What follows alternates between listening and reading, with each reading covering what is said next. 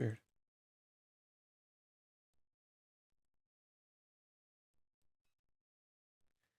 Um, Hi. Hello. Just starting right away this time. No, like intro screen or anything. We're just getting straight into it. Hello there. I'm a little tired. Didn't sleep too fantastic. We're here. We're gonna just get into it. I'm gonna see if I can make this into a video. So I'm just gonna try to get straight to the point here. Um, So, episode one of Rent a Girlfriend came out. Episode one of season four, to be specific. That'd be kind of weird if we're just talking like episode one. Um, and there's been a lot going on since it came out. There's a lot of info. There's a lot of things going on that I wanted to mention. So I'm gonna use this time to recap everything we've been shown up until this point, and then kind of connect the dots to some of to the series or to the season and what's going on in that season. So if you're curious about like all the info that's been shown up until now from the animation team, not just the episode itself, this is what this video is. With that said, we're gonna go through some of this stuff because some of this stuff is interesting. So the first thing we got is, of course, Kana Hiyama drawing absolute peak. Absolute fucking peak. I actually sat down and watched her draw this. I was at work, and I actually got to like because she draws these live. She goes on this.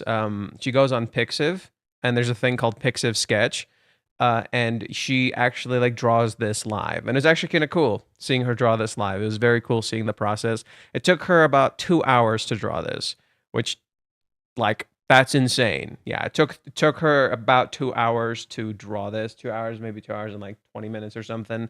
But yeah, Kana is a god. Um, and yeah, she's amazing. So that's something I wanted to point out. They had some new art they made. These are the pop-up art pieces that they're making for season four. This is what this is.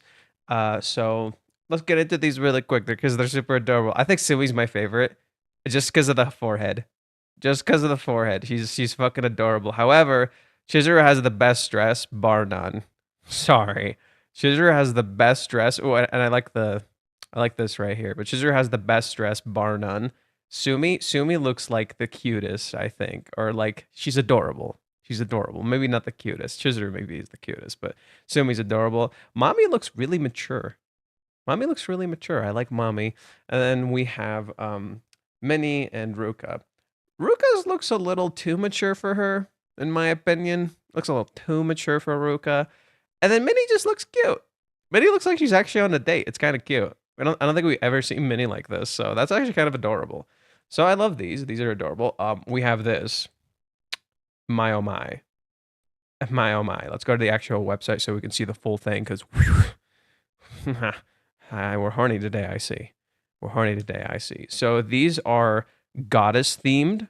That's the vibe, which I think is freaking hilarious considering come on. You can't zoom in? You're not gonna zoom in for me? Seriously? Well, that's just plain disappointing. Here. You know what? I'll make it zoom in. I'll make it zoom in. Damn, still poor quality. You get the point. Let's go back to here and let's look at him from here. So yeah, pop-up shop, goddess themed. This is oddly fitting considering for those who follow me and keep up with me, when Chizuru goes to Hawaiians, spoilers for anybody who is new, who's purely anime, doesn't know any of this stuff. Yes, I know there's a lot of horny shit on the screen right now, but bear with me. Spoilers for season four when they get to Hawaiians. Chizuru is dressed in a way that looks like Venus. And Kazuya literally calls her Venus. And there's actually a direct nod in the story to Aphrodite, who is also Venus because Venus is her Roman name. To a story in particular that Aphrodite goes through, which is how the Red Rose is born, and it's literally matches Chizuru's character. So the fact that they have the characters, Chizuru in particular, being goddess themed when they go to the fucking Hawaiians arc, And then now they do this right after. Actually well played. Actually good advertisement. Well fucking played. As you can see, these are unbelievably horny. Ruka in particular, Ruka and Shizuru in particular really got my attention because, uh, guys, please, good God. And then Chizuru. Yeah. Usually Ruka doesn't always hit for me. Ruka's hitting kind of hard right now. Minnie looks adorable. Mommy looks okay. Usually Mommy is like the one that's like needlessly seductive, but I guess it's Minnie this, or sorry, I guess it's Ruka this time, and Chizuru. So, and then Sumi, right? So yeah, these are really good. I think here you can see a better picture of all of them. Oh my god. Oh my god. I get it. I understand. I'll get one. You can stop. You can stop. I understand. I'll get one. Jesus Christ. Yeah. So this is very common for when the anime is being produced. They love to create merch and sell it right as it happens. Now, for those who are wondering, why are we getting this information on a Friday? For those who don't know, I'm currently streaming this on a Friday. Why are we getting all this new stuff on Friday? It's because while we in the West, if you live in the United States or if you have Crunchyroll in some way, shape, or form, you would get access to this to the anime on Tuesday. But and Japan technically also gets access to it on Tuesday through DMM TV. That's why we get it early. But the actual official release is on Friday. It's on Friday for them. The official release is at 2:30 a.m. That is the official release for them. So the staff, the people who were advertising and releasing art, that's the reason. For instance, Kana Hiyama didn't say anything until Friday. That's why Kana just shut her mouth and she's like, I'm not going to talk about anything until Friday. That's why Reiji doesn't say anything about the season 4 release, episode 1, until Friday. So while we get it on Tuesday, the official televised release is not then. You can watch it online, but the televised release is not then. So that's why Kana didn't share this, for instance. Like, as you can see, it says 15 hours earlier, and that's today. But the episode came out on Tuesday. It's been like 4 days. So that's why she didn't say, I drew this. That's the reason. So that's why we didn't get this particular art piece from Kana herself saying, I drew this until this point. So that's the thing I wanted to share. She posted this. She also drew this art piece. She drew this literally just before it aired. I saw her finish it, like literally, I think either an hour or 30 minutes before it was going to release. Now, this person is, I believe, the 2D animation. He's involved in 2D animation, and he worked on Kanojo Okarishimasu. He says, after 2 years, Kanojo Okarishimasu, it was fun, wasn't it? So he hasn't drawn. He was there for season 2, I believe. This person was also there for season 2, and they drew again, and they finally commented on some of the stuff that was shared. Now, let's get into some of the stuff they shared for the Blu-ray.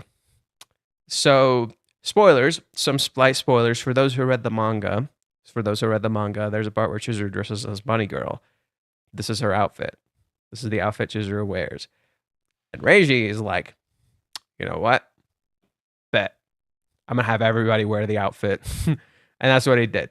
All the female characters are wearing the outfit, and he gave everybody little twists to the outfit to match them. So Chizuru's, I believe, it had black here. So like this was black in the manga, and she didn't have a ribbon. So he changed it to red, and he gave her a red ribbon, and he changed some of the colors and designs of it to specifically match her, and then he gave everybody else their own thing. I love that Sumi's in the middle. I love that Sumi's just doing 2 peace signs in the middle. That's so cute. That's really fucking cute. I love the expression and all the characters and how they're doing it. So Minnie hugging Chizuru, super fitting. It's Chizuru hugging Sumi, but like, you know, I love how the way Chizuru hugs is different from the way Minnie hugs. I love how Ruka is leaning on Sumi's shoulder, not hugging her. because that feels more like Ruka. She's leaning in, she's lifting her leg. I love how Mami like crosses her leg and leans in kind of like slightly. Each of the ways the characters express themselves in this image perfectly expresses who they are. Sumi being in the center of attention because she's so adorable and they all love her, and nobody fucking hates Sumi, right? So they put her in the center of attention. She's the focus, and she's freaked out, but she's going for it. She's doing the peace sign, right? So I think that's great. It's like Sumi won, It's like the, oh yeah, look at Sumi, she's the best. We fucking love Sumi. That's why we're doing this. So I think that's really cute. So this is what was it? Let me read what it says for you. This is drawn by the original offshore Okarishimasu. The illustration used here are an acrylic panel and B2 tapestry using this illustration. They're available as a bonus when you purchase the Blu-ray. So they're already showing Blu-ray stuff. They're already showing stuff for the Blu-ray. They haven't shown like official art. There was an art that was leaked. I'm not going to show it. I'm not going to talk about it because the official sources have not shown it. Kana has not commented on it. Nobody has talked about it except for third-party sources. So we're just not going to talk about that. That's not going to be our focus in any way, shape, or form. But I did want to mention it as it might come up in some way, and you're probably like, why didn't you talk about it? It's because it was leaked from someone. Another thing is that there are these two art pieces that mirror each other that are also going to be bonuses that you can get when you purchase Season 4, when you purchase Volume 1 and Volume 2. Now, this is only for Part 1. So I'm assuming they're going to do a Volume 1 and a Volume 2 just for Part 1. So this tells me that what this is that you have this art piece and this art piece. Now, just to give you an example.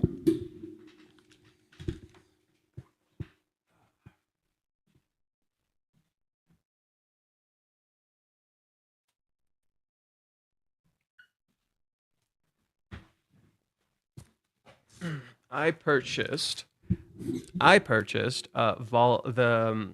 Season 3 Blu-ray. I purchased the Season 3 Blu-ray. Let me adjust the camera so you can see me. So I purchased the Season 3 Blu-ray, and with the Season 3 Blu-ray, it came with this, and it's signed. Reiji signs this. So you get, and I bought this a while later. Now understand, these Blu-rays are not cheap. These Blu-rays are not cheap. So getting stuff like this makes a whole lot of sense. And so that's pretty much what this is going to be. You're going to purchase Volume 1, Volume 2, and you're going to get an art piece about this size. It's not super big, but it's actually really nice. So yeah, that's what this is. We can read what it says very quickly. It reads, Blu-ray upper and lower volumes, early pre-order bonus information. So this is a pre-order. Ooh. Early pre-order bonus for each volume, mini color paper illustrated by Reiji Miyajime. So that's different, actually. Let's elaborate on that. This wasn't pre-order. You get this when you buy it. This wasn't for pre-orders. You get this when you buy it. So this is for pre-orders. So, oh shit. They want people to pre-order the Blu-rays. Ooh. Can you ship it internationally? Yes, you can. Yes, you indeed can ship it internationally. So, yes. Don't worry about that. If you pre-order from Amazon, you can get it real signed by Reiji. Yeah. This is Reiji's signature. He draws Mr. Fish. That's Reiji's signature. Yes. So this is in fact real and signed by Reiji himself. Now, we have K-Manga also celebrating the series release. You think that's the big thing I got from Reiji? Here, I'll show you something better.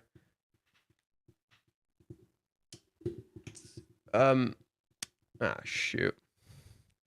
Here, I gotta reconnect the phone. Just give me a second.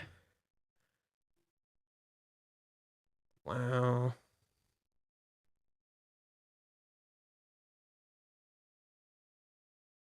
Okay. Can you see this right over here? Right up here? I won this from K-Manga. And it's from Reiji, and they sent it to me. So yeah, there you go.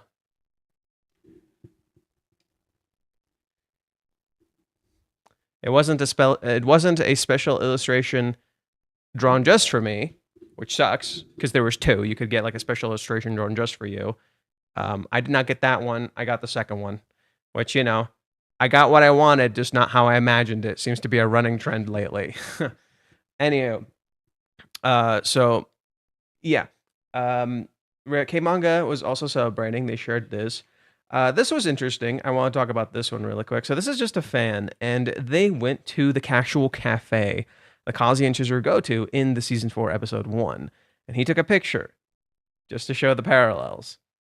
And yeah, Reiji, the a thing people don't know, a thing people don't know about the anime and the manga is that all the places they show are real places, and you can literally trace how quickly the characters walk to get to their destinations, and you can actually like keep track of that stuff, and like all the timing, like from the characters, like from the steps the characters take to where they go to like the distance from their homes, all that stuff.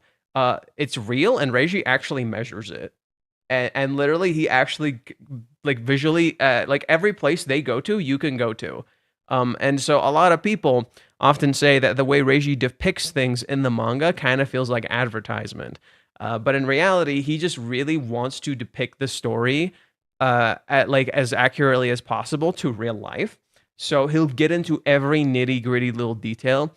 But in reality, he's not sponsored. Many mangaka artists are not sponsored, and he said publicly he's not sponsored. Um, so yeah, literally, this one user, a few other users love to actually go to these places and recreate these events. This person said, "The cafe in episode 37 was a pilgrimage spot I visited. The owner was kind enough to allow photos inside, and when I mentioned I came because of a girlfriend. They totally got it and were super nice." Yeah. So yeah, that the Reiji also gets permission to take pictures when he goes into these places.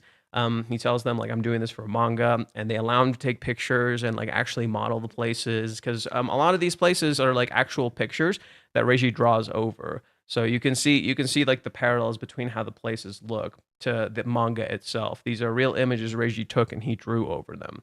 So yeah, cool details like that. So I think we went through everything. I guess this is a fan art. I shared it. It's cute. Go to support this artist. I like what they draw. That's it for this one. Nothing too crazy to talk about.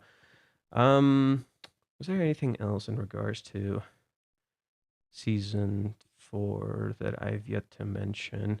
So we talked about the art pieces. So we talked about the art pieces that they shared on the release of Rent a Girlfriend. I know. Here, give me a moment. There were a few things in my bookmarks that I wanted to address.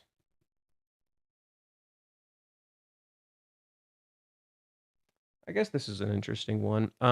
So every cast member, in Japan, you can get a signed art piece or a signed thing from the cast members. I believe you cannot get this outside of Japan, but I did want to share this as because it's kind of cool. You can literally see everyone's own art pieces, or not art pieces, own signatures that you can get. So this is Sora Amamamiya or Tenchun's signed art piece.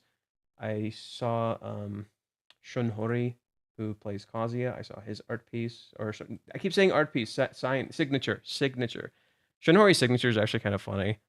What the fuck is? Look at this face. Look at this stupid face. It's so funny. It's so goofy. Uh, let's see what else there was. I know. There's something I have to look up really quickly.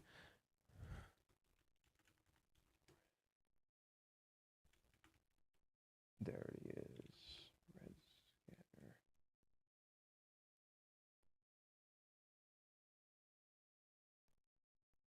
Hmm. That's surprising. The director has not said anything. He commented when the anime released. So this is the director of season 4. He commented on July 1st, but he did not comment when the actual thing stopped. He said, "What a surprise! What a surprise! The fastest advanced distribution, 3 days ahead of the terrestrial broadcast, starting today at 22 uh, hours on DMM TV and D Anime Store. The fourth Kanokari no Natsu begins." Now, there is also some interesting details I did want to point out. So in the manga, so in the anime, the chapter is called "Everyday Life and Girlfriend Nikano." I'm not sure what the Nikano means. Nico Kano or Nico Kano. Does that mean maid? Is that what that is? Is that maid?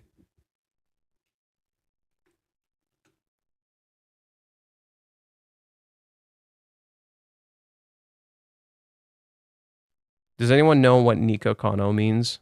Nick Kano. Images.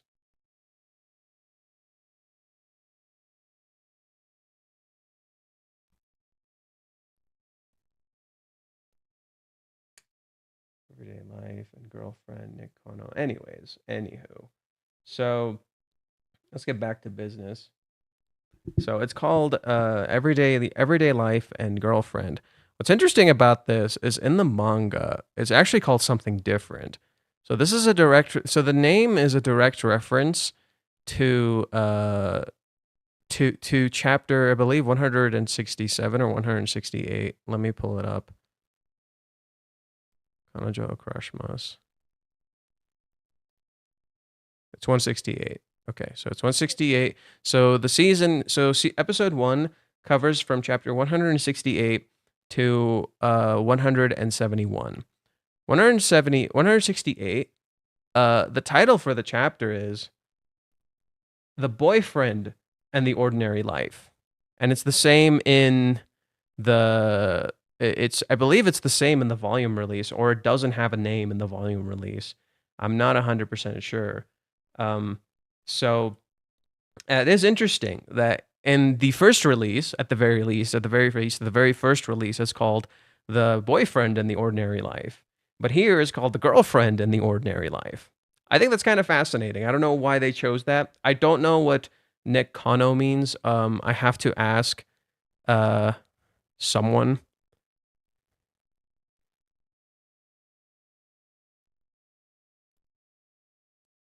Here, I'll double check with a friend and see.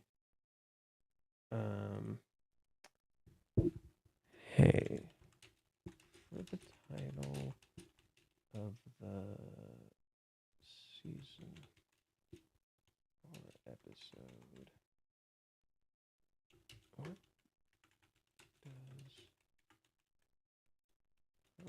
mean?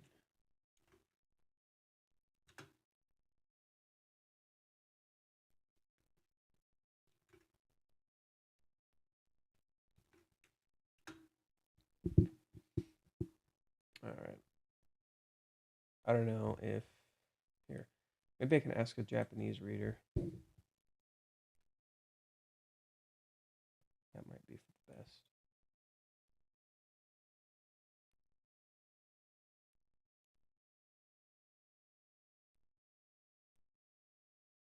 Copy message.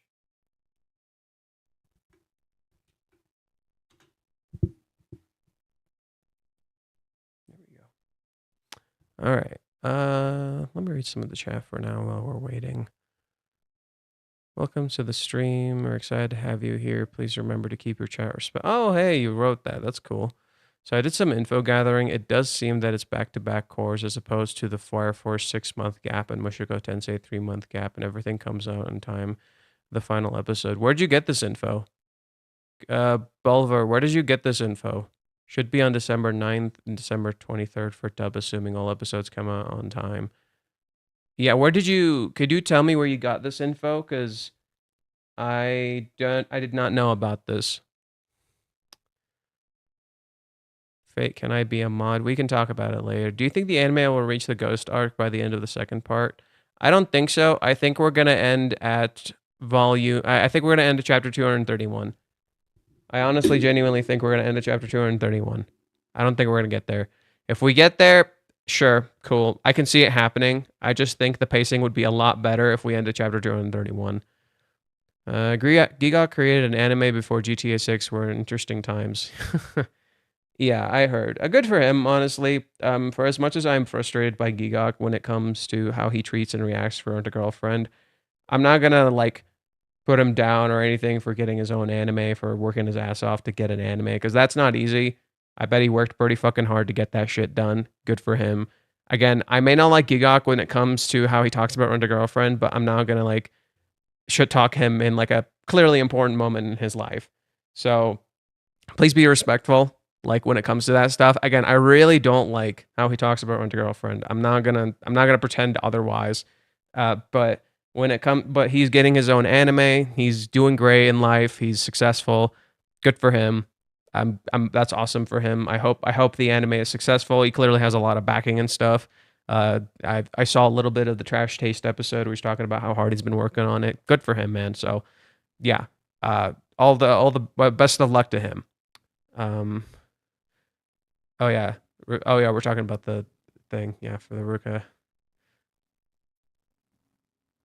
I recently watched. Okay, not gonna read that. They're also doing something for Shinji Family Children Volume 41 Blu-ray, some prepper bonus or something. Yeah, we're not really covering Shinji Family at the moment, so that doesn't matter. But I do know for Shinji Family, they did a few things that were interesting. Let's see. Just wait until Jaws enter the stream and sees mommy. I prefer the animation in season 3. The characters seem more adult. I disagree. I prefer this a whole lot better. This matches the characters a lot more. Everybody loves Sumi. I need this. Hawaiian swimsuits are his best. Cope Mini. Can you ship it internationally? Yes, you can. We said this. Okay, my wallet is ready. Yeah, I'm gonna save up. How much was season 3 Blu-ray? So last I checked, they varied in price. But last I checked, they're like $100 or something. They're not cheap. They're not. They're like 70 something bucks or something. They're not cheap. Literally, I just assume you're going to be spending somewhere between like 60 to $100 just to get it, and they're not cheap. This also is not accounting for international shipping, which may increase the price more, just depending on like price overseas prices and stuff, because that is a thing. That's why sometimes it's best to like pre-order it ahead of time. I would make a killer. I think the apartments were actually demolished. Yes, the apartments that Kazi and Chizuru live in are now gone. They have been destroyed. Very fitting considering that happened literally in the manga too. Why draw backgrounds from scratch when you can trace a photo? He's not tracing a photo. That's not what he's doing. He's not tracing a photo. He takes like very specific angles to show the characters in certain ways, and he adds filters, and he actually like draws over it and makes it like an actual visual image. He's not just tracing. That's not what he's doing. That's an inaccurate statement. Fish keep come on. Can episode pass later the same peer rejection.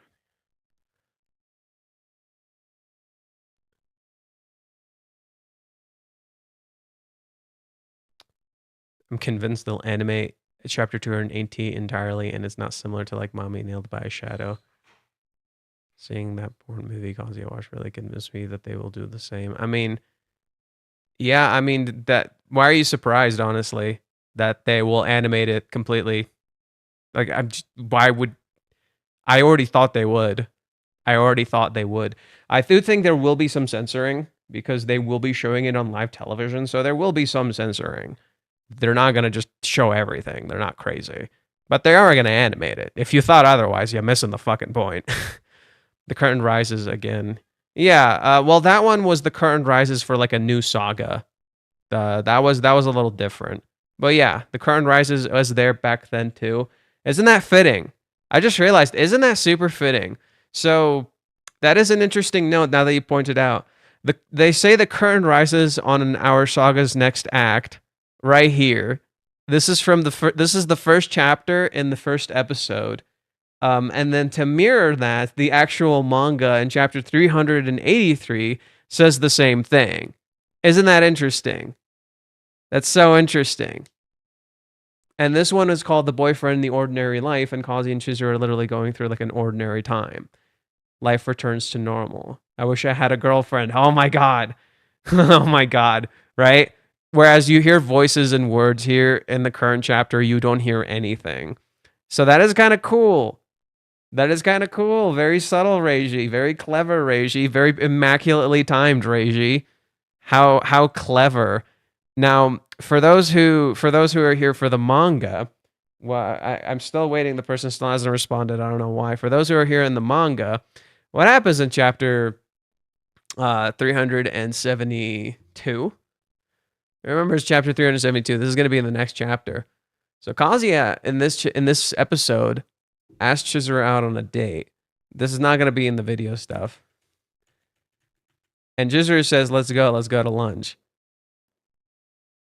And then my bet is that they're going to end in 175, which is probably around here, the whole mommy thing. Either 175 or 176. What happens 176? They go to the Tiger's Den. 176 is when they go to the Tiger's Den. So I don't know if we'll get to this point. I think they might stop. So 172, 73, 74, 75. Yeah, if they just adapt these 4 chapters, it would actually be kind of perfect. And they can do the Tiger's Den afterwards, which I think would be better. That, or they could just start the Tiger's Den. So they start with Chizuru asking Kazuya out. Now, isn't it interesting? What happens in 174? What happens in 174? The iconic moment. This also should tell you that next chapter is going to be pretty fucking important. Next chapter is going to be pretty fucking important. Because our start is chapter 172 when Kazuya asks Chizuru on a date. And it ends with Chizuru getting drunk. And then here, it also ends with Kazuya asking Chizuru out. And then Mommy comes back. But Mommy isn't here. And what if they don't, and there's no interruption, huh? Right? Kazuya gets interrupted here. Kibe shows up. What if there's no interruption now? What if they put it all out there? Reiji is creating contrast. Reiji is creating contrast. Very clever. Very clever. That's kind of cool. I have a feeling they'll show Kazuya choking the chicken in the first scene, season 4, to warm up when we get to chapter 218. You mean that already happened? They did censor it. Like, yeah, they animated it, but they censored it. It'll be cinema and more gut-wrenching to watch. I think they need to watch some NTR. Oh my god. Yeah, Wiz, I'm gonna need you to relax, bro. You're kind of going overboard. And the physical volume from the US chapter 6 is called Me and My Normal Life. Well, okay, but that's because the volume releases are stupid. That's because the volume releases are fucking stupid. So that's probably why. It's probably still boyfriend and normal life. They show the ghosting in the opening part of season 4. No, they don't. No, that's not the ghosting. What the fuck are you talking about? They don't. That's not what they showed. They showed chapter 212. They showed chapter 212 when the rejection was about to happen at the altar. Those are 2 different things. I have no idea what you're talking about. I buy figures from Amami regularly, so I know the pain when it comes to paying taxes and shipping, which is not cheap. Yup. I think they're making snapshots to when they edit to make it manga style effect. Lens flare censorship. Ironically, I'm going to Hawaii for 2nd year in a row. This arc is airing. Must be destiny, really. Am I going to hate the 3-hour time difference from Pacific through the 06? I don't believe the actual went to Hawaii. Most likely, so there's just Hawaiian's theme. Why is everybody... Did you guys read the fucking manga? Genuine question. Did you guys even actually read the fucking manga? Because you're acting like they actually went to Hawaii. They didn't. They went to Hawaiians. It's a place based on Hawaii. What the fuck are you... Guys, I'm disappointed. Genuinely disappointed. The fuck is this shit? We're definitely piping off on Twitter last night. I thought a war was happening with how many times my phone went off. Lol. Not gonna talk about this. Blame Reiji for making me go overboard. Reiji didn't do anything to you. It's not his fault. You're going nuts. I read this manga too, and I'm pretty fucking chill. You don't see anybody else in the chat losing their fucking minds, so don't go blaming Reiji for you losing your shit. That's your own goddamn problem. Anywho, okay, I gotta... Oh, come on. Nobody's gonna give me an answer? Damn. All right. Well, there are other details we can talk about, so let's just get to those, I guess. So there was an interview with Sora, aka Chizuru's voice actress. Let's get into that really quick. So Sora had some stuff to say in regards to season 4, episode 1. A scene of chaos. Mommy is scary. So, let's get into it.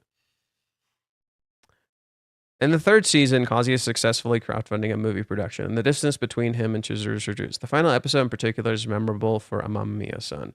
The scene that left a particular strong impression on me was when I cried my heart out in front of Kazuya after the fireworks in the park.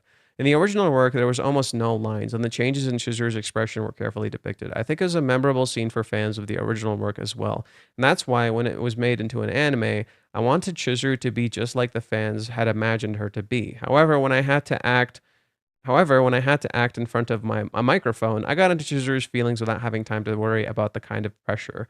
I was on the verge of tears, but I used my tearful voice and put on the microphone as a part of my acting. There was pressure, but I was immersed in the scene and was able to naturally get into Chizuru's feelings and act, and the flow was very memorable. As the bond between Kazuya and Chizuru deepens, Chizuru shows a different side of herself in the fourth season. In the third season, the bond between Chizuru and Kazuya, as people have seen, has deepened. Even if Chizuru sets aside the romantic aspect, he has become someone she can trust. So there are times when she shows her weakness. There are also expressions she shows because the distance between them has closed. She recognizes Kazuya as an important person. They share a secret, and she takes action more in order to protect it for Kazuya's sake. Yeah. See, I like how she even recognizes that. She's trying to protect Kazuya. I was conscious of the fact that their relationship of trust has deepened through the 3 seasons when I acted. The answer is to let Mommy manipulate you.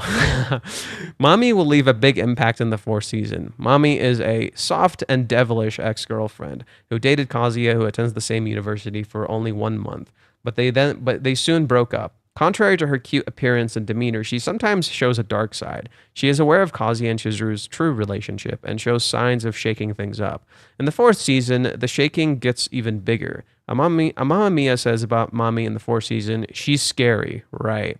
In the 3rd season, Mommy, who has mostly kept a low profile, will play an active role now. I don't know if I can call it an active role though, laughs. Of course, it's scary to see her in action because she's on the move. Every episode is suspenseful. I can't stop reading the original manga, and there are many fans who have been waiting for Mommy to appear, so I hope you'll look forward to it.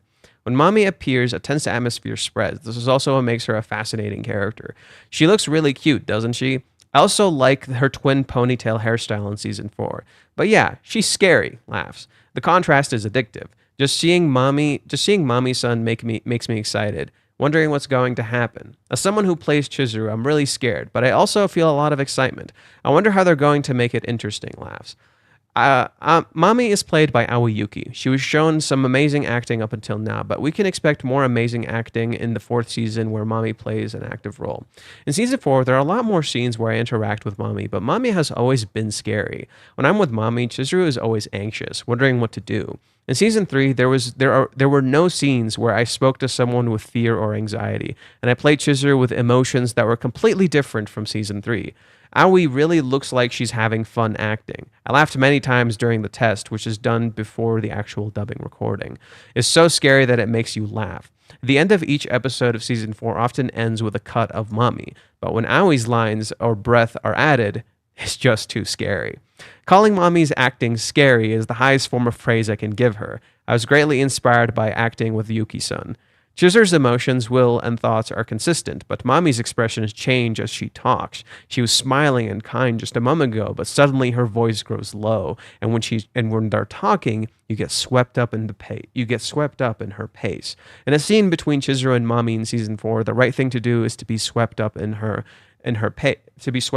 pace. So I toyed with my own pacing was constantly thrown. So I was toyed with, and my own pacing was constantly thrown off. There were certain kinds of pleasures in that. It's because of Aoi that I got swept up, even when I don't feel the need to be swept up. It's scary. It seems that on set, they sometimes talk about the relationship between Yuki, Chizuru, and Mami. I can sympathize with Chizuru and I like her. Talking to Aoi-san, I've come to like the relationship between Chizuru and Mami-san. I get excited when I heard Aoi-san's speculation about what would happen if the two of them met again in the future. It seems like an amazing drama would unfold. Right now, I like the pairing of Chizuru and Mami. Ooh, I like how they're thinking about what would happen later in the manga. That's so cool. They're literally thinking the same shit as us fans. That's so cool. I love how they're fans too. The charm of Chizuru, who is straightforward and clumsy. Chizuru, played by Mamma Mia, is an ideal girlfriend, pure and innocent, and has a serious personality that makes an effort every day to achieve her goal of becoming an actress. And Mamma Mia says that she loves Chizuru for that very reason. Chizuru is a beautiful girl that everyone turns their heads to look at, but she doesn't rely on that. She has a strong core and pursues her dreams, and is straightforward to the point of being clumsy. I think her straightforwardness to the point of being naive is her charm. After all, I think clumsy is the word here. To the point of being clumsy, not naive, is her charm. After all, you want to support honest people. Kazuya likes Chizuru not just as a woman, but as a person too. And that's why Kazuya acts with sincerity. I think she has a human charm to truly move people. I think she has a human charm to truly move people. The story also depicts a human drama, such as family relationships, and it's because Chizuru is straightforward and the human drama hits home. I don't know how many times she made me cry. She says she can empathize with Chizuru in many ways and is able to act naturally. I can effortlessly empathize with Chizuru's feelings. There are times when I naturally empathize with Chizuru's feelings without having to put together an internal structure and make an effort to understand them. I'm also the type of person who wants to face things with integrity, and there are times when I choose to fight for my beliefs. That's why I can empathize with Chizuru. I acted in a tone that was close to my normal voice, and there are times when it came naturally. There are times when I found myself crying naturally in line with the story. Be sure to check out Mamma Mia's acting, which synchronizes with Chizuru in the fourth season as well. The visuals are beautiful and the heroines are portrayed very cutely. The relationship between Chizuru and Kazuya deepens. So in the beginning, you can see Chizuru's adorable, vulnerable expression, and Mami's plays an active role. And the story continues to unfold in an exciting way that you can't take your eyes off of. It's basically a battlefield. Kazuya's family also appears, which adds to the human drama, making it even more exciting. There may have been some a Mamma Mia loss in the third season, or Mami loss in the third season, but she can be released in large numbers in season 4. As he said, season 4 seems to be full of highlights. Okay, so that was a really fun interview. That was actually a pretty fun interview. They had a lot to say here. That was awesome.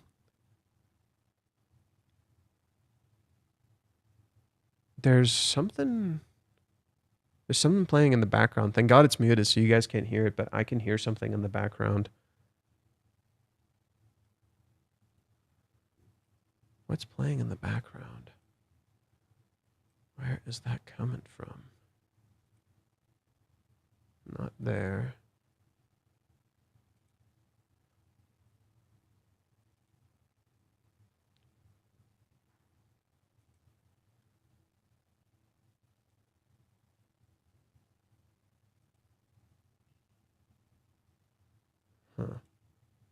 Maybe it's from this exact place. Either way, I'll just save this.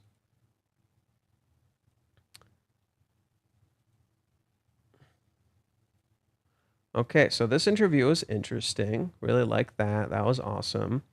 Let's talk about Claire IS a little bit. Claire IS are the people who did the opening song for the anime.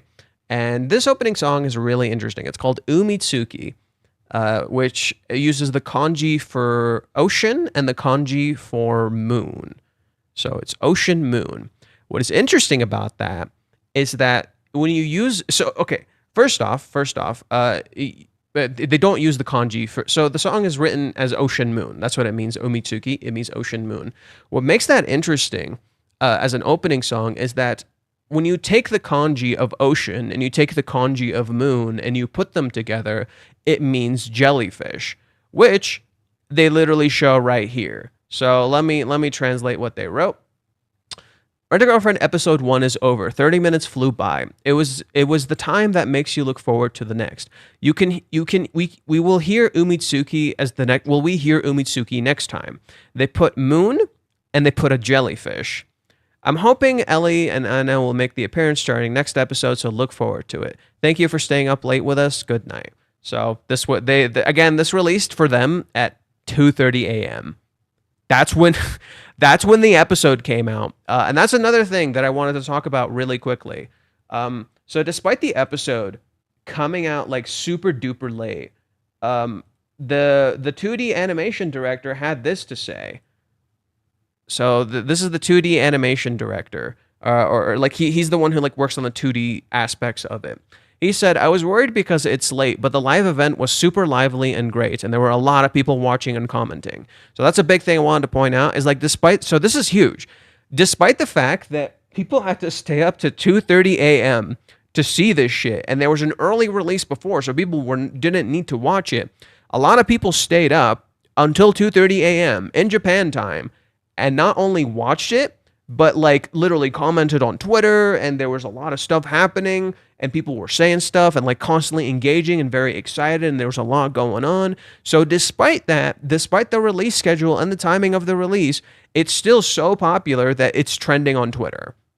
So that's kind of awesome. I really wanted to point that out, that like season 4 it has a really wacky schedule where it has like a release on Tuesday and a release on Friday, and despite that, both releases got a lot of attention and a lot of views.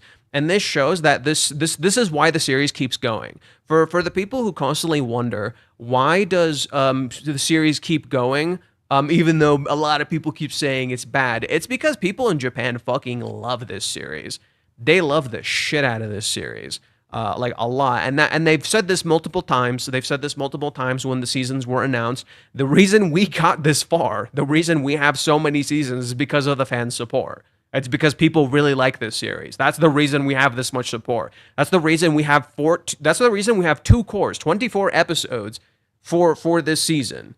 In contrast to the prior seasons, which all had 12 episodes. That's the reason people keep watching, even though season 3 had a lot of visual issues and had a lot of struggles going into it. Like, literally, it was one of the weaker seasons in terms of visual production. And yet, despite that, it was made with passion and love. In fact, the director, interesting story, the director of season 3 was not the same director as season 1 and 2.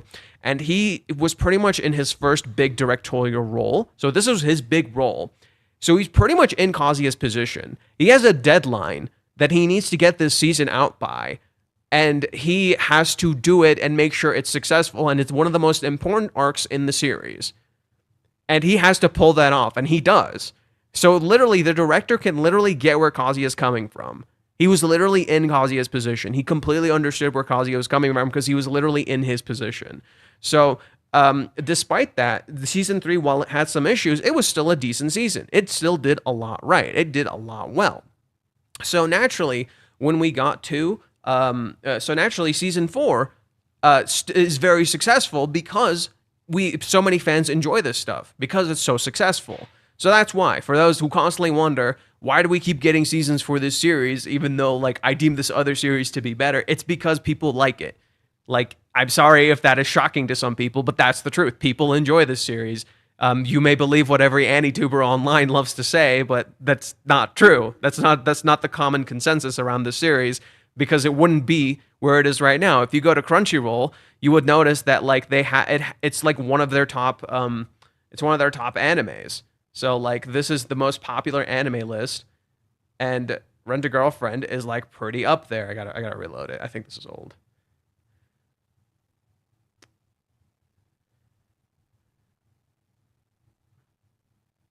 Did they change the thumbnail? Is that why I'm like not seeing it? There it is. 98.3K views. It almost has 100K views. This is contrasted by like shows like Black Clover, which have 200K views, or shows like Haikyuu, which have 11K views, or 111K views. See, it's very popular. People really like this series, and I know that's shocking. So yeah, there you go. And Reiji has very openly said many times he's very happy with this anime because they give a shit. They care. It's a really good adaptation, and he's even directed like any criticism the anime might get at himself, despite the fact that you can clearly see sometimes they have production issues. Like with season 3. Season 3 is a great example of them having production issues, and despite that, Reiji always directs the criticism at himself. He literally says, like, no, this is the best anime. If there's any problems with the anime, it's my fault. It's the original work's fault. So if the anime is not popular, it's my fault. Like, dude is that fucking selfless. Dude is that fucking selfless that he will take the hit for them. He cares for them that much. Like when I see how the way Reiji talks about his series, he literally does what he preaches. So, like in the series, the characters do selfless things for each other. Reiji's literally like them. Kazuya literally does this shit where he's that selfless and caring about other people at times. And Reishi is just like, yep, I'm gonna do that too, bro. Yeah, so Reishi loves the anime. It's very successful. It has a lot of following and love. That's why. So if you're wondering, like, why is it still going? There you go. Now let's see if there's any other details that I wanted to talk about. So we heard in season one, in the first episode, at the very end, we got to hear the ending song by Ragal Lily, which is called My Vega. So let's see if we can pull up the lyrics for it. My Vega, Ragal Lily, lyrics. Oh. Someone posted it. Someone posted it on YouTube.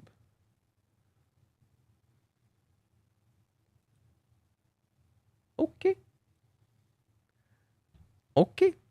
Gotta make sure that we don't hear the lyrics. Don't take them out so they look so ass cheeks. Okay.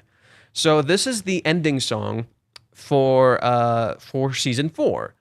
So let's see the lyrics. Let's listen to the lyrics. Let's see what the lyrics have to say. Because this is a song that's supposed to be about, from what I can tell, the we'll hold off on that. Let's listen to it. Pointing far away at the summer triangle, it felt like your eyes and mine were suddenly connected. I want to say it so many times, but I can't open up this secret. It's so bright, it hurts. Interesting.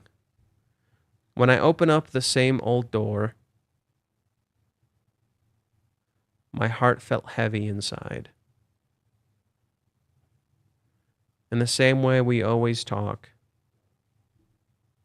I found comfort in it again today. So this is supposed to be written from Kazuya's POV.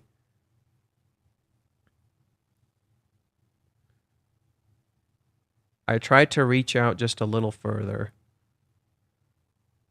I gave a small tug, trying not to be pulled in myself. You teased me like always. But today I couldn't smile like usual. Like even the summer triangle could be forgotten. Damn, your eyes pulled my hands in. Honestly, I don't really understand it. The world we painted together with stars. Like even the summer triangle could be forgotten. Your eyes pulled my hands in again. Honestly, I still don't understand it. I just want the world we painted in the stars. Damn.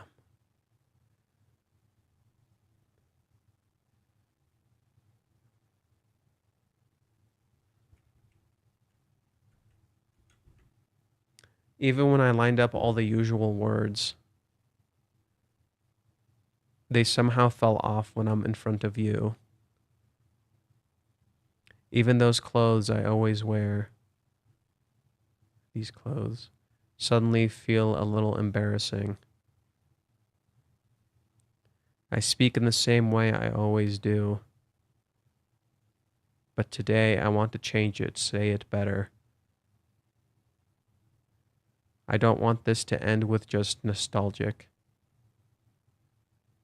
Your eyes are right in front of me. And beyond this journey, honestly, I still don't understand. The world we drew with stars, you and I.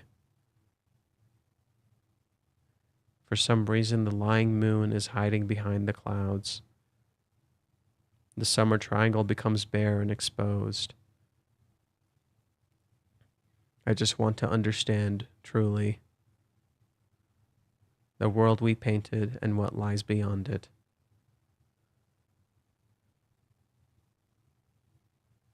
Damn. Damn.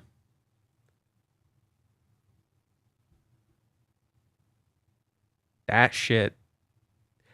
That I need to sit down and process that. I need to sit down and process that. That was a whole lot.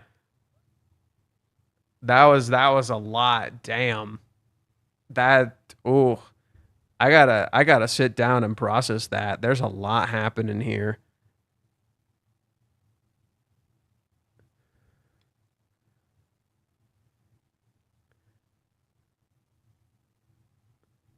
Yeah, so let's save this.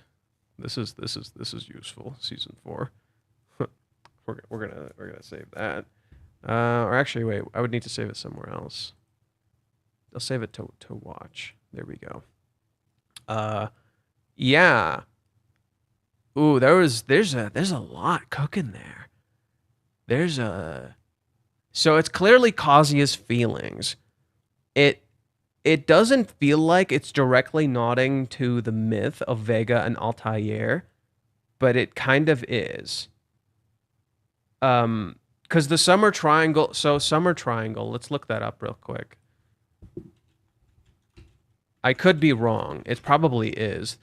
The summer triangle is the estrium, not a constellation, made up of 3 bright stars: Vega, Altair, and Danabi. Okay, there it is. Yeah. Okay, so it directly is a reference to the story between Vega and Altair, which is directly a nod into the narrative itself. Okay. Yep. So they weaved a story in the stars, and Kazuya is trying to understand that story.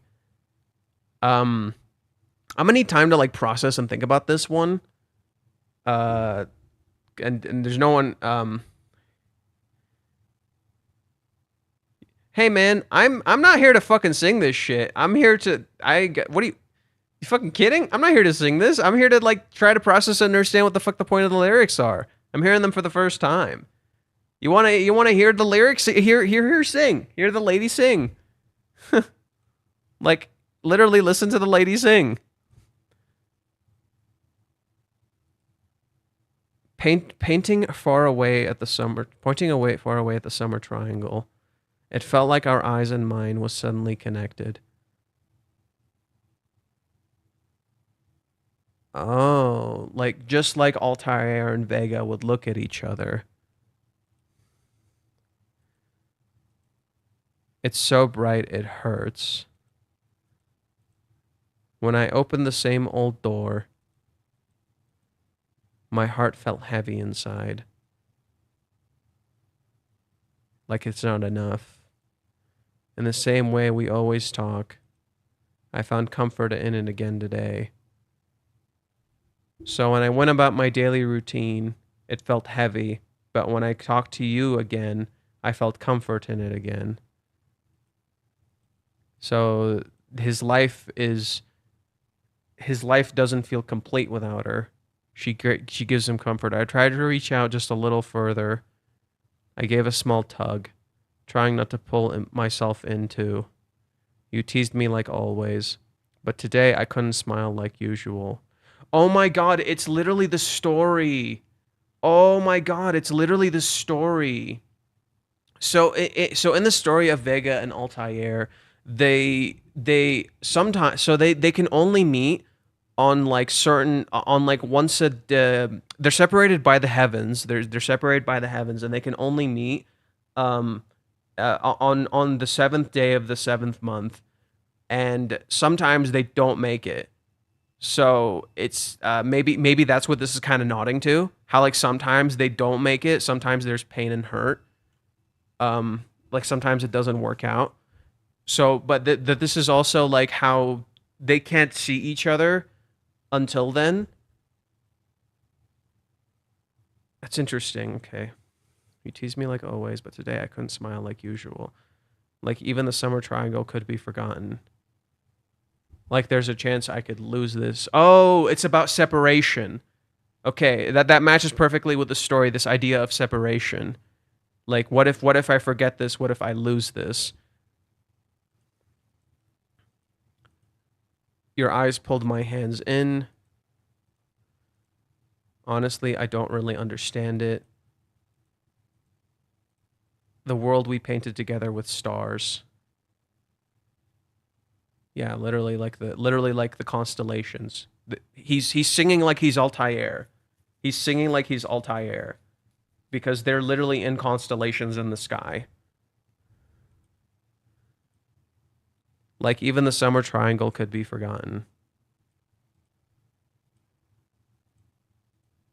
Your eyes pulled my hands in again.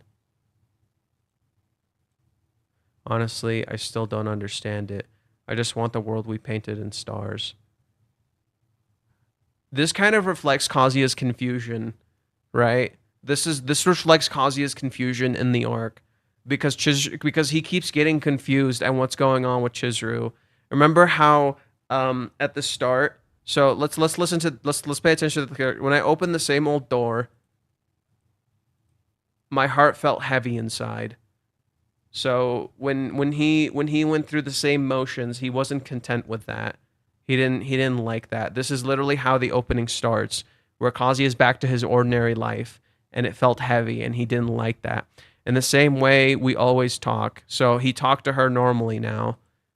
I found comfort in it again today. So he's going through his ordinary life, and he finds comfort in seeing her again. But then I tried to reach out just a little bit further. I gave a small tug, trying not to pull myself into, literally like Kazuya. Doesn't Kazuya literally try to do this? He tries to push just a little further. He tries to like just push a little further, try to change the dynamic a little. You teased me like always, which she did, right? Chizuru does do this. She teases him. Isn't that literally what happens? But today I couldn't smile like usual because this isn't enough for me. I want more. This isn't enough. I want more. Like even the summer triangle could be forgotten. Like I could lose this. I don't want this to just be a memory. I want more. Just literally like Kazuya. So that's literally how he feels. Your eyes pulled my hands in. Isn't it? Yeah, they do. There's a lot of focus on Chizuru's eyes, right? There's a lot of focus on Chizuru's eyes and how Kazuya sees her, right? Like he and literally like he says a tug. So he pushed further when he saw her eyes. Honestly, I don't really understand it. The world we painted together with stars. So he doesn't understand the world they built together because it's confusing to him. So they built this entire world together in stars, literally like the film. They created a dream, if you will, and he's still confused about it. He doesn't get it. Like even the summer triangle could be forgotten, right? That it can fade, but he doesn't want it to fade, so he doesn't understand. Your eyes pulled my hands in again. Honestly, I still don't understand it. How are you pulling me like this? How do you constantly just find a way to pull these emotions out of me? I don't get it. I just wanted the world we painted in the stars. That's all I wanted. But also, it reflects kind of his confusion that Chizuru in the Hawaiians arc kind of confuses him, but also constantly pulls this emotion out of him. Kazuya empathizes with her a lot. Notice how when we were reading what Sora wrote, a lot of it was empathy. She literally says, "I can empathize with her. I can connect with her." So much of it is literally about empathy. That's a huge part of this story is empathy. Okay. Even when I lined up all the usual words, they somehow feel off when I'm in front of you. Yeah, even when I go through the same daily routine, it feels different when I'm with you. You literally change my world. You're literally shaping my world into something different. This is what you mean to me. You literally transform my world. You give it colors and brightness and love and like literally it's literally what Kazuya says. It's straight up what he says is like he doesn't feel content with his normal life because it's not enough. Even though he's saying the same stuff, but with her it feels different because she literally makes his world like it's stars and dreams. Even these clothes I always wear suddenly feel a little embarrassing. I feel embarrassed wearing the same usual clothes that I do because it's around you. You evoke that emotion from me. I speak in the same way I always do. But today I want to change it, say it better. I want to improve because of you. You make me want to become a better person. You make me want to become a better person. I don't want this to end with just nostalgic. I don't want this to just end as a memory. I want to make this real. I want to keep this going.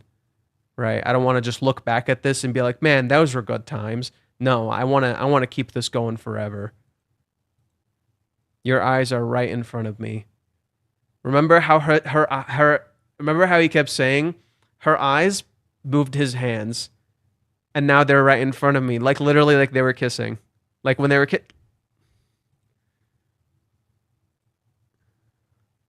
right? His hands got closer and closer and closer until we reached that point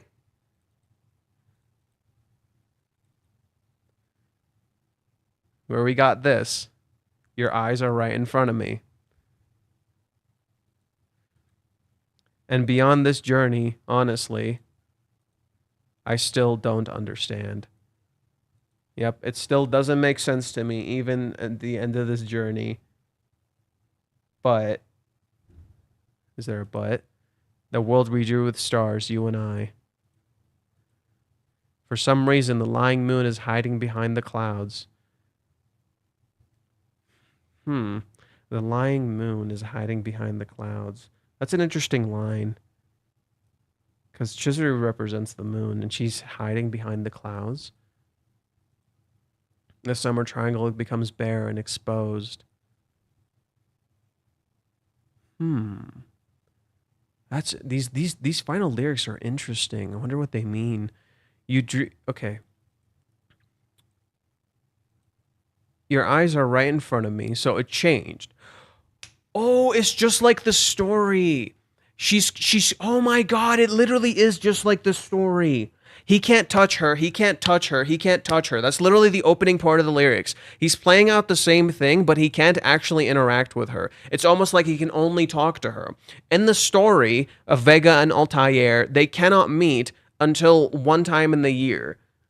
So literally, just like Vega and Altair can't meet, Kazuya can't touch Chizuru. So he literally can't engage. Her eyes pull my hands in, but they never touch, right? Her eyes pull his hands in, but they never touch. He only sees her. They never touch. Then in the very end of the lyrics, it changes. Suddenly the lyrics are completely different. Suddenly the whole thing is different. So the lyrics initially are this repeating pattern of I want to touch, I'm going through my everyday life, but it doesn't feel enough because I want to be with you and I'm not with you. And then you get to the very end and suddenly it changes. He made the journey, just like Altair makes the journey on the 7th day of the 7th month. So your eyes are right in front of me now, right? So before, her eyes would always draw his attention, but the lyrics literally change. But today, this particular day, I want it to change. Say it better. I want to change this. This is the day when I change this. So just like Altair running to Vega and going to meet her, this is when it changes. So literally, the lyrics changing reflect the characters finally meeting. Suddenly, I feel a little embarrassed. Like literally, he changed. When he's with her, when she sees him, when they're actually interacting, it changed. I speak in the same way I always do. But today I want to change it. Say it better because I'm with you. I don't want this to end with just nostalgic. Your eyes are right in front of me. Now she's literally close to him. Now she's literally in front of him. They finally touch. Literally like how in the entire narrative they're not touching. They're not interacting. And then they finally touch in the very end. And beyond this journey, honestly, like this is the euphoria. There's a reason the lyrics are looping to some degree of just this constant need and desire to be with the person, because they're suffering through the sense of separation, and now as they meet, their lyrics completely change. And beyond this journey, honestly, literally like Altair makes a journey to her, beyond this journey, honestly, the world we drew with stars, you and I, like he reached it. He reached the world they drew in stars. Beyond the journey is this place. I reached it. I finished the journey. For some reason, the lying moon is hiding behind the clouds. So because the moon is hidden, we can see the stars. For some reason, the moon is hiding behind the clouds so we can see the stars. Is that what that's saying? The summer triangle becomes bare and exposed. So because the moon is hidden, the summer triangle is clear as day and bare and exposed. He's not just watching it, he's there, he's a part of it. It's literally connected now. The triangle is literally connected now. Like there's a bridge.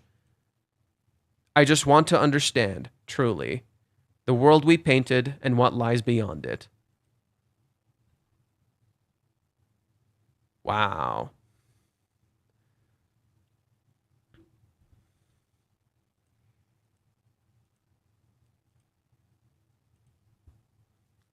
What did we create together? The world we painted and what's going to come after? Where do we go from here? Isn't this literally Kazuya at the end of the arc? Isn't this straight up this? This is all I'm seeing from this description. This is literally all I see from this description. Kazuya looking up and wanting to understand what is up there. That's literally all I see from this. Right? What he just experienced, he wants to know. I want to know. What did we just create? What did we just experience? And how does the arc end? The moon hidden to him, but the triangle is clear, and then in contrast, Chizuru is looking down. Where they're like, it's like they're looking at each other, and they want to understand. They don't see enough. They want more. They're not getting the full story. They want more. That's so cool. It's literally it literally has no complete resolution and ends with hope. That is the ending of this song. The ending of the song, the world we painted and one lies beyond it. You don't have an answer. The song does not end with an answer. I want to know. That's literally what he says. I just want to understand truly the world we painted and what lies beyond it. There's no answer. There's no resolution in the end. There's only hope. There's only the wish to know. There's only the belief of wanting to know, to truly understand, and to see what lies beyond it. But there's no resolution, just like the whole point of the Vega and Altair story is that idea of connection despite separation, the hope that we will meet again, and that there will be some sort of future. It's the hope for the future. That's what this is. The world we painted and what lies beyond it is the hope for the future. The desire to understand that and to see what is next. It's literally the ending of the Hawaiians arc. This song is literally just the Hawaiians arc. This song is literally just the Hawaiians arc. It is the characters struggling to connect constantly and never feeling like they can touch. And then the very end, they finally reach each other, literally like Hawaiians. Literally like how they finally reach each other on in the most important time, just like Ruka references the Star Festival or the Tanabata Festival, which is a direct reference to the story of Vega and Altair, or as they're called in Japanese, Orihime and Hikaboshi. So, yeah, no, this is holy shit. This is actually an amazing fucking song, and I love that they wrote it from Kazi's POV. That's so fucking interesting. It literally matches how he views the story in narrative. That's so fucking interesting. Wow, they cooked. Unbelievable levels of cooking. Holy shit. They cooked like crazy. Wow, that was so cool. That's actually super cool when you piece the lyrics together. They cooked like fucking crazy. Wow. Okay, it is sad. Yes, there is a sad melancholy to this song. If you listen to the song, it does sound kind of sad. I'm gonna listen to it really quick. Let's see how.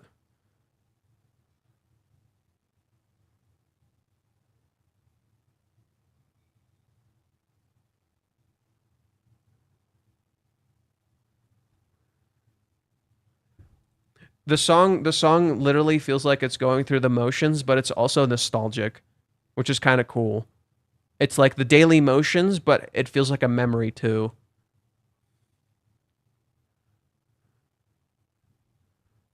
In the same way we always talk.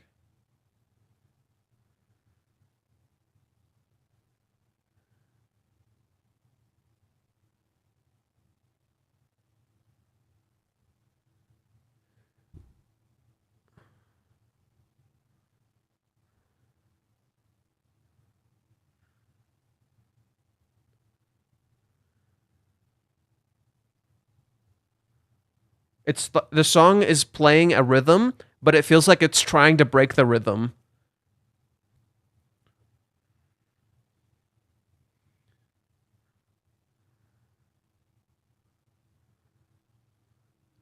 It feels like a journey, like he's trying to run to her.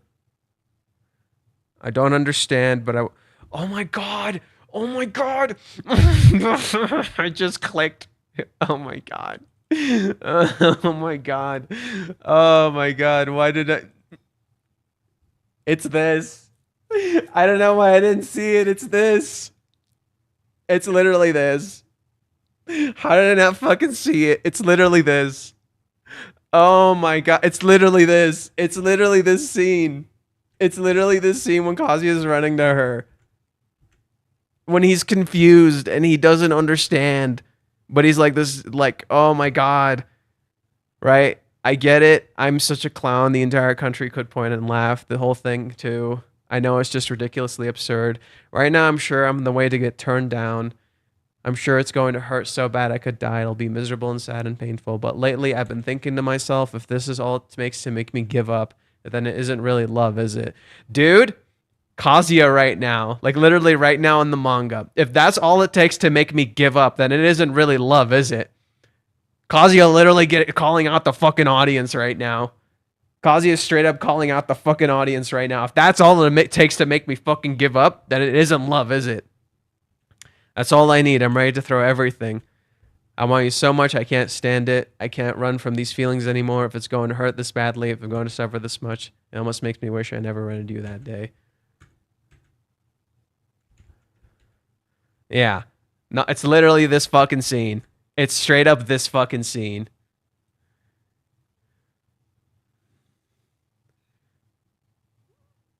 Like the summer triangle could be forgotten. The eyes pulled my hands in again. Honestly, I still don't understand it. I just wanted the world we painted in the stars. Hoshi. I want it. Hoshi.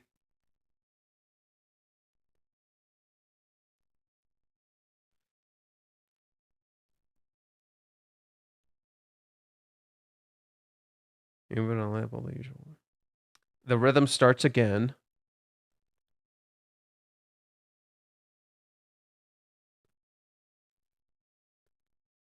Ooh. Ooh. It slowed down. It changed. Oh, it's slowing down.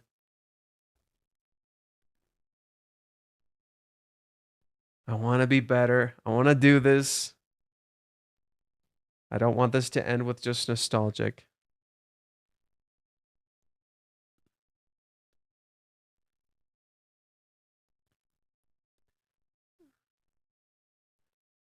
It's the same but sounding a little different. It's the same but sounding a little different. It changed just a little.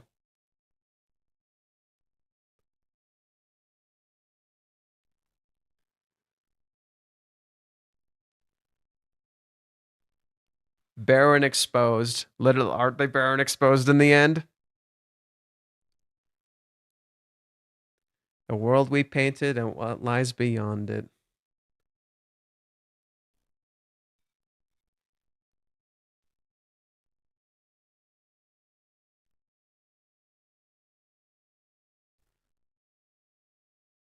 Peak. Peak.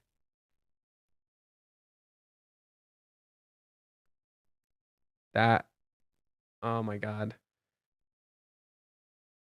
Kazuya is Hercules, Mommy is Hades, and Minnie is Phil. Well, Hercules doesn't get with Venus, so I don't know what the fuck to tell you about that, boss. When I first read the line from Chizuru, I shouldn't fall for a client. I did not like it, or better saying, I was kind of frustrated with Chizuru, and now it makes a whole lot of sense, doesn't it? Now that line makes a whole lot of fucking sense, doesn't it?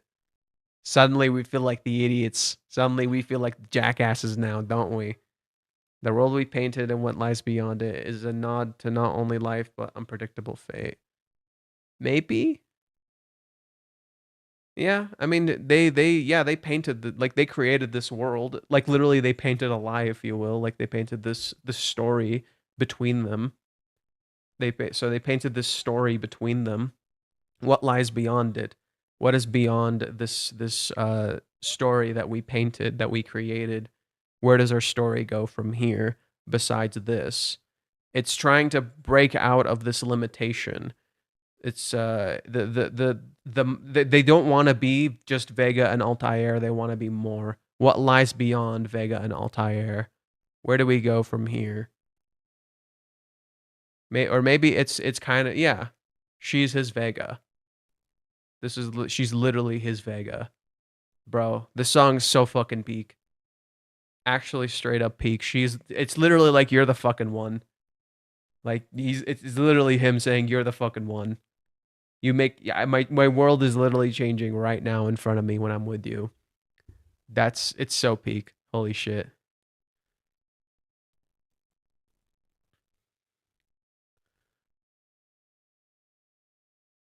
Oh yeah, there was this too.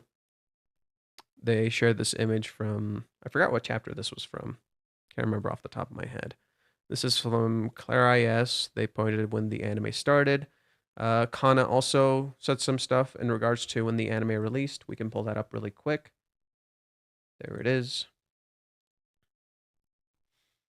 So Kana made some tweets while watching the anime. She said, "It's time for Rent a Girlfriend." Maid cafe. Part-time job done. Part B, the wrinkles in the clothes are nice. Oh yeah, because there's actually a lot of focus on the details of Chizuru's clothes. Or is this when they go? Is she? Oh, she might be referring to Ruka when they go to the bathhouse. That could be what she's referring to. That makes some sense actually.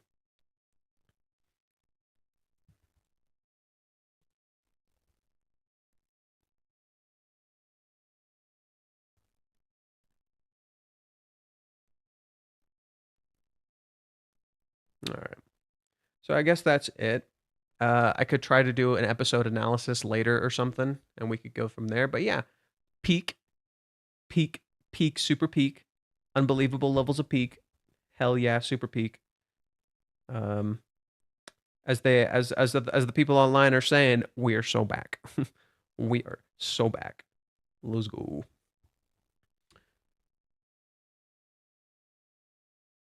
The world we painted and what lies beyond. Oh, we already did that. Kind of interesting how the ties into the reoccurrence of the issue in the manga currently. Yeah, it's because okay. You guys don't know. Oh, you guys don't know. Oh. Oh, you guys didn't read what I wrote on Twitter. Oh. Oh dear. Should I read what I wrote on Twitter? Cause this is by design. This mirroring the Hawaiians arc is by design. Oh boy. All right, fellas, let's read what I wrote on Twitter. Oh boy. Let me get a little comfortable. Oh boy. Time to read what I wrote on Twitter. Oh boy. I did want to make this into a script, but here we go. Let's read it right here. Let's talk about why let's talk about why the date ended like it did in Rent a Girlfriend. There are a lot of different viewpoints and interpretations of what happened, mostly anger towards Chizuru. Okay, let me read it from the top. Let's talk about why the ending of the date in Rent a Girlfriend ended like it. Let's talk about why the date in Rent a Girlfriend ended like it did. Oh my god, why can't I read today? And why are people talking in the background? Let's talk about why the date ended like it did in Rent-A-Girlfriend. There are a lot of different viewpoints and interpretations of what happened. Mostly anger directed towards Chizuru. But what if I told you that you were all under an illusion? I'm a crazy person, right? Must be some deluded fan who's too blind to see the truth and has to rationalize the story so he can cope. Yeah, don't worry, I'm a little cray-cray, but no. I got a surprise for you. Let's start with facts and how we view them. In stories and in life, we often think we are getting the facts if we believe the source is credible. We think we understand the world as we see it, but the world is shaped by perspective.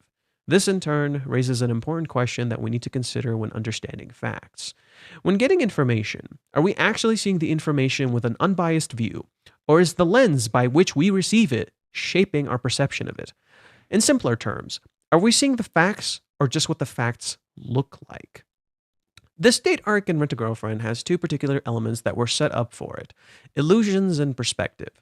This, alongside the characters' struggle to communicate and us only hearing and seeing Kazuya's POV, creates a fascinating dilemma. But how do we know this is a thing? But how do we know perspective and illusions is an actual real element Reiji is talking about? This is shown in a few ways. For instance, when preparing for the date, Kazuya and Minnie go to a hot pot place. The first thing we see in chapter 325 is a kitsune statue, and at the end, we see the hot pot place is called Kitsune Hot.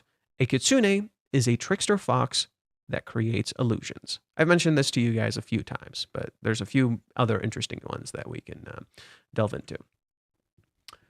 During the date, chapter 364, Reiji draws a colored spread of Chizuru posing under a cup that Dracula is holding. This is from the Tokyo Trick Art Museum, a museum of illusions created through perspective. If you turn the image just a little bit, you realize it's just an illusion. It's literally just perspective. Literally, you just turn it, boom. It looks completely different. This place is directly mentioned by Kazuya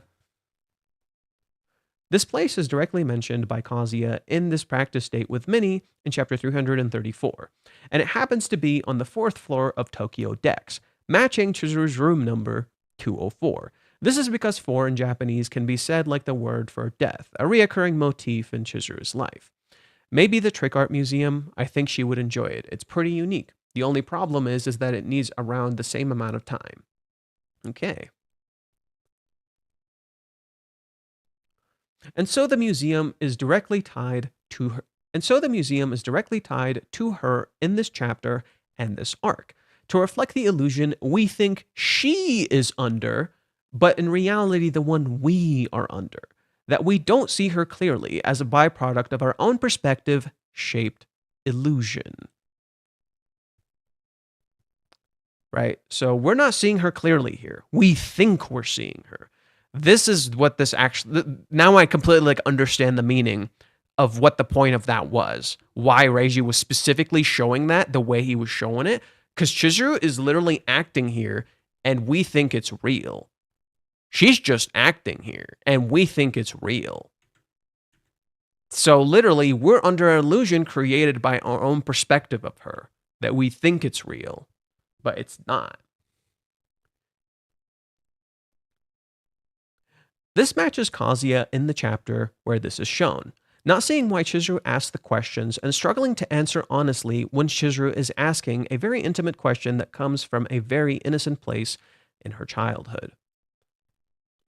A time when she felt she had to sacrifice her happiness for her family. I hope that sounds a little familiar. What did Chizuru do at the end of the day? She literally tells Kazuya, I had a blister the entire time, and I didn't say anything because you put a lot of effort in, and I want your effort to feel rewarded. And in the end, so that informs the fact that she turned him down, even though she might love him, because she's trying to make sure he's happy. Okay, let's listen to what she wrote here. Let's listen to what Reiji shows us here. School on Saturday. I was asked to help with the neighborhood litter cleanup on the 25th. Is there something happening? Nope. I'll be back by noon. So I was just wondering what was for lunch. She lied to Sayuri so Sayuri would be happy. And then she says, I want kids who have brothers and sisters, laugh with each other at home, and attend the same school. We'd go to Parents' Day, together, and every time they looked at us, they would let out the biggest smile. A time when she felt alone as a kid, watching other parents with their children. So she wanted to have many kids so her children would never feel alone. Notice how she thinks this is childish. Notice what Chizuru says here. Do you think maybe that's a little childish? Notice how she thinks that's a little childish when she turns to Kazuya. His real answer was the same as hers, but he instead picked a realistic option, which gives her the impression they had different values. A reoccurring motif in every answer Kazuya gives, even though they feel the same way. This is why Chizuru gives her answer but feels embarrassed. This is why when she sees Kazuya on the ride and sees his eyes wide open, she interprets it as Kazuya is facing this head on, so she should too. It's because Kazuya's eyes are open when they're on the roller coaster, but Chizuru's eyes are closed, right? And she opens one eye, she turns to look like this, so she faces the fear head on, not realizing Kazuya isn't actually facing the fear head on. So Chizuru is literally actively facing her fears in this entire arc. And in contrast to Kazuya, who's actually not, who's not being honest, who's not actually facing his fears. It is literally antithetical to the basis of why Kazuya started this date. When Kazuya and Minnie go to Joypolis together, there's a part where Minnie sings a song from a store called Donkey. It's in chapter 332. Well, oops. We're going to go back a little bit. Joy, joy, joy, Joypolis, we're here. Kazuya says that song doesn't exist. That's like Donkey's theme. Donkey is this place. When Kazuya telling her this song doesn't exist, this story is directly inspired by Don Quixote, a story about a conflict between reality and illusion. This is Minnie. This is Kazuya. Yes, Minnie is the stupid sidekick. Quixote dreams big. Too big, really. While Sancho Panza is more concerned with practical things, like not getting beat up. The obvious contrast between these two is what builds some of the story's best moments. Kazuya is Quixote, and Minnie is Sancho.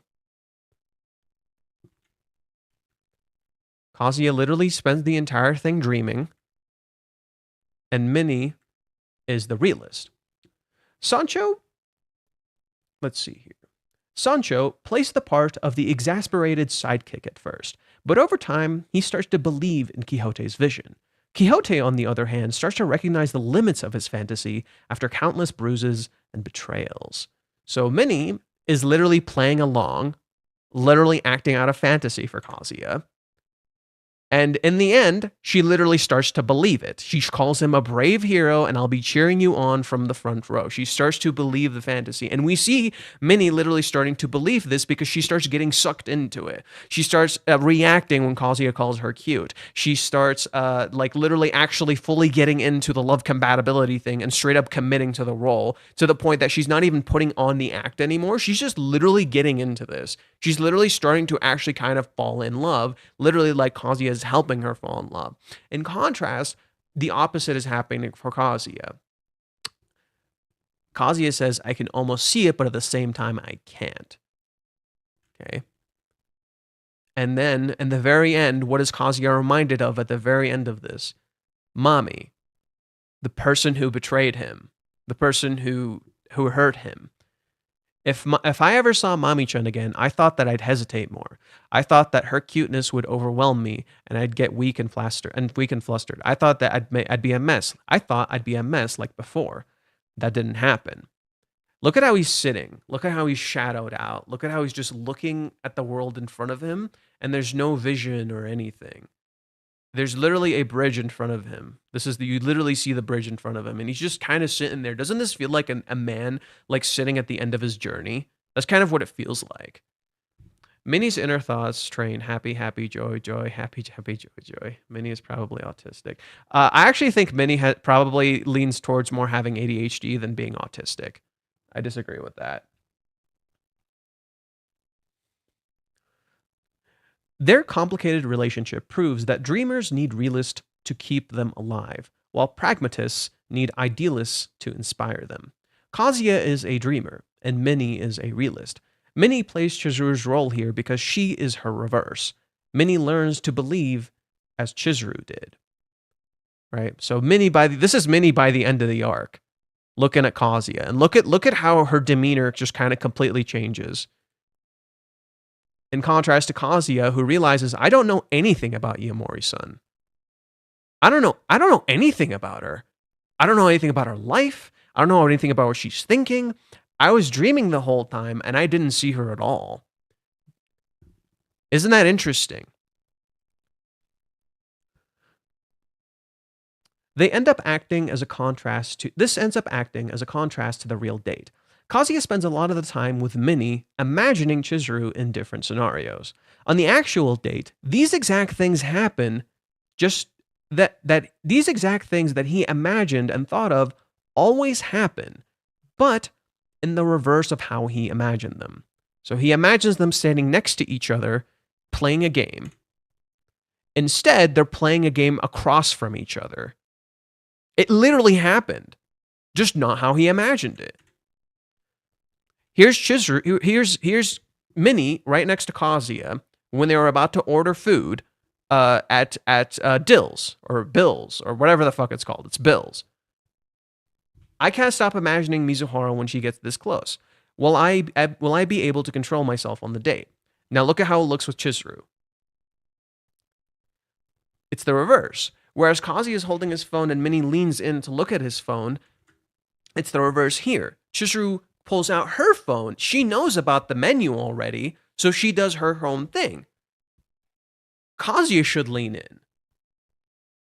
But Kazuya is too busy reacting and not seeing this and not realizing he's literally getting that moment just in reverse. And he should just keep playing along. Instead, he stops. And because of this, he always ends up missing these moments, not realizing they're literally in front of him because he's too busy focusing on the reality. He's not dreaming. He's being a pragmatist. He's not imagining. He's enacting practical situations. He's enacting practical situations and practical solutions. Literally like Minnie says. Even though he disagrees with Minnie. Like, listen to this. You're supposed to say, okay, you can buy me some ice cream later. This is your one and only option. There it is again, my one and only option. I don't want any ice cream, though. Kazuya does this. How about I pay for this and you buy some ice cream? What does Chizuru say? Who remembers what Chizuru says to him? Straight up, who remembers what Chizuru says to him?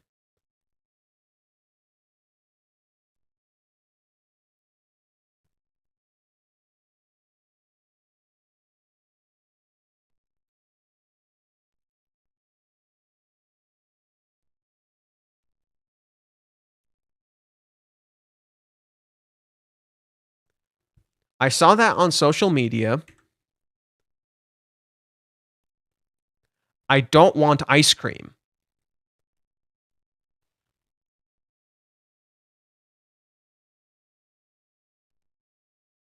I don't want any ice cream, though. I don't want ice cream. So why did you say it? What is the fucking point? Why did you say that? It's not, I saw it at social media. Chizuru literally says, I don't want ice cream. Literally like he said. They both want the same thing, but Kazuya is so busy living in reality that he's not experiencing the dream that's literally right in front of him. Kazuya is literally missing out. Do you know what Kazuya is doing here? Kazuya is doing the exact opposite of how he used to act in Rental. In so doing, he's creating Rental. What I mean by this, Chizuru is literally on a date with him right now. They are literally acting out a date. When Kazuya was on Rental dates, he was there for the experience. He was living his best moment. He was doing these things because he wanted to. He enjoyed his time with her. He was spending his money because he wanted that experience and that memory. This isn't about the experience or the memory. This is about getting a good result. This is about getting the result he wants. The good solution, the good ending. He's so focused on getting the good ending, he's not experiencing anything. He's so focused on getting the result he wants, he's not experiencing anything. He's not making good memories. And when he does make good memories, when he slowly starts to break out of this, he eventually falls back into this trap. Every time Kazuya almost breaks out of this, because they almost break out of it multiple times in the day. Chizuru gets close and breaks him out of it multiple times. And every time he almost breaks out of it, Chizuru asks the question, and Kazuya freezes up. And immediately he goes back to the original thing, the original problem, which is that he starts acting realistically and he thinks he needs to answer correctly instead of answering honestly. In so doing, Chizuru, what happens with Chizuru, she doesn't fall in love with him. Because he's not answering honestly. He's not giving her the honest thing he actually believes in, and so she doesn't connect with him. She doesn't fall in love.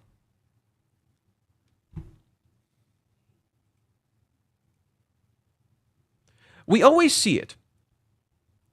We always see these moments.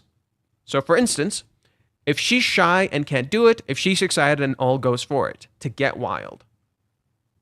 To get wild. Literally like he imagined it. She straight up does the exact pose he imagined. Literally exactly as he imagined it. Kazuya doesn't even pay attention to it. Kazuya's looking down. He doesn't even see it. He doesn't even do it either. I didn't give her an answer. Doesn't this look like I don't know if I love her or not? He's so busy on that, he missed this moment completely. And in so doing, she doesn't see him react. Kazuya doesn't do the thing. Kazuya doesn't react. Kazuya doesn't do the thing, like Chizuru. He's so busy being stuck in his own head. So naturally, what happens to Chizuru, when Kazuya is acting like this and she's having a good time, it feels like she's a burden to him.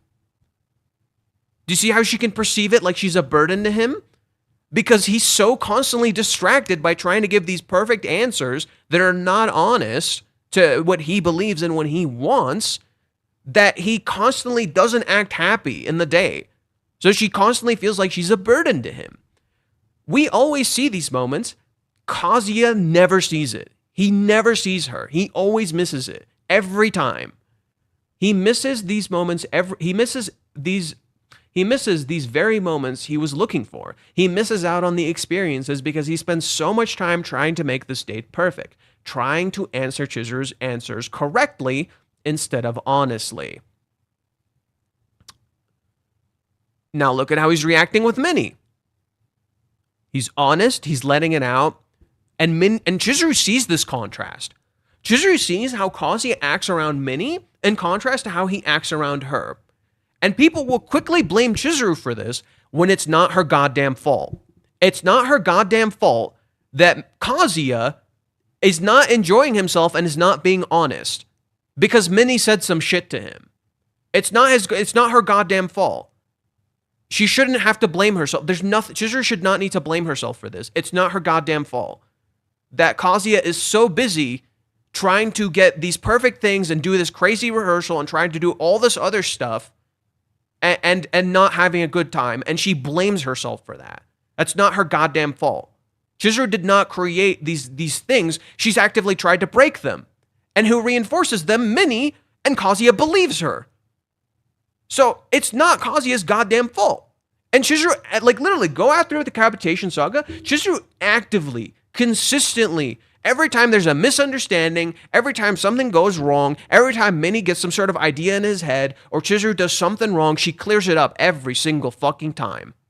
Chizuru is working her ass off, trying to clear up these misunderstandings, and Kazuya is so busy stuck in these misunderstandings, he's not doing the thing he wants to, which is to support her. He's so busy doing this, he's actually doing the opposite of what he wants. He's hurting her. He's making her feel like she's a burden. He's making her feel like she's a problem. And in so doing, we interpret her this way. Do you see what's happening? Our perspective-shaped bias is stopping us from recognizing what the fuck is going on here.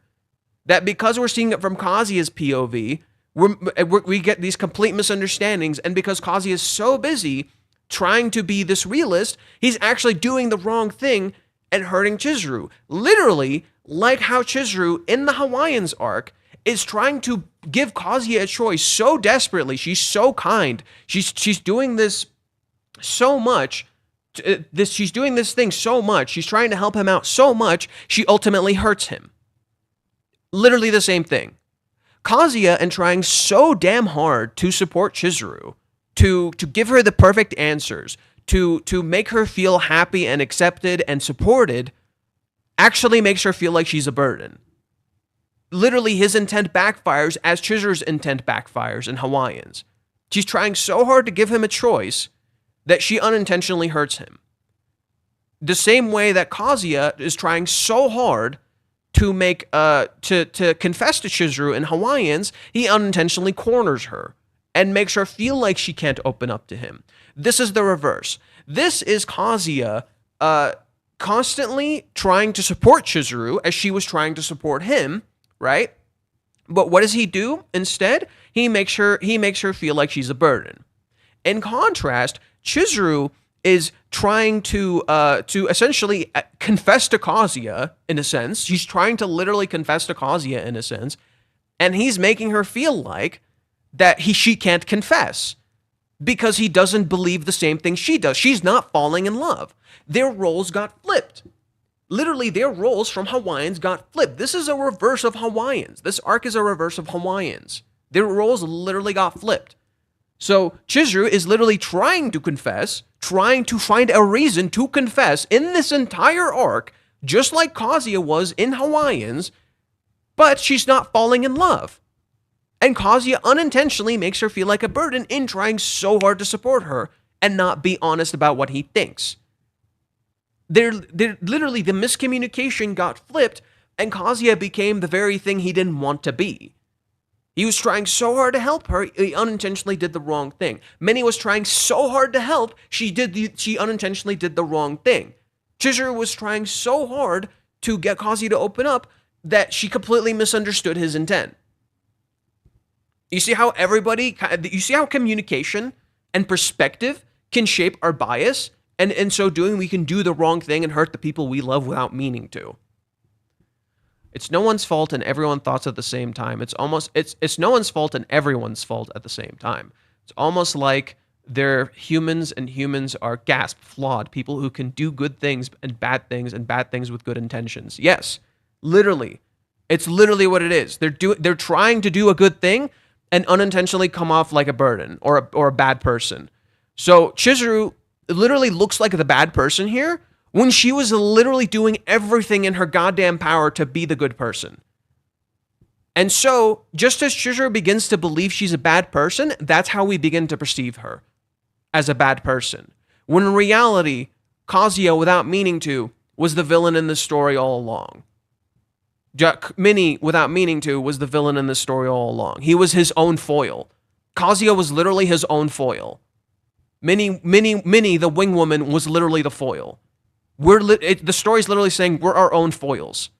We unintentionally hurt the people we love without meaning to. Kazuya literally did to Chizuru what she unintentionally did to him in Hawaiians. Kazuya now literally feels how she felt without meaning to.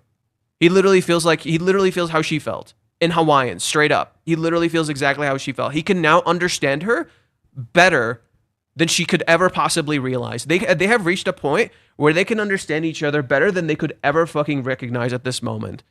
And when the moment they recognize it, it's going to be such an eye-opening moment. We're going to be like, holy shit. This is literally a multi-year cook. This is Reishi's multi-year cook. Like, that's how far ahead this dude planned. Multi-year cook. Bro, multi-year cook. I think I was misunderstood. I was talking about how the song's subject matter is mirroring the Hawaiians arc, which is currently being mirrored in the manga, the timing. Yes, that's what I mean. I'm literally telling you the Hawaiians arc is the flip of this, so naturally the song mirroring the Hawaiians arc mirrors this current arc, and it's literally the goddamn same. It's because this is the Hawaiians arc in flip. And I'll get into that. We'll get into that shortly. I have more evidence to show you about that. But let's continue. So Kazuya misses out on all the experiences, and you see how he acts around Minnie versus how he acts around Chizuru. Right? This is kind of important. Chizuru's head is down. She's literally keeping her hands together. Kazuya tucks his hands in. He doesn't engage with her physically. She feels the need to say sorry, and Kazuya tells her it's no problem instead of being honest and opening up about it. Right? So let's keep going. To top it off, almost all of the questions Chizuru asks directly nod to a particular part of the series that this state mirrors, and why a certain character shows up at the end of this practice state with Minnie to inform this. I'm, of course, talking about... Okay, so let me reread that part.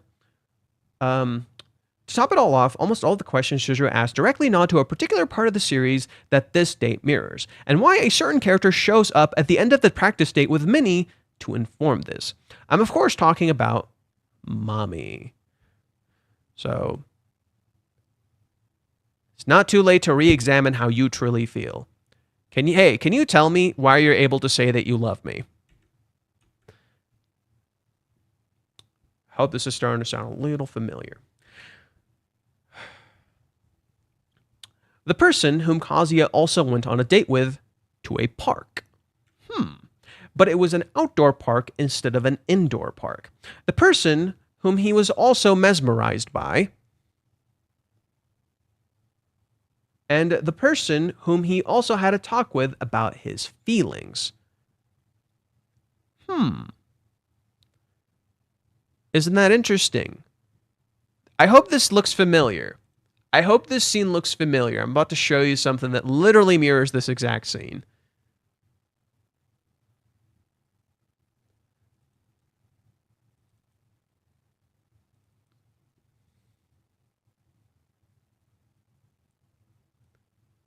It's the same scene in reverse.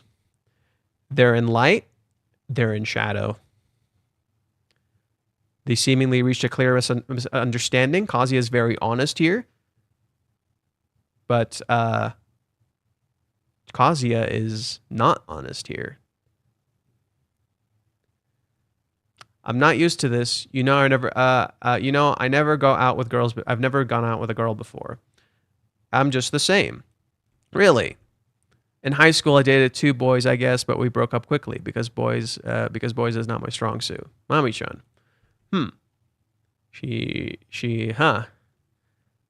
Notice how she looks away like that? Notice how Chizuru looks away here when Kazuya tells her he loves her. What is the key difference here, though?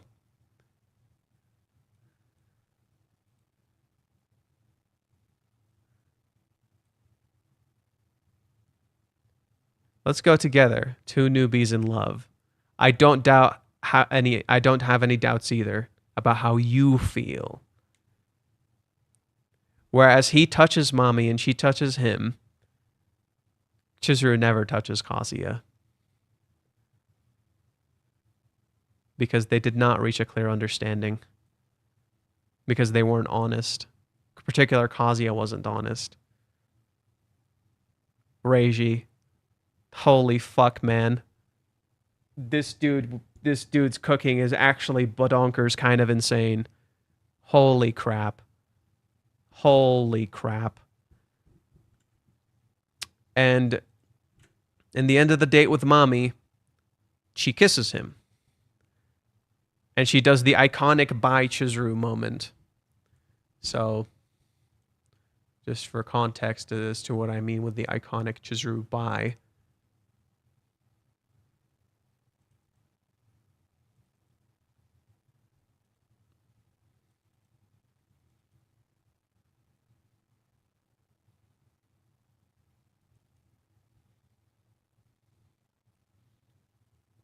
It's the iconic Chizuru bye in reverse.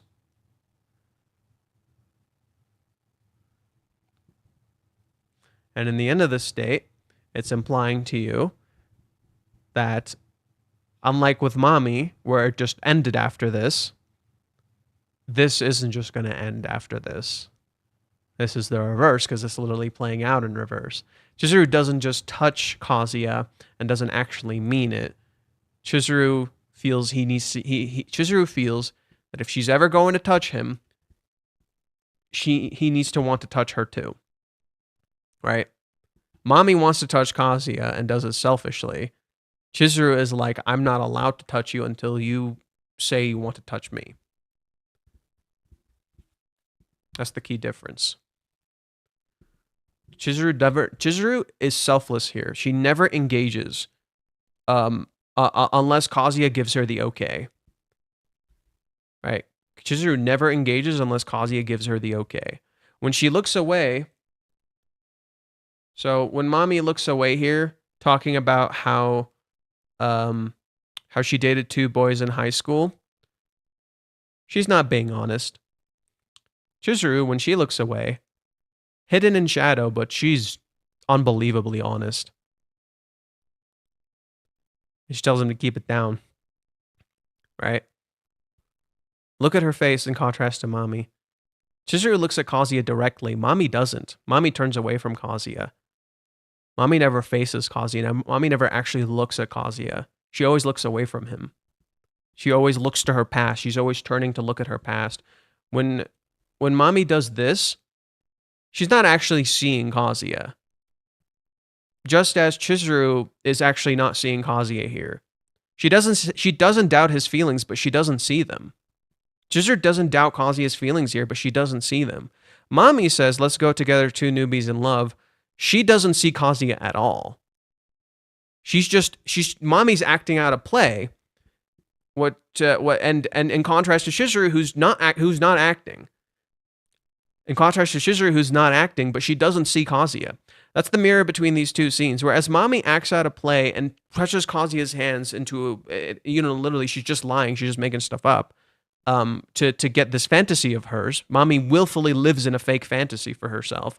Chizuru is, in contrast, not doubting Kazuya, but she doesn't see him. Kazuya is in his fantasy. He doesn't see Chizuru. She's not part of his fantasy. He makes her feel like he makes her feel like she's in a fantasy when he says he has no doubts, when he says this stuff out loud like this. But she doesn't see it. She doesn't understand, and she doubts her own feelings. Whereas mommy here acts like she doesn't doubt her feelings when she's actually just playing along.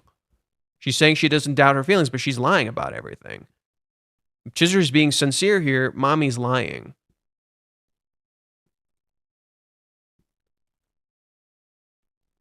Okay, let's keep going.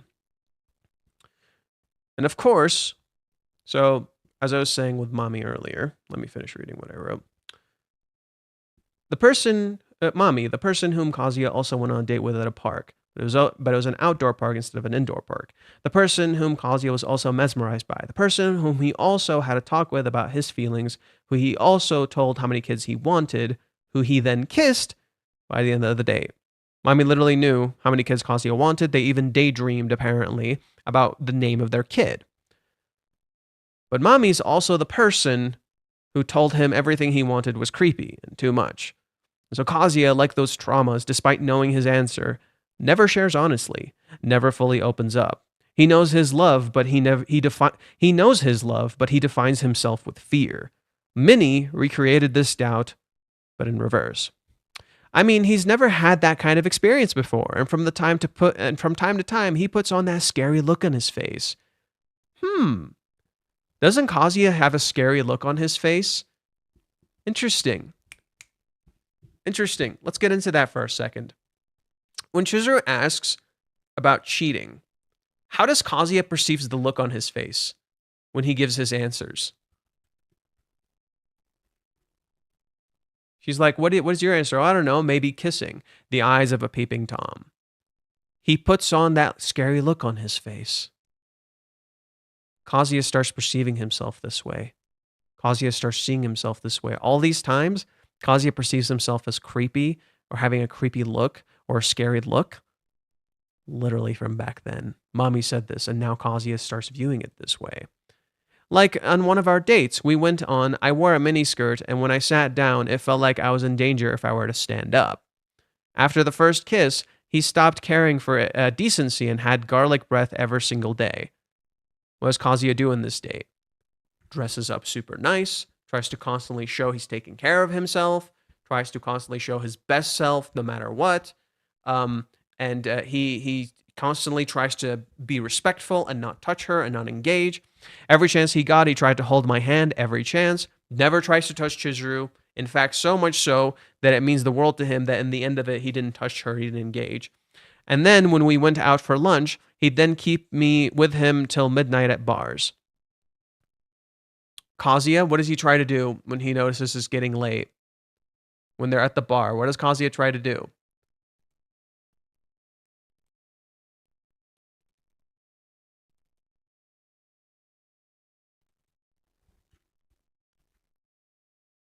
Do you have any plans tomorrow? Sweating buckets. Everything Chizuru says, Kazuya freaks the fuck out. He completely misinterprets and assumes. I've got to ask her if she still has time. What are the plans after this? I was just wondering, what are we doing after this? Freaks out. It's too romantic. Chizuru's serious. Look at how he looks. If anything else, she might think I'm some playboy who's just trying to fill her with booze and sleep with her. What did mommy just say? And then we went out for lunch, and then he'd keep me with him till midnight at bars.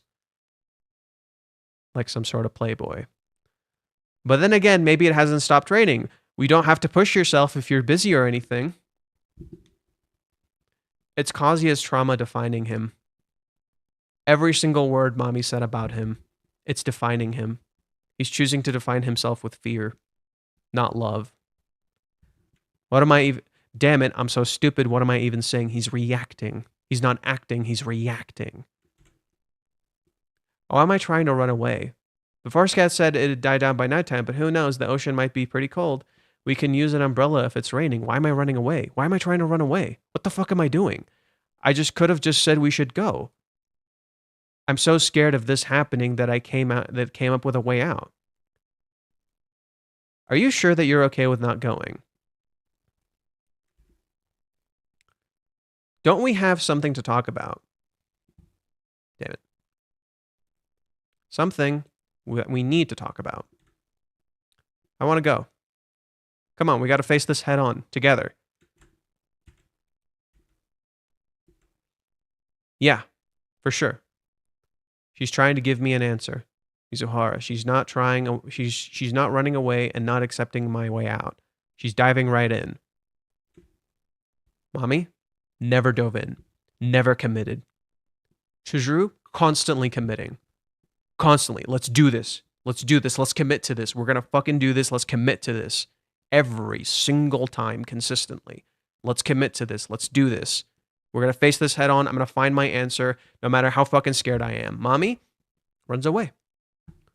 And then, so all that bad stuff mommy said about him, he internalizes and believes.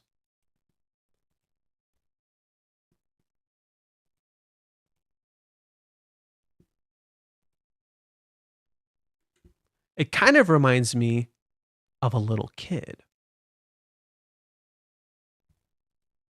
What is Kazuya trying to show Chizuru? What has Kazuya been saying since the Hawaiians? By the way, this is informed by the 3-month time skip, but then we just literally established the 3-month time skip was caused as a byproduct of mommy's actions. Okay? We literally established the time skip was caused as a byproduct of mommy's actions and stigma and shaming and telling Chizuru she cannot express herself. She's not allowed to touch him. She's a whore. She's all these terrible things. And Ruka says this too to her. And so Chizuru feels guilty and has to isolate because she's not allowed to engage with him. She's not allowed to touch him, even though she wants to. And the moment she sees some sort of way out through Minnie, she immediately reaches for it. Chizuru wants to change. Chizuru wants an out. She doesn't like the situation. The 3-month time skip is Chizuru doing something bad, but not because she doesn't know her feelings or anything, but because she literally wants to physically touch Kazuya and engage with him, and she feels like she's not allowed to. So she isolates, but she constantly keeps thinking about him. She can't let him go. She wants to be with him, and she doesn't know what to do. It's a self-imposed isolation. Okay, so that's important to establish. We can show more evidence of that at another time through a different video to point to that stuff, but literally we realized what was happening in that time skip. So What does Kazuya say in his time when he's shopping?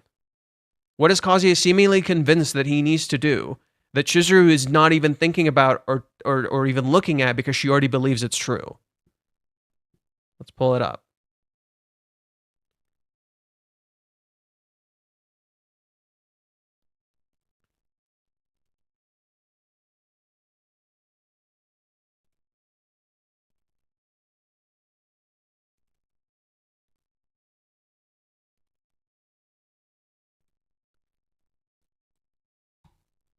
This is my chance, though. I'll pull off this date and be a man good enough for Mizuhara, not as a client or producer, but as a man who can support her now and in the future. A man, not a little kid. He's so busy trying to be a man, trying to conform to this idea of masculinity and how he should act and how he should look to support her, that he's missing her, that he's not seeing her. Kazuya, as a byproduct of the trauma that was caused through the cohabitation, through the 3-month time skip, which we established was also directly caused as a byproduct of Mami's actions, directly connects to the trauma Kazuya got from Mami, and then got reinforced as a byproduct of things Minnie literally said to Kazuya. So Minnie literally tells, what does Minnie literally tell Kazuya? You have to prove to Chizuru that she is in love. That fundamentally creates the misunderstanding. This is where Kazuya essentially reaches that point where he's literally going to do exactly this, but not in the way he expected. Because the way he wanted to do it was the wrong way. The way he was actually supposed to do it was to always accept her and to always be there for her. The one thing he was not doing in this date without realizing. As a byproduct of this trauma, where Mami was calling him a little kid. It all ties back directly to the beginning of the series. Minnie was the opposite of Mami in this arc. Notice where she's standing. Literally acting as a foil while being a wingwoman. Kazuya made Minnie believe during their practice date, but Kazuya built up a lot of doubt about what he should be doing during this date as a byproduct of Minnie's advice. She reawakened his trauma with Mami. Mami literally showing up at the very end of this is the reawakening of that trauma without even realizing it. She's literally the trauma coming back and haunting him without him even realizing it. Even though Kazuya doesn't care about Mami in this time, it didn't mean anything to him. He doesn't realize that it was literally always there. Mami was literally following him around this entire day. She kept spotting him and she kept seeing him until she eventually ran right into him.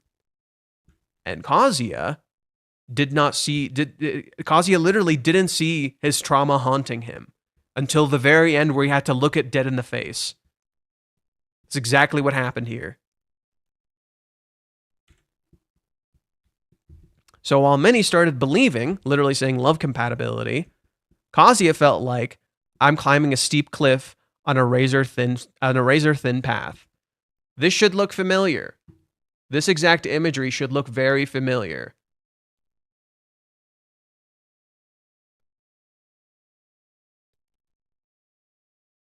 Why?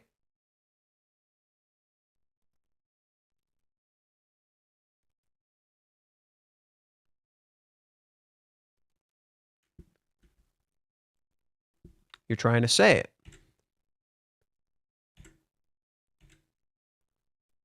I'm on a razor's edge. I can't move forward and I can't move back.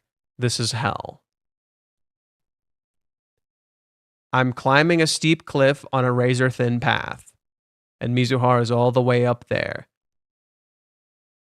I've got to do it. Isn't that interesting? Kazuya got his answers. Kazuya gets his answers. Hell, we get answers. But Chizuru doesn't. Now, what was the basis of this date? For Kazuya to let Chizuru fall in love with him. And yet most of this is Kazuya seemingly falling in love with Chizuru all over again. Like it's rental. This looking like earlier parts of the series is by design, because that's the illusion. You're missing the entire experience because you're so busy reenacting the past. That's why it looks the same. That's why this date looks the same, even though there's real experiences underneath there. We're literally missing the experiences. So when people read this arc and they get into this arc and they're like, oh my God, it's just the same thing. The characters haven't changed. They're not evolving. You're literally seeing an illusion. You're literally seeing the illusion that they did not change because they're literally dealing with these traumas that keep forcing them to act a certain way when they don't want to act this way.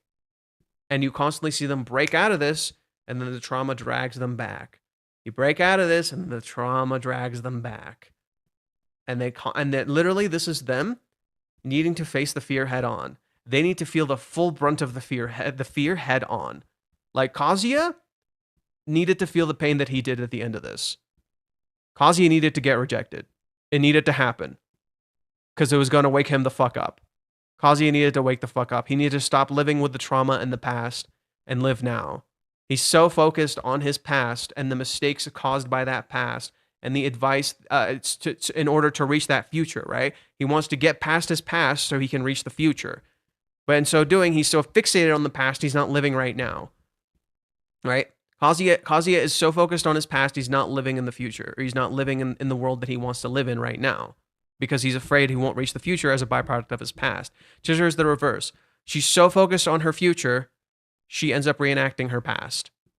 She's so focused on her future, she really wants this future, and she ends up reenacting the past without meaning to. Because the future is not visible to her. So she tries to do everything that she can to be in the present, but the past keeps coming back. Kazuya is literally Chizuru's past, constantly coming back while she's trying to look to the future. Kazuya is in the past, in contrast to Chizuru, who is in the future. And they keep clashing instead of being in the middle together in the present.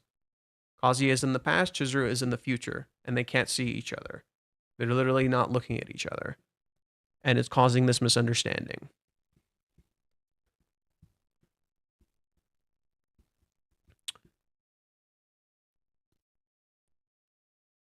Okay. Chizuru doesn't get answers, but don't worry, I don't have any doubts either. But I doubt my own feelings. Kazuya literally said this. Not a rental date. I want to let you know this is not a rental date. I've been trying to figure it out, what I should do. Ever since you told me that you do some research, I've always wondered what I could do for you to understand my feelings. To let you know that what you said back then, love Chizuru Mizuhara, is not true. Kazuya never got that across, did he? He never got that across, did he? Because every single thing Chizuru did in this date, it was everything she could do as a rental. Every single way she made him happy, it was all stuff she could do as a rental. At least in her eyes. Contrasted by this moment.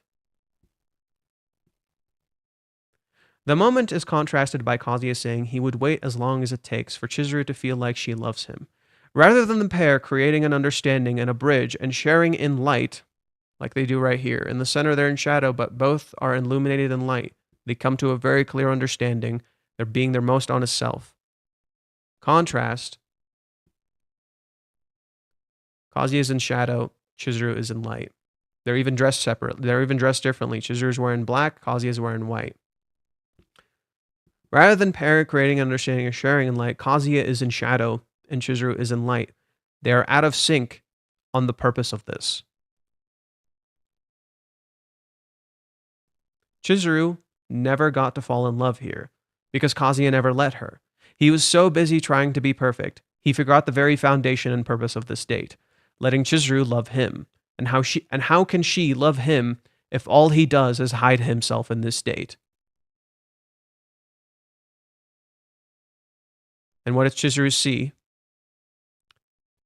Kazuya says, the me inside of me, as I stand here, the real me inside of me is wanting to hold you so tightly. But wait, if I say that, I don't know that she's going to wonder if I really love her or not. She literally told you earlier, I don't doubt your love. Right? Or she tells him after this, I don't doubt your love. Right? She tells him right after this, I don't doubt your love. If anything, Chizuru's made it clear she doesn't doubt his feelings. Not to mention, look at that. Look at her face. It's telling me that I need to answer very carefully. She unintentionally gave him the inclination that this is a very serious moment, just as Kazuya used to do in Paradise. What did Kazuya do in Paradise when he was trying to confess? He freaked Chizuru out every time he tried to confess. Every time Kazuya tried to confess, he freaked Chizuru out. Here's the first time it happens. Kazuya going to confess, freaked Chizuru the fuck out, so she ran away. He scared her. She scared him just like he scared her. Right? This is why Chizuru runs away here. Kazuya freaked her out. He has this like super serious look, and she's like, what the fuck? And so she gets scared and runs away.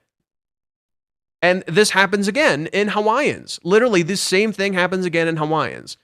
When they reach the room, what does Kazuya try to do?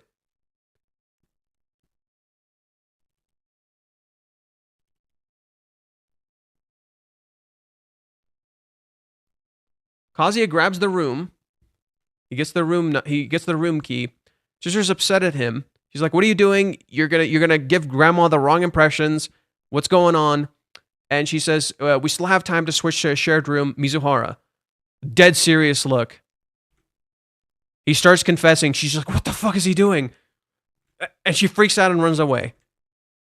And Kazuya is like, "Damn it, what the hell?" And she's like, "You must be joking. Here, now, in this whole mess. Come on, just read the room." And she's clearly smiling under there. That's the problem. Is like Kazuya, what he does in Hawaiians is he's trying so hard to confess. He's freaking her out and making her feel cornered. Chizuru, what's doing here is trying so hard to get some sort of answer from Kazuya to confess, if you will. She's freaking him out. And she doesn't realize it, and then she feels bad after. She's like, "I'm sorry I made you feel uncomfortable." And then she actively feels like a burden. Just like Kazuya at the end of Hawaiians, after they have their breakup, and they meet up again in chapter 219, it literally feels like he's a burden. So listen what happens here. Kazuya runs into Chizuru. They're acting at the chapel. Could you just forget about it? Let's pretend it never happened. I'm a burden to you. I'm sorry. Like, I'm seriously thankful for everything you've done so far, putting up with a miserable client like me. It's been crazy, so I feel like I need to thank you properly. Once you get back to Tokyo, I'm going to tell grandma that we broke up. I promise I won't make any more sparks fly. You have my word. I won't bother you again. I'm a burden. I'm a burden. So could you let my grandma keep her dream alive until then? Sure. No problem.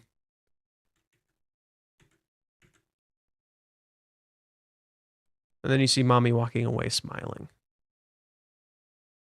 Kazuya wonders if everything is okay. She can't tell him because she doesn't want to hurt him. Right here, Kazuya doesn't want to tell her because he don't want to hurt her. They literally swapped spots. Kazuya did not let Chizuru fall in love with him because all he did in this state was hide himself. And what Chizuru sees Kazuya thinking, flustered, freaking out. She says, "Sorry for the weird question. The line's moving up. Let's go." Kazuya is so busy saying, "Oh, what if she thinks I don't love her because I didn't give her an answer?" She's just like, "Fuck, I made him feel uncomfortable. I'm a burden to him." See what happened?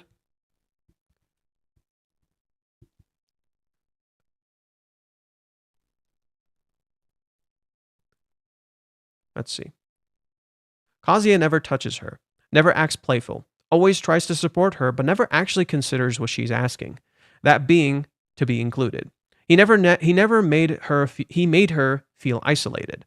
This is the ultimate illusion of this state. While Chizuru was being her most honest and vulnerable self, Kazuya was trying so hard to support her, he actually made her feel cornered. Just as Chizuru in the Hawaiians arc is trying so hard to support Kazuya that she unintentionally rejected him without meaning to, because that wasn't her intent. It's literally the reverse of Hawaiians.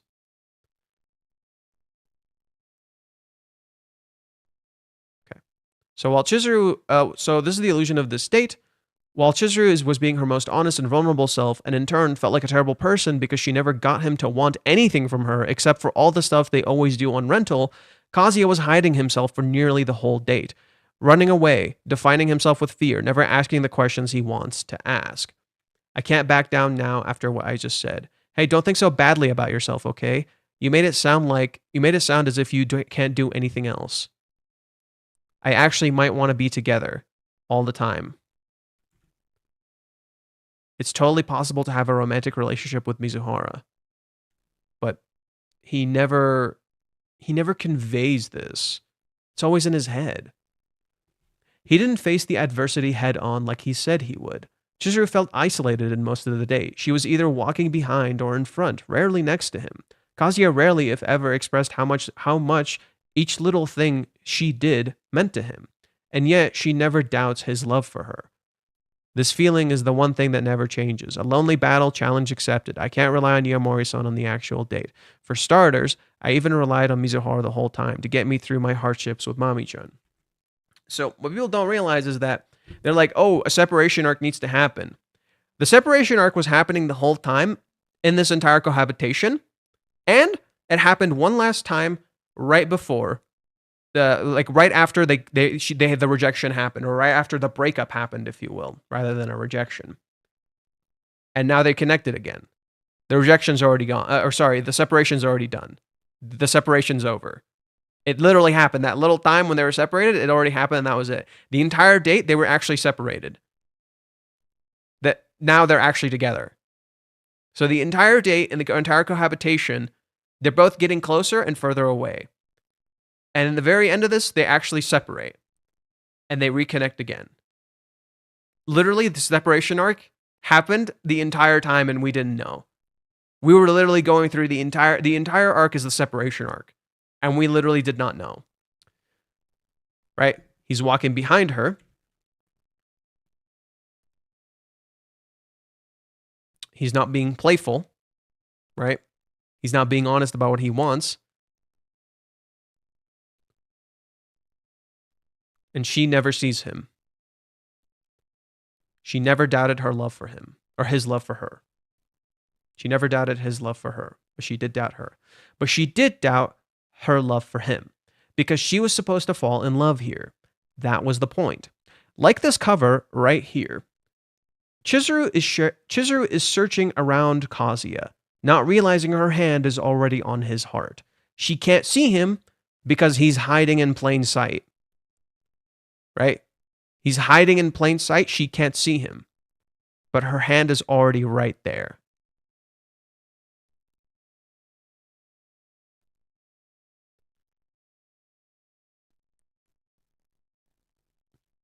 All that was confirmed to her here was Kazuya's love, not her own.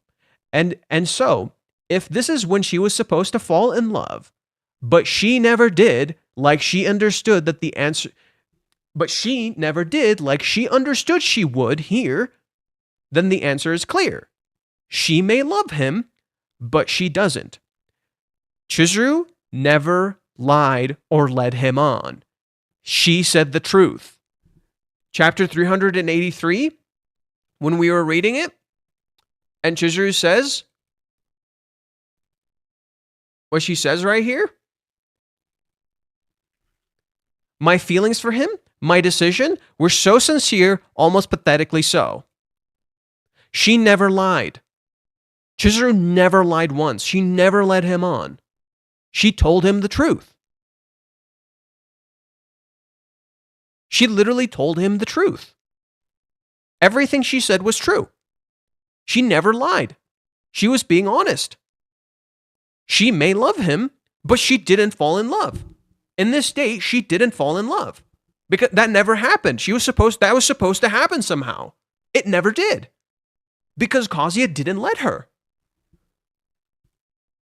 Just as she unintentionally made him fall back into his traumas without meaning to when she asked certain questions.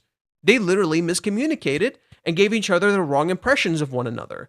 While and also contrasted by that, Chizuru was giving Kazuya the most honest version of herself, which is contrasted by the end of the rejection. Where you have two different impressions of Chizuru now. You have the Chizuru in the date, who's so honest and open, contrasted by Chizuru in the end, who seemingly rejected him, which doesn't make any sense. like she gave him the wrong impression of herself. In contrast, Kazuya, throughout the date, when we hear what he's thinking and how much he loves her, contrasted by how he's speaking, giving her the wrong impression of himself. Right? Kazuya says, I don't have any doubts about how I feel, about how I love you.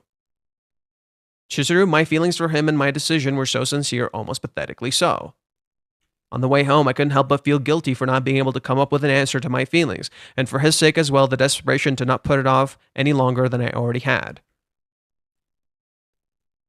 She did not lie. Chizuru never lied once.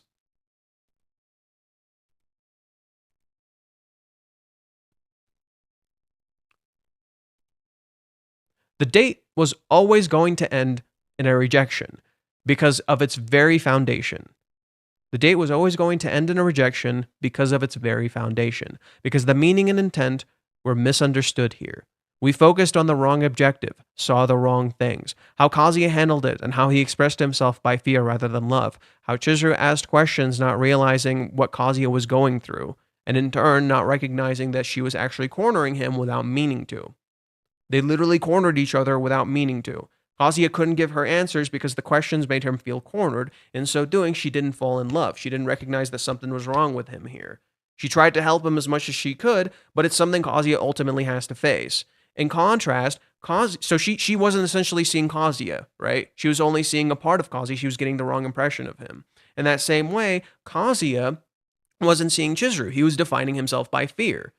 He wasn't defining himself by love. He needed to get rejected in order to stop being afraid.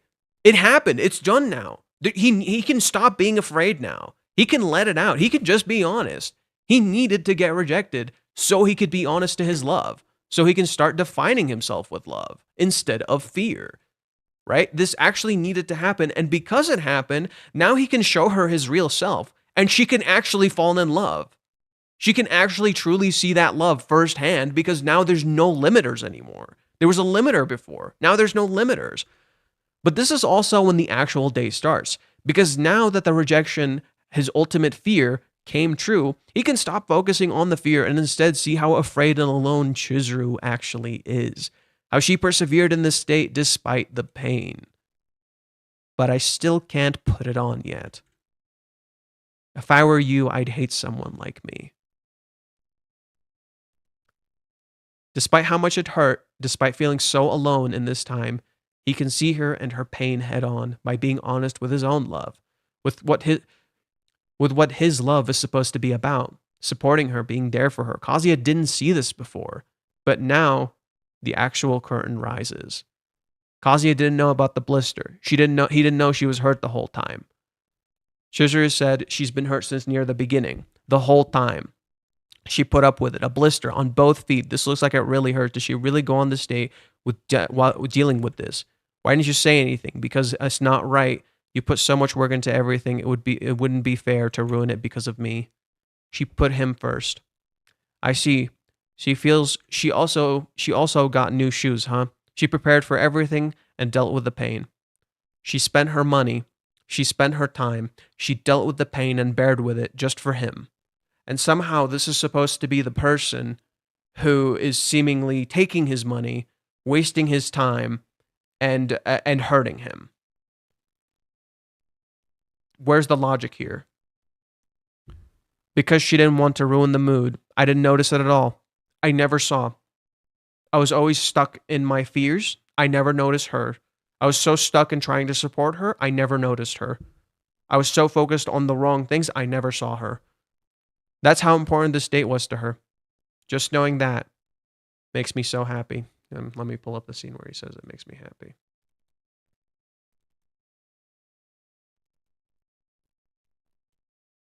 Makes me so happy. I'm fine. I can hop my way home. Hell no. Get on my back. Hell no. Hell no. I didn't support you once in this date. Now I gotta step up. Now he can see what his perspective was blinding him to. How he was so focused on trying to give Chizuru what he thought she wanted that he instead took that very thing away. In a lot of ways, this is Kazuya's moment to shine and realize how he messed up. Like how Chizuru in the past hurt Kazuya while trying to help him, Kazuya now did that very thing. It's the reverse of Hawaiians by design, a reverse mirror of events, and one we couldn't see until the very end. One we needed context to recognize what was actually happening. So I wrote a little extra thing that I didn't include in this that I'm going to read for you guys now. And it's about chapter 364. It's not planned, but it's a cool omission that I thought of later that actually perfectly ties into this idea of perspective.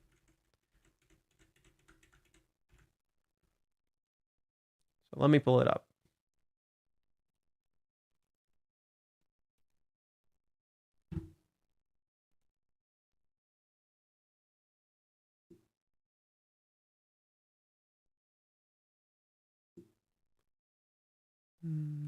This.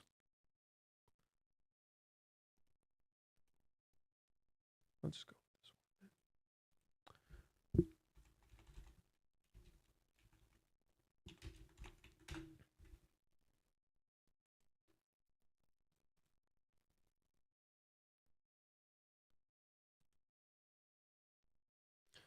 Let's go back to chapter 364 for a minute. I intentionally didn't mention a detail here that people would not pick up on if they didn't think about it, because it's shaped by our perspective. And it's not easy to think about if say you were a man. There's a hidden tragedy here in this chapter that matches Chizuru's tragedy as a child. She sacrifices her happiness for her family when she was a kid, and as an adult, she's willing to bear unimaginable pain multiple times over if it means her future children are happy and never feel alone. I want kids who have brothers and sisters laugh with each other at home and attend the same school. We'd go to Parents' Day, and every time they looked at us, they would let out the biggest smile. So I guess I just want a lot. I think that kind of family is really nice. Do you know how fucking painful pregnancy is? Do you know how painful it is to give birth? And she wants to do it multiple times over, just so her kids don't feel alone. Just so her future kids have a nice big family. Just so they have a big family so they can connect with each other and never feel alone like she did as a kid. She's willing to bear that much fucking pain for her future children.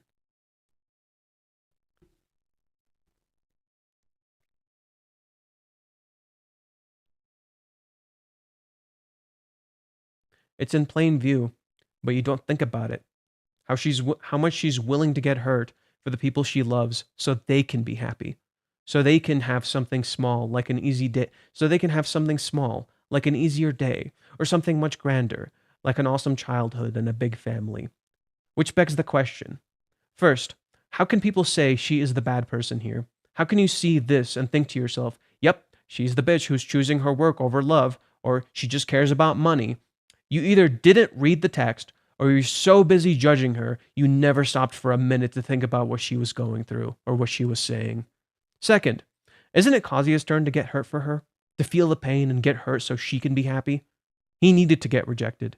He needed to feel this pain so he can take a risk, to bear the burden and the weight she's been carrying so she can be happy. Maybe to maybe bear the burden and the weight so she can carry to maybe bear to maybe bear the burden and the weight she's been carrying so maybe she can be happy, to carry it with her instead of isolating her, like he wanted, how he wanted to support her, be there for her. To many, this arc is about Kazuya finally getting happiness. To many, it was this. When in reality, this is an illusion. Because if only Kazuya is happy, then what about Chizuru? Her happiness wasn't included in this picture because to people, a girl getting with a guy naturally leads to her getting happy, right? That covers her happiness. But what about the pain we never saw, the struggle we never felt, or the one we only got glimpses of? What about the agonizing guilt and the doubt she went through alone, the struggle she never shared and felt the need to hide away in herself? We see Kazuya's side of this struggle, but we never see Chizuru's. We do, however, see her happy when thinking of spending time with him, smiling about that when realizing it. But her pain? Only glimpses, only clues, never clarity, intentionally so to mirror her and how she's dealing with it alone. Just as she feels she needs to keep it to herself and shoulder it alone, so too do we never get a clear understanding of what she's going through. Because how could you? You were only seeing her through the lens you understood. Not the unbiased view the story gives you. No, not the unbiased view the story gives you. Not the truth it leaves plain in sight, but you can't understand if you don't have context or pay attention. She must feel a certain way. That's why certain things happen. The story presents things in an unbiased way when depicting Chizuru. But when you combine it with Kazuya's lens, or Minnie's lens, or even Chizuru's biased view of herself, her lens, how could you ever understand what's going on? Because you can't. You never honestly talked to her, so she never made sense to you. So naturally, it becomes easier to villainize her, to hate her, not recognizing or seeing her pain and how much she's shouldering this whole time, how hard she's trying, but how she feels like it's never enough. It's time for us to see, to empathize, to not get angry, but to try and understand, to see her side of the story.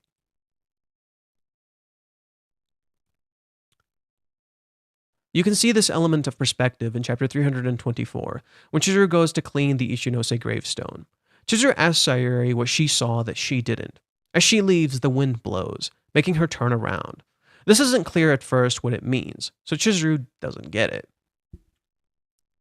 Right? Chizuru's cleaning the grave, and she remembers how Sayuri told her, "I don't think there's anyone out there more suitable for you than Kazuya-kun. Honestly, if you're going to go that far with it, then you could have at least told me why you thought that before you died. It's not fair. See you." The wind blows, and she turns around to look at the grave. She doesn't get it. So she just says, "Don't worry, I can figure it out for myself." The answer was in plain view. In reality, the answer is in plain view. You just have to understand it to know what it means. This is about the perseverance of love. Just as Chizuru's love for her family does not end, and she keeps taking care of their gravestone after they are gone, so too does her love for Kazuya not end despite the repeated endings they have seemingly experienced. That her love for him perseveres even when it shouldn't. That's the answer. How much she cares, how she's willing to sacrifice her time, money, and even herself for him. Here's Chizuru going to a store right before work just so she can get the right clothes for Kazuya, just so she can pick out the right stuff for Kazuya. And she couldn't decide. "I'm terrible. I can never decide on anything. I'm so bad." When in reality, her struggle is completely valid. Besides, even if Kazuya wore something like that, so she imagined him wearing a fucking poncho. She says, even if he decided to wear something like that, I would just tell him and we could go buy clothes together. Right? We can spend our time together. We can spend our money together. In that sense, it makes it feel like lovers have infinite time. She thinks of her time with him. Anything can be solved by talking, no matter their differences. That's the kind of relationship they have. What did Kazuya say? "I'll wait as long as it takes." You have infinite time. Never feel like you're running out of time. He has to make her feel like she has infinite time. He has to make her recognize what she has with him. Kazuya literally gave this exact answer to Chizuru, and she doesn't see it. That she has infinite time with him. That they can talk it out, no matter their differences.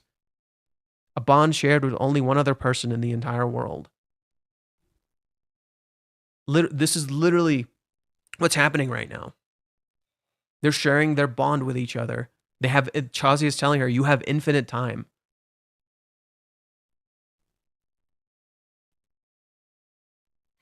It's not like I'm against her or anything. Not everything goes according to plan in life, but that doesn't mean it's okay to not have one, right? That's why if you're together, I'd like to know what you'll be doing in 3 or 5 years. Will you be moving for work? How much time will you have off? What kind of company will you work in? What makes you stressed? How can I support you? How often can we see each other? What kind of life will we have?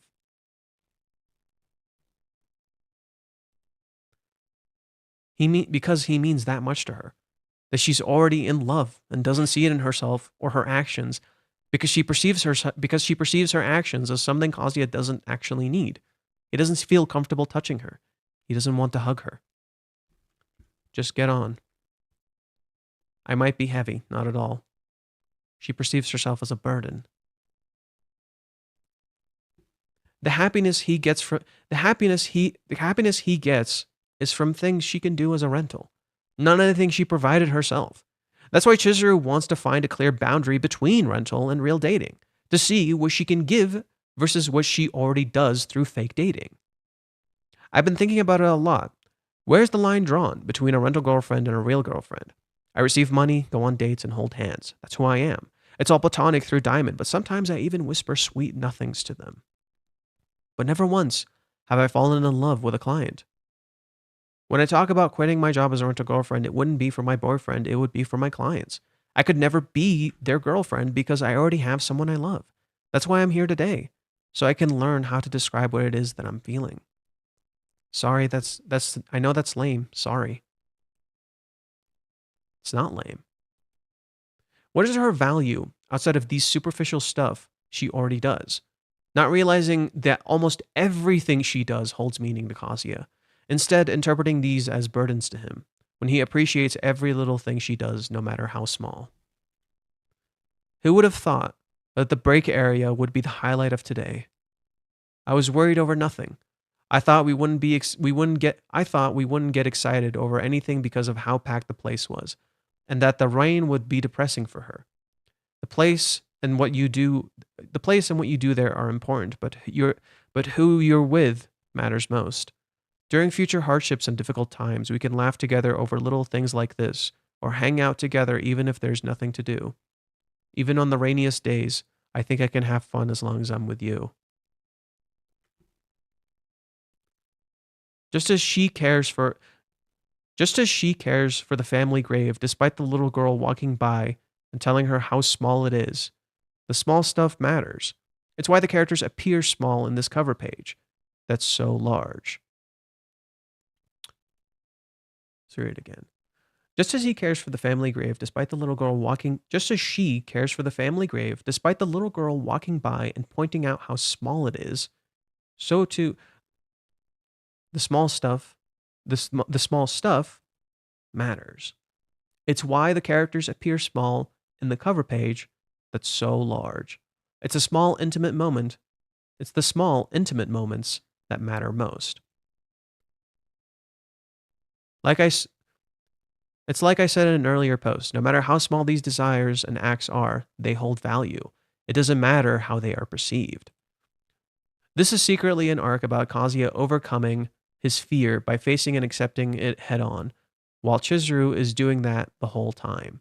To see his partner and win the lonely battle he has to fight alone. So it's an arc where Chizuru accepts herself and Kazuya accepts himself. It's an arc about acceptance. That's what this is.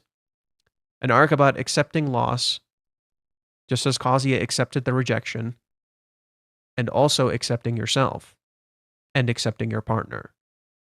It's about accepting ourselves, accepting the possibility of loss, and accepting the other person.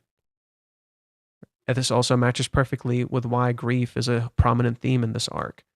Why Reiji actively pans back to this stuff. Why Chizuru thinks of her grandpa when Kazuya is carrying her. Because it's about accepting that loss, that they're gone, but it's also about accepting that you have something new and that you can accept yourself being in this something new. And you're not a bad person for this. To not fear yourself, to not fear the future, to not stay in the past, to accept the past and look to the future. It's about living in the present. To see his partner and win the lonely battle he has to fight alone, the one with himself, the one nobody can help him with other than himself. Or so it looks. Because Chizuru sure as hell helped him with it. Heck, it's why he loves her. Kazuya doesn't give up on Chizuru because she never gave up. Because she never gave up on him. So he won't give up on her either. I've been thinking. You believed in me back then, Mizuhara. So maybe it's my turn this time. Also, I don't think I'll love anyone in any way like I do you. I think that's what he says. Let me pull it up. Let me just read it. So, We make sure we say the iconic line. We gotta say the iconic line. I don't think it's possible for me in my lifetime to love anyone more than I love you. This is his real lonely battle. The ability to love on his own, to support her with his own 2 feet, to lift her up when she's down, because that's what love is about. We may hurt each other, we may get into fights, but in the end, if we can laugh about it 2 seconds later, that's the kind of marriage I'd like to have. That's why the opening page reads, "The curtain rises, like the date truly begins now." Like I said before, this page right here reads, this right here reads, "The date, the journey home, is the rise of the curtain." Like it's all starting now. This is why the events mirror each other. This is why the events mirror each other from Hawaiians. Kazuya grabs Chizuru's hand to confess, not realizing he's making her feel cornered. And Chizuru leaves because she's trying to help him, but ultimately hurts him in the process. I'm going to show you a quick comparison.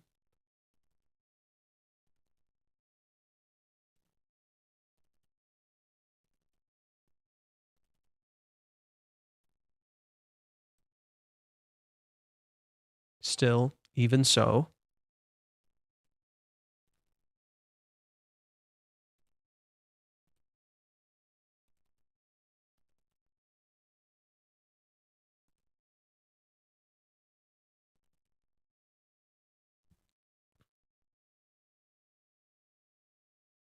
the events are actually reversed. These look like Chizuru both hurting Kazuya in reality. It's actually the opposite. So let me read it again. This is why these events mirror each other from Hawaiians. Kazuya grabs Chizuru's hand to confess, not realizing he's making her feel cornered. Chizuru leaves because she's trying to help him, but ultimately hurts him in the process. Whereas here, Chizuru reaches out for Kazuya as if it's a plea for help. She's the one who stops him from leaving, desperately trying to reach him. But Kazuya doesn't see her here. He doesn't see that Chizuru was hoping for him to do something more. Do you remember how Kazuya stops?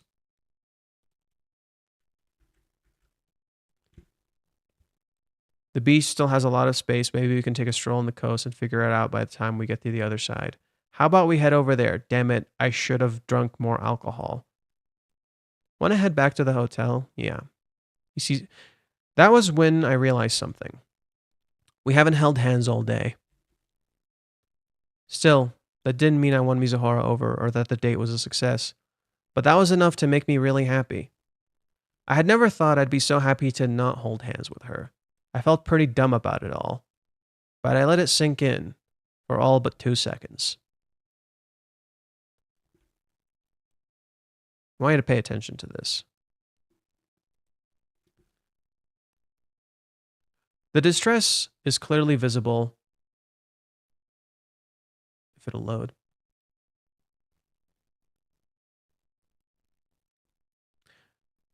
The distress is clearly visible on her face, in contrast to Kazuya, who seems calm, unaware. He doesn't know what's going on. This pattern evolves to Chizuru being cool and under control, whereas Kazuya is panicking and flustered. Right? So Chizuru slowly, she looks at him, desperate. She starts to look away from him as if she's trying to confess. And then she turns silent and looks him dead in the eye. The pattern evolves to Chizuru being cool and under control, whereas Kazuya is panicked and flustered, like they are literally out of sync, much like the chapter numbers and the arc numbers. So I've mentioned this before. It's chapter 352, part 1. And this continues. It's a reoccurring motif that continues through the arc, where it literally is constantly out of sync. So whenever it's 3, it's 2. Whenever it's 4, it's 3. It's always like this, no matter where we get. It's always out of sync. Let me turn on the lights real quick.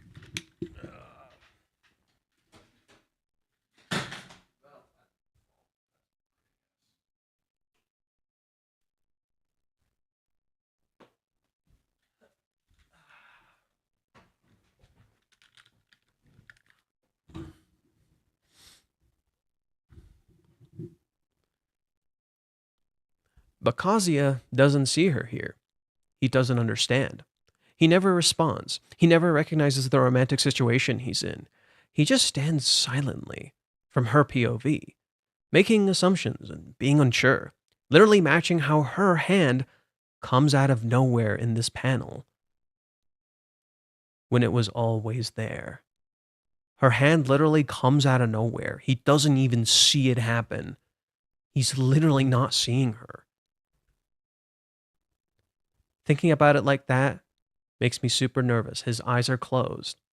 She's right there, but he doesn't see her. We can take it easy here. Still, this is a really romantic place. Thank you, Sumi-chan. Okay, you gonna fucking do something with that?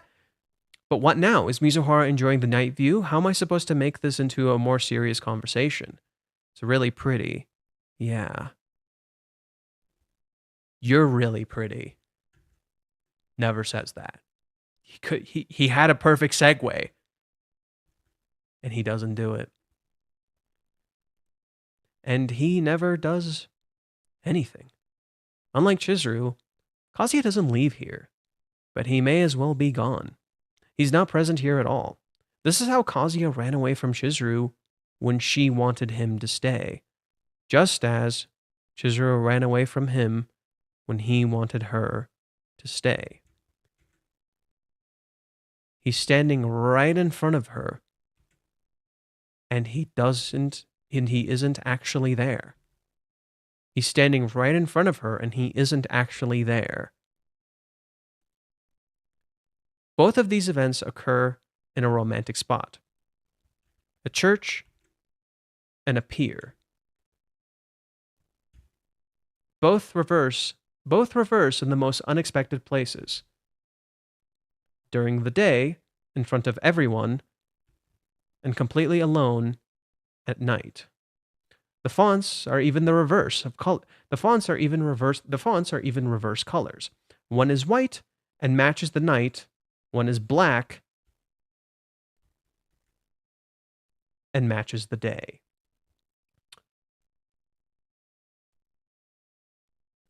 One is Chizuru's hands on Kazuya's face, her feet bare on the ground, her chest close to him, but not touching, the sweat on the floor. The other, the sky above, her legs lifted up by Kazuya's arms, her chest on his back, her only bare foot in the air, not touching the floor. Two reversed events. One is Chizuru finally touching Kazuya, and one is Kazuya finally touching Chizuru. One is Chizuru saying she is Kazuya's girlfriend, only for them to separate after. One is Chizuru having just rejected Kazuya, and yet they feel closer than ever. This is it. This is it. This is when it all changes. When Kazuya does what Chizuru did and reverses events. When he chooses to kiss her despite the fear. When he chooses to love despite the loss. When he chooses to be honest about what he wants from her. This is my prediction. I want all of you. I want you. The next chapter is going to be the start of the fight. Probably because of the fish keychain on the spare key. Kazuya is willing to give Chizuru the spare key, but he will want to keep the keychain, just as he wanted to keep loving Chizuru. But Chizuru doesn't want that. He can't keep loving her. That's not right. So she will want it back. They might argue and pull, and then they will fall on top of each other. Kazuya chooses to kiss her when he sees her face, when he sees how she's taking a leap of faith. Well, I changed this a little bit. I said that I kind of, Kazuya, changing my prediction a little bit. Kazuya asks if he can kiss her or hug her. Asking is pretty important here and would actually be pretty powerful. It also aligns perfectly with him asking if he can keep loving her. Kazuya asking for things reflects his desire. It reflects for love. It reflects something Chizuru can give that isn't in rental. Because in rental, there is no intimacy, not in that kind of way. You cannot request these things in rental. This isn't something you can actually do. So, my prediction is that they're going to get into a fight, fall on top of each other like they have before, and Kazuya recognizes the pattern. He starts seeing the things in front of him. She is more on edge than I thought.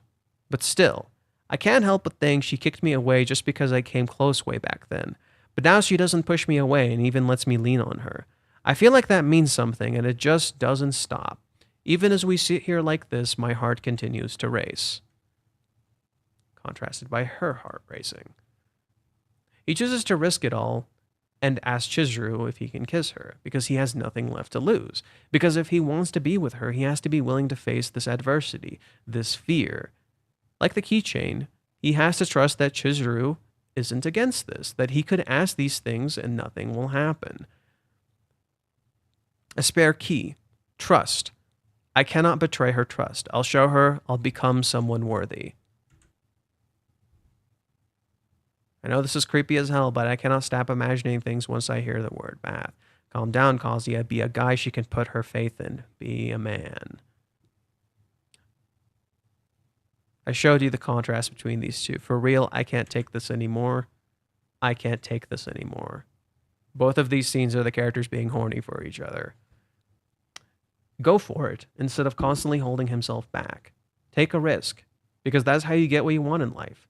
To face these difficult choices, through the anxiety, the doubt, and the anguish. Chizuru did that. Now it's Kazuya's turn. It's time for him to face the pain and come out stronger. Interestingly, a lot of this stuff was informed by the date with Ruka, intentionally creating contrast in how Ruka can just touch him and kiss him whenever, but Kazuya doesn't touch Chizuru and engage in any meaningful way. The whole sequence not only acts as a reverse of the date, with Kazuya looking at Chizuru's butt while Ruka literally touches his, or how Kazuya has the whole panty incident with her, which, while accidental, is something a boyfriend can see if given consent. Consent is really big here. Asking for consent is huge here. That accident, just like the fall Kazuya and that was an accident, just like the falls Kazuya and Chizuru have. And it happens because of the keychain. So isn't it interesting that the teaser for next time is the spare key?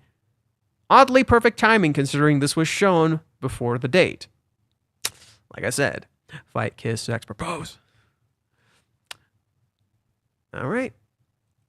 Him asking if he can kiss her would be super cute and kind of hot, especially if they end up in the same position as usual and both of them are starting to be honest about their feelings. It would be an amazing moment. That was a long read. That was a long-ass read. What if Chizuru just kisses him instead of without him asking as a symbol of changing her answer in the sense of giving? No. Consent is super important here. Consent is huge here. They need to ask. Consent is super important because they would feel immeasurably guilty if they acted without consent. Chizuru almost acted without consent before, and she hated herself. Remember when Kazuya was sleeping, and Chizuru tried to kiss him when he was sleeping? She would hate herself. She forced herself on him. Where is it? Chapter 255. Or no, chapter 254? Chizuru almost lost control here. She was drunk. She almost kissed him without consent. A lot of dudes would have been like, yeah, hell yeah, dude. No, you should have just kissed him. Why did Reiji not do this? Because it's wrong. Chizuru is taking advantage of him when he's asleep. Yeah, Kazuya wouldn't mind, but he wasn't there to experience it. Kazuya wasn't here to experience it. He wasn't here to give consent. That's why when Chizuru tries to kiss him, what happens? Kazuya falls on her. As if it's a little payback. Oh, you tried to touch him when he wasn't there, so he gets to touch you without your consent. And he's not here. He didn't even do it on purpose. Literally, payback's a bitch. Get a hold of yourself. Be here in a second. Minnie shows up, sees Chizuru touching him. Chizuru freaks the fuck out, and Chizuru just says, well, he was about to fall. Ah, you're so nice. You're an angel. Contrast to how Chizuru was literally touching him earlier, and she was about to kiss him. Like, she literally put her hands on him. If a guy did this, wouldn't be so chill anymore, would it? If a guy tried to do this, wouldn't be so chill anymore, would it? And so it's very important that Minnie, another girl, sees her putting her hands on him. But this acts as a moment for Chizuru where she really doubts and hates herself. I feel like I'm the one who didn't pace herself. I feel like I messed up. And so she tries to be better. She tries to atone and she tries to be better. She sees what happened with Kazuya. She's lucky nothing happened, which is good, right? And so when Minnie says to your place, Master also seems to be at his limit. No way, that's out of the question. They end up going to her place. Why? Because Chizuru did something wrong. So they do it anyway. Because that had to have happened. This is Chizuru trying to atone because she almost did something wrong. And this stuff gets to Chizuru. You shouldn't act without consent. Consent is super important. Don't just kiss people. Don't just touch people. Just make sure it's okay first. That's it. It's literally just make sure it's okay first. And so if they start opening up and being honest and letting it out, and finally you get a moment of consent. Like, imagine this scene. Kazuya's on top of Chizuru. They talked. They've opened up just like a little bit. And he asks, or he says, you're super beautiful or you're super cute. Can I kiss you? Literally. She'll feel it. She'll be like, oh my God, I think I'm in love. Boom, and they kiss. That would be so peak. That would be so unbelievably peak. I want Kazuya to ask. Kazuya asking, like he said, can I keep loving you for just a little longer? Kazuya asking for consent instead of just taking, like Umi takes. Peak. Unbelievable fucking peak. That's a real man right there. That's a real fucking man right there. Better than everybody. Kazuya is better than us. That's a real fucking man right there. Asking for goddamn consent, caring for the woman that you love, taking care of her even when things aren't working out. That's a real fucking man. That's what you do. That's how you care for your family. That's how you care for the people that you love. Even when things don't work out, you still treat them with respect and kindness. Because that's what it means to fucking love. You support each other, you help each other, you forgive each other, you work through it, you sacrifice, you don't just get what you want and whoop-de-doo, everything's great. You don't get to kiss them and hold their hand and do all that stuff without any consent. No. You consent first. You talk about it, you accept each other, and you help each other out. Literally like Chizuru here. She's lifting him up when he's down. That's not unconditional love. That's not unconditional love. That's not what that is. Love is conditional and unconditional. It's both. It's both being selfish and selfless. It's both. It's about acceptance. It's not just unconditional love. I disagree with that. I think unconditional love is a problem. Your family gives you a form of unconditional love, but there is a condition there. There are conditions there to some degree. They will support you, but there are certain conditions there. Love like this is not just solely unconditional. Love like this has desires. It has feelings, right? You still want things too. There's nothing wrong with you wanting things too. But that doesn't mean you don't take care of the people that you love, right? It's about accepting yourself and accepting others, right? I really want to dissuade the idea of this is just purely being unconditional love, because it's not completely. They're doing this because they care for them. That's not purely unconditional. There is a condition that you are that person that they care for. It's not just unconditional love. I think unconditional love kind of unintentionally demeans that intent. So I really want to point that out. It's about lifting each other and taking care of each other because you care for each other, because you value this person. It's not just purely unconditional. It's conditional on the fact that you value this person. It's a balanced love between selfish and selfless. Yes. Type shit. Kazuya is our favorite housewife. Man, that's just called being a good fucking husband. That's not a fucking housewife. That's just called being a good ass husband, dude. Kazuya is just a good ass dude. That's called being a man, dude. That's what a man is. A man takes care of the people he loves, not the other way around.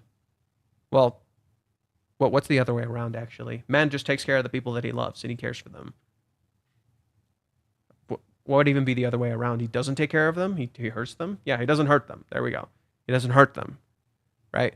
Like, if Kazuya hurt Chizuru, then he was never worthy of her to begin with. He didn't deserve her. If he hurt Chizuru, he doesn't fucking deserve her. That's not love. That's not what this is. If he hurt Chizuru, he doesn't fucking deserve her. Kazuya did not intentionally hurt Chizuru. Kazuya did not lash out at Chizuru when things didn't work out. He cared for her. He lifted her up. He wanted to believe in her like she believed in him. He never gave up on her because she never gave up on him.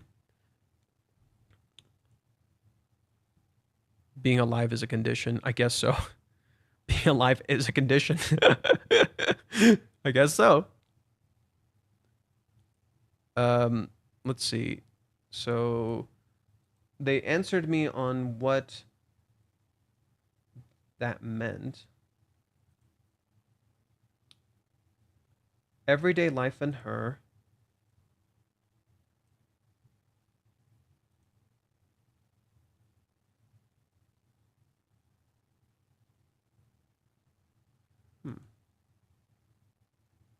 Copy. Translate.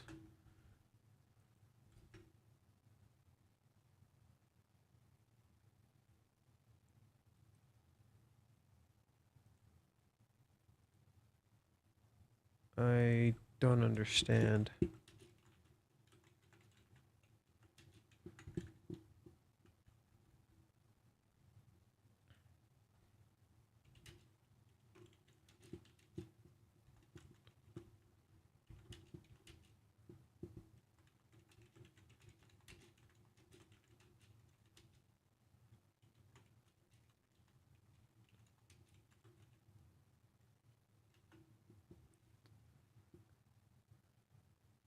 Kazuya Be a Man song from Mulan. Do you mean I'll make a man out of you?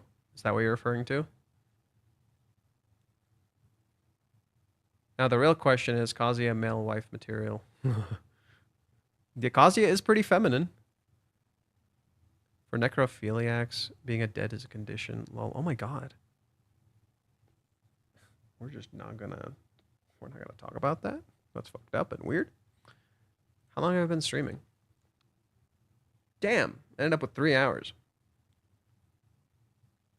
Marcelo, are you back at it again? Are we dooming again? Are we dooming again, Marcelo? Are we back at it again? You're just here to doom a little more?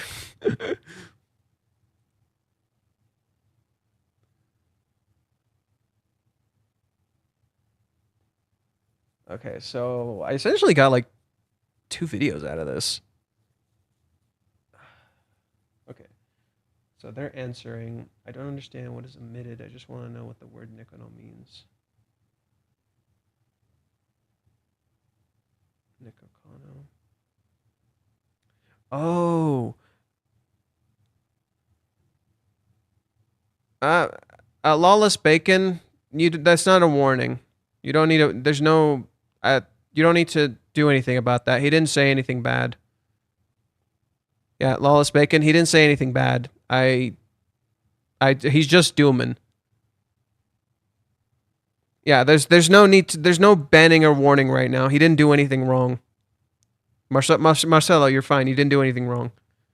There's no warnings or anything. He didn't do anything. I want to know what happens after, because there has to be an awkward moment that happens after involving somebody, mainly mommy, where they don't make it weird that solidifies the newfound relationship. Mommy's not going to be... Mommy doesn't matter here. Mommy just represents Kazuya's trauma. She's just a manifestation of Kazuya's trauma. I saw that, got overzealous. That's what I mean, Lawless Bacon. I'm going to need you to, like, chill with your moderator privileges. Don't make me revoke them. This is a test run, dude. This is a test run. You're proving yourself right now. Don't make me doubt my decision.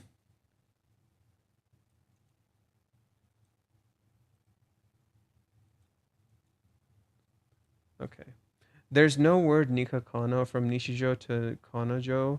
The ni and Kano are taken and the tsu is like a pun. Oh. Oh, it's a pun. Oh. Okay. Oh, so it's a pun.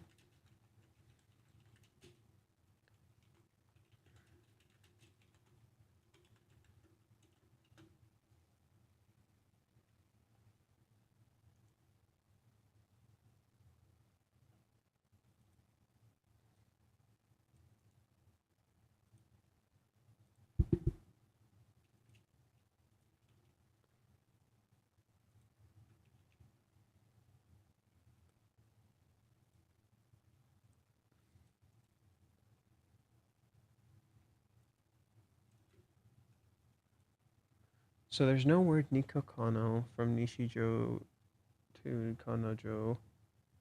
The ni and kano are taken, and the su is like a pun. Okay. Oh, so that's why. Okay, so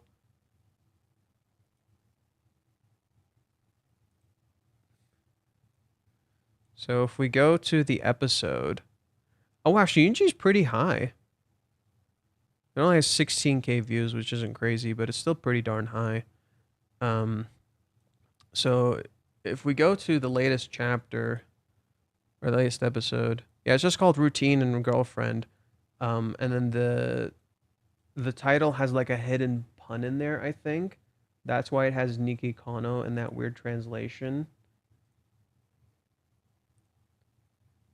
Right. Not a pun, but just a combination of words. So, okay, I understand. I understand. Let me pull it up so I can explain to you guys what is happening. So, um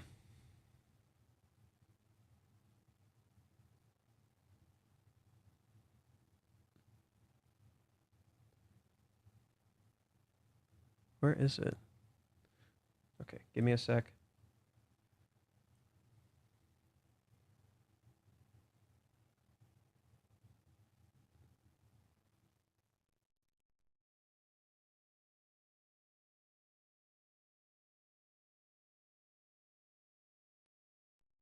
Okay. So, when we translate the episode name, it comes out as Daily Life and Girlfriend Nikki Kano. Um with Rent a Girlfriend, its Japanese name is Kanojo Okarishimasu. It has an abbreviated name. So here's an interesting story. Kanojo Okarishimasu, and its abbreviated name Kanokari. Reishi's wife came up with that. Reishi's wife is the one who came up with that. She's the one who named the series, and she's the one who named it Kanokari. So just that's just a cool detail for those who like question Reishi's relationship with his wife. Literally, she helps him come up with ideas. Like they literally work through this shit together. Reishi literally admitted in an interview, his wife is the one who came up with the name Konokari. She's the one who helped him name the series Kanojo Okarishimasu.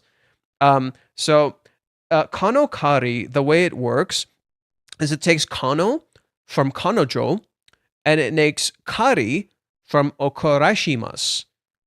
Kari is like Karishi, which means boyfriend. Kanojo, so Kano from Kanojo and Karishi from boyfriend. So Kanokari, Kanojo Okarishimasu. That's how the name works. This is the same. So when you translate this, it says daily life and girlfriend Nikki Kano. They took the part from the word that means nishijo or like the word that means daily life or daily routine, and they took the word from Kanojo, so ni kano, Nikki Kano. That's why it sounds like that. So nikijo to Kanojo.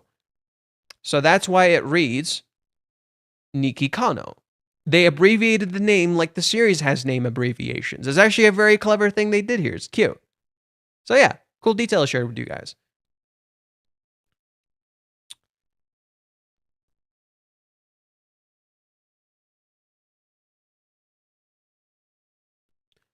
Um, so City Do, I think what most people don't realize is what women actually want is to feel at peace and to feel safe with men, to feel accepted and at peace.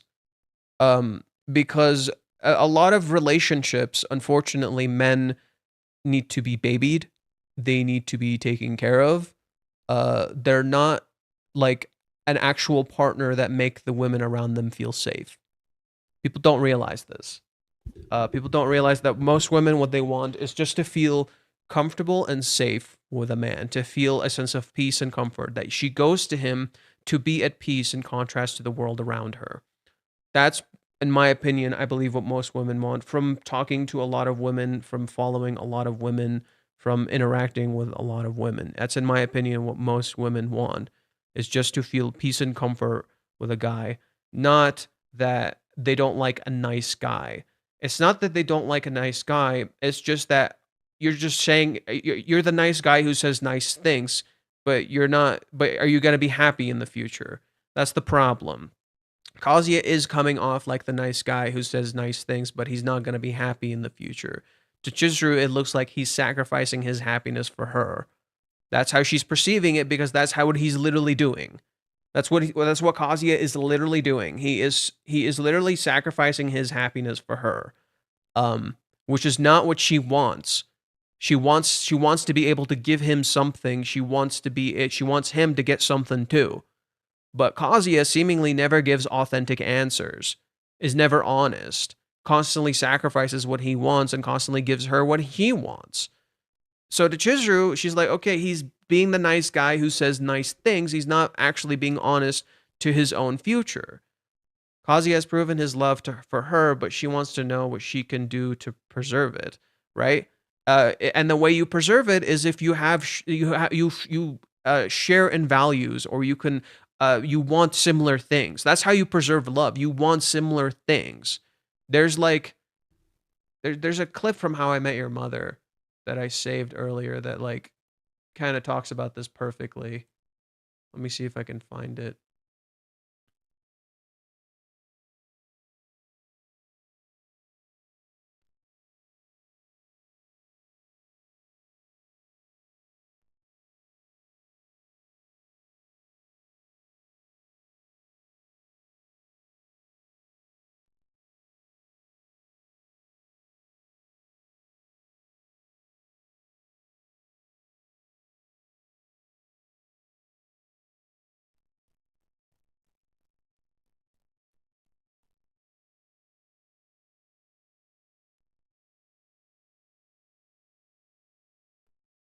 Where is it?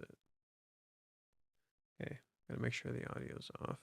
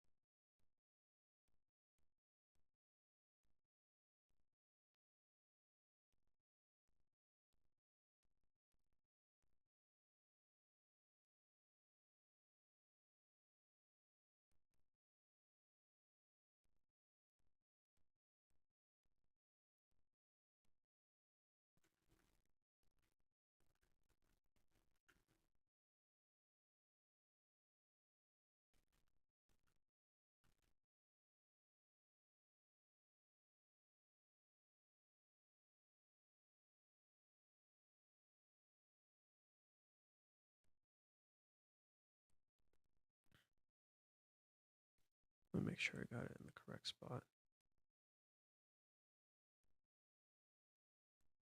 Okay, let's turn on the audio real quick.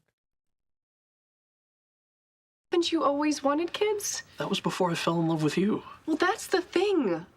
Your future always had kids in it. That is something huge you would be giving up for me. You're sacrificing yourself for me. I just don't think I could ever owe someone that much.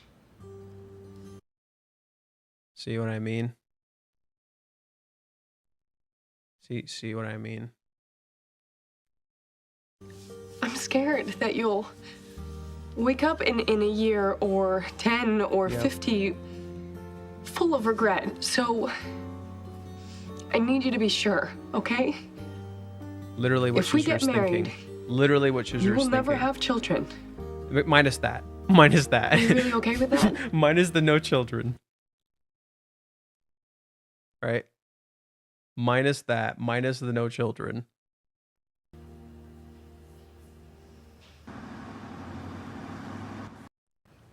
Will you marry me? Robin on a couple's get Plan, Ted.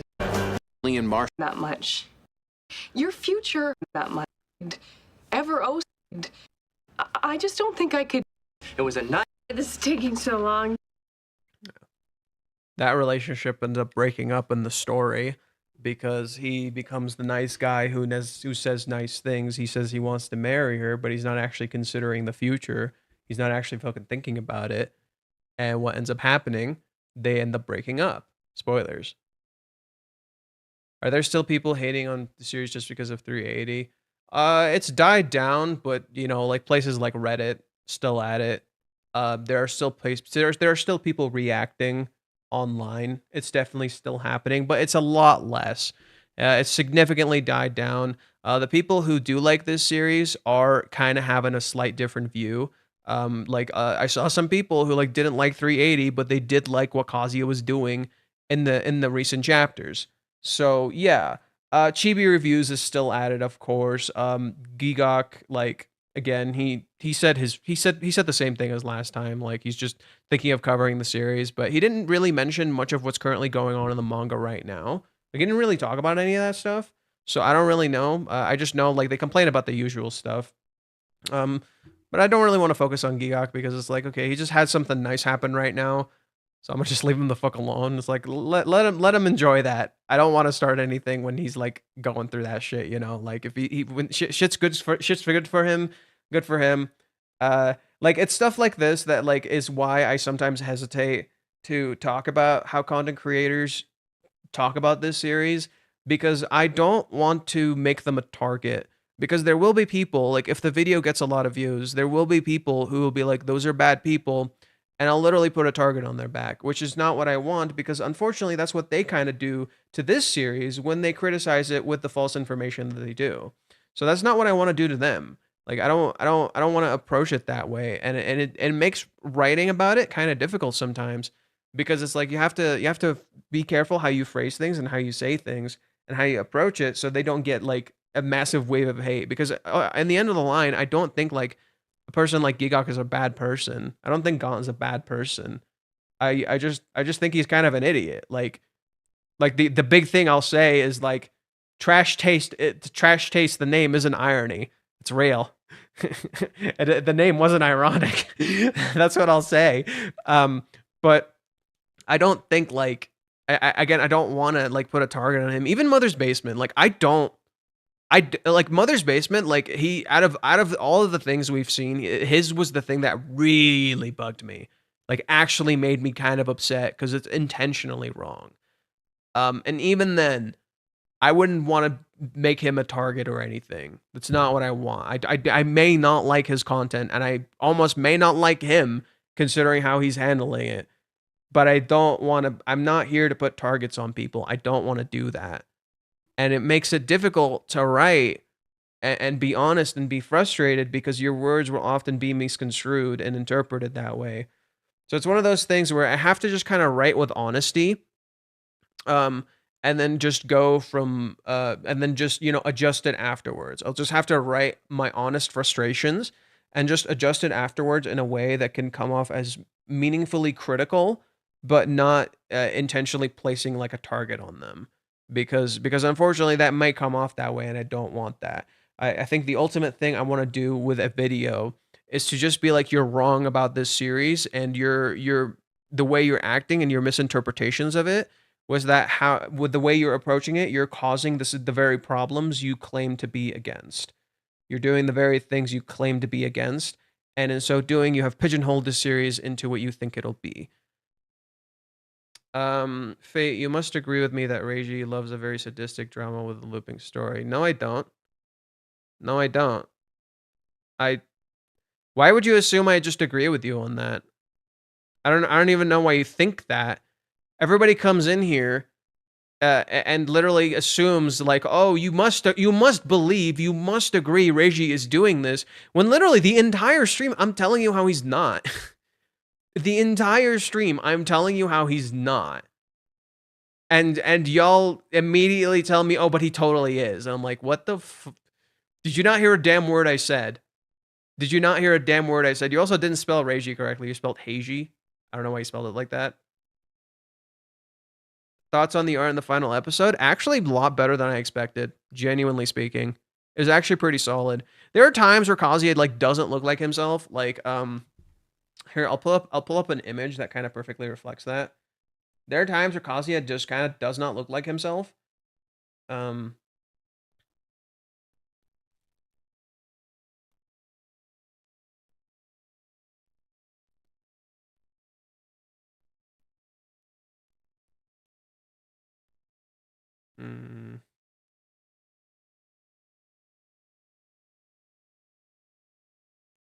There we go. So this is how Kazuya looks in the anime. And this is how Kazuya looks in the manga. It looks pretty darn different.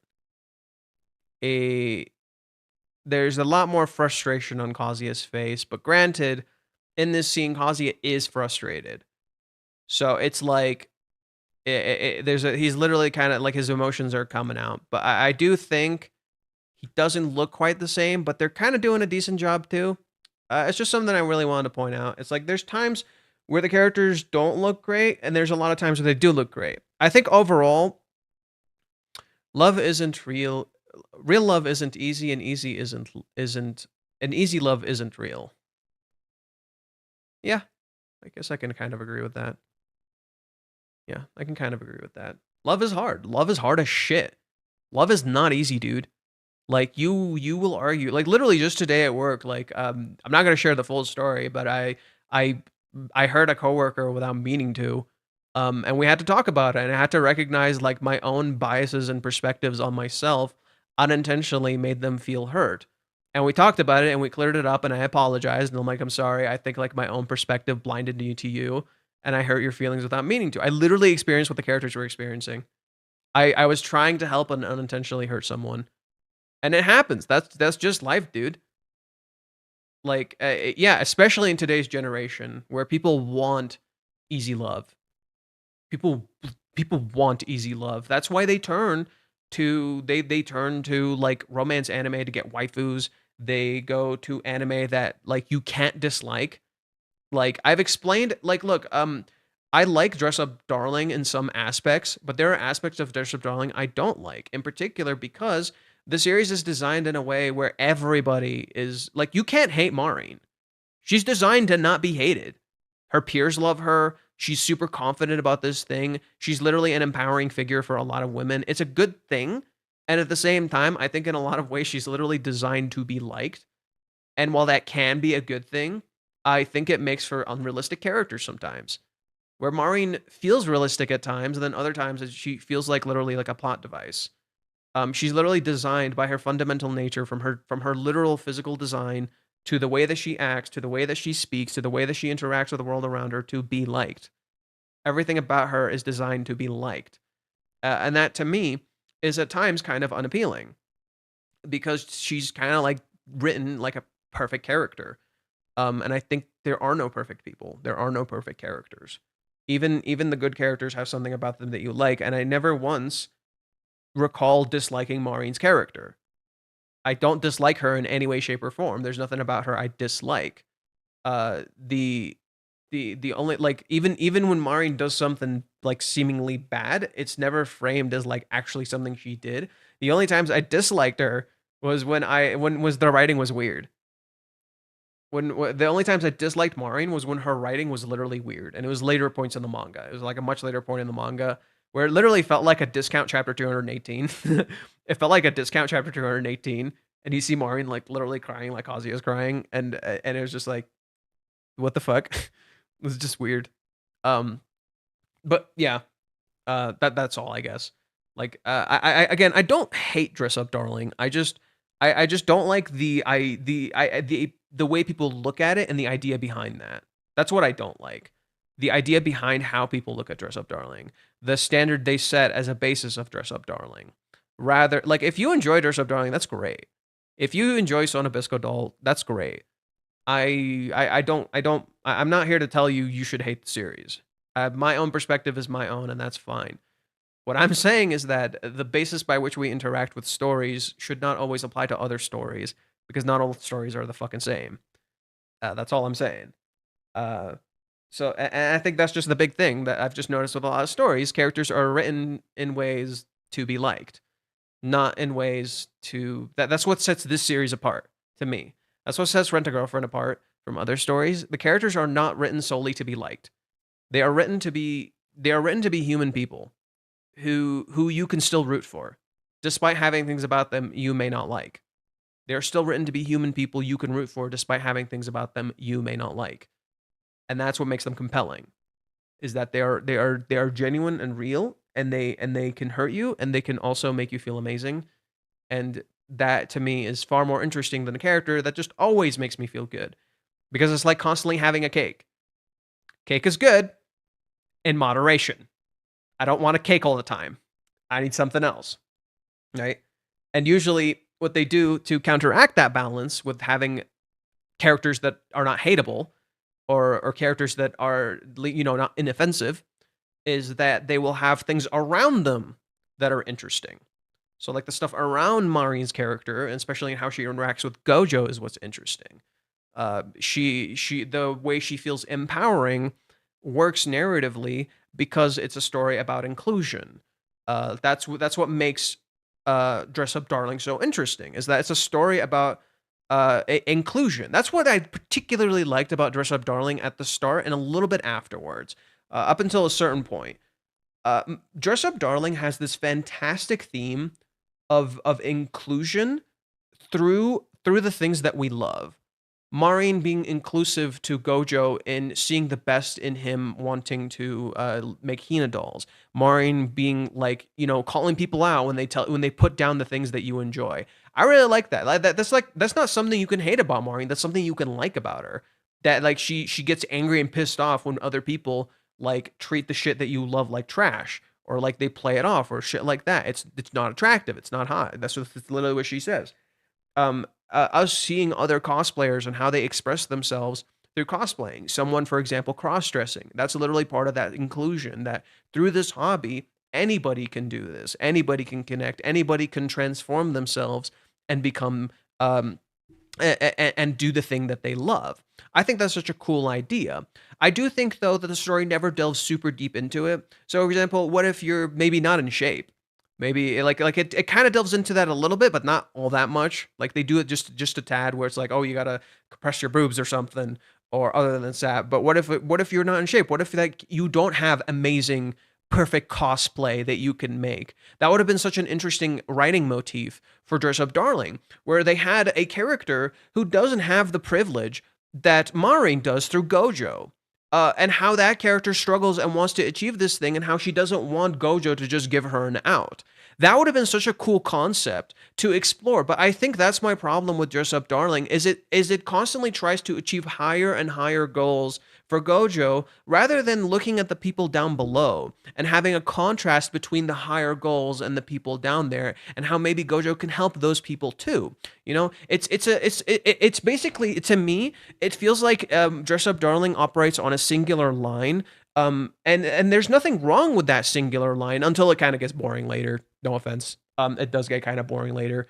But then it never looks at any other angle to delve into this stuff. And that inability to look at any other angle that would be interesting and unique, besides just going higher and higher, unfortunately reflects the romance of the narrative itself, where the romance is really good in Dress Up Darling, until a certain point where it feels like it just kind of gets stuck.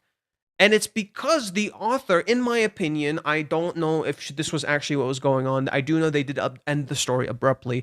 For some reason, felt like they couldn't look at the narrative from any other perspective, in my opinion. So there's nowhere else to go for their relationship.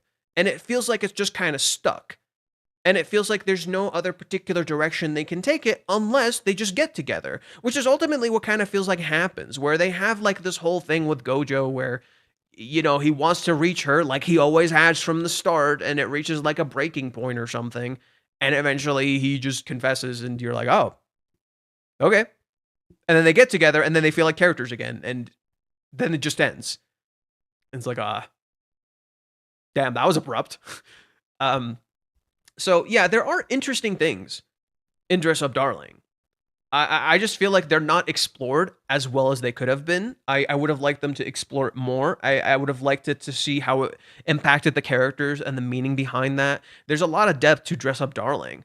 And it just unfortunately never reaches that. You know, it just kind of blows. So that's just how I feel about Dress Up Darling. Episodes where Marvin was looking for JoJo was cool, but Den did it better. Den is such a fucking good story. I love Den. It's a little weird right now in the manga. It's not bad or anything, but I do really like Dandadan. Like, it's Dandadan. I was saying Den. Dandadan. Yeah, I really like Dandadan. It's a fun series. Watching it was super fun. Watching Dandadan is super, super fun. I actually really like Dandadan because, yes, it has flawed characters. Yes, the characters are flawed. They have unlikable traits about them. They are interesting in that regard. That's what makes them unique. And that's what makes them interesting. It's like they're both like stupid little kids. And I love it. They're so fun to watch. It's very fun to watch. The Fragrant Flower Blooms with Dignity coming out today for the peak. I like Flowers with Dignity. I do like Fragrant Flower Blooms with Dignity, but I do think it's somewhat and again, I repeat this. I do like this story. I think the way it discusses mental health is really interesting and really meaningful. Especially it's a story that tries to lift people up.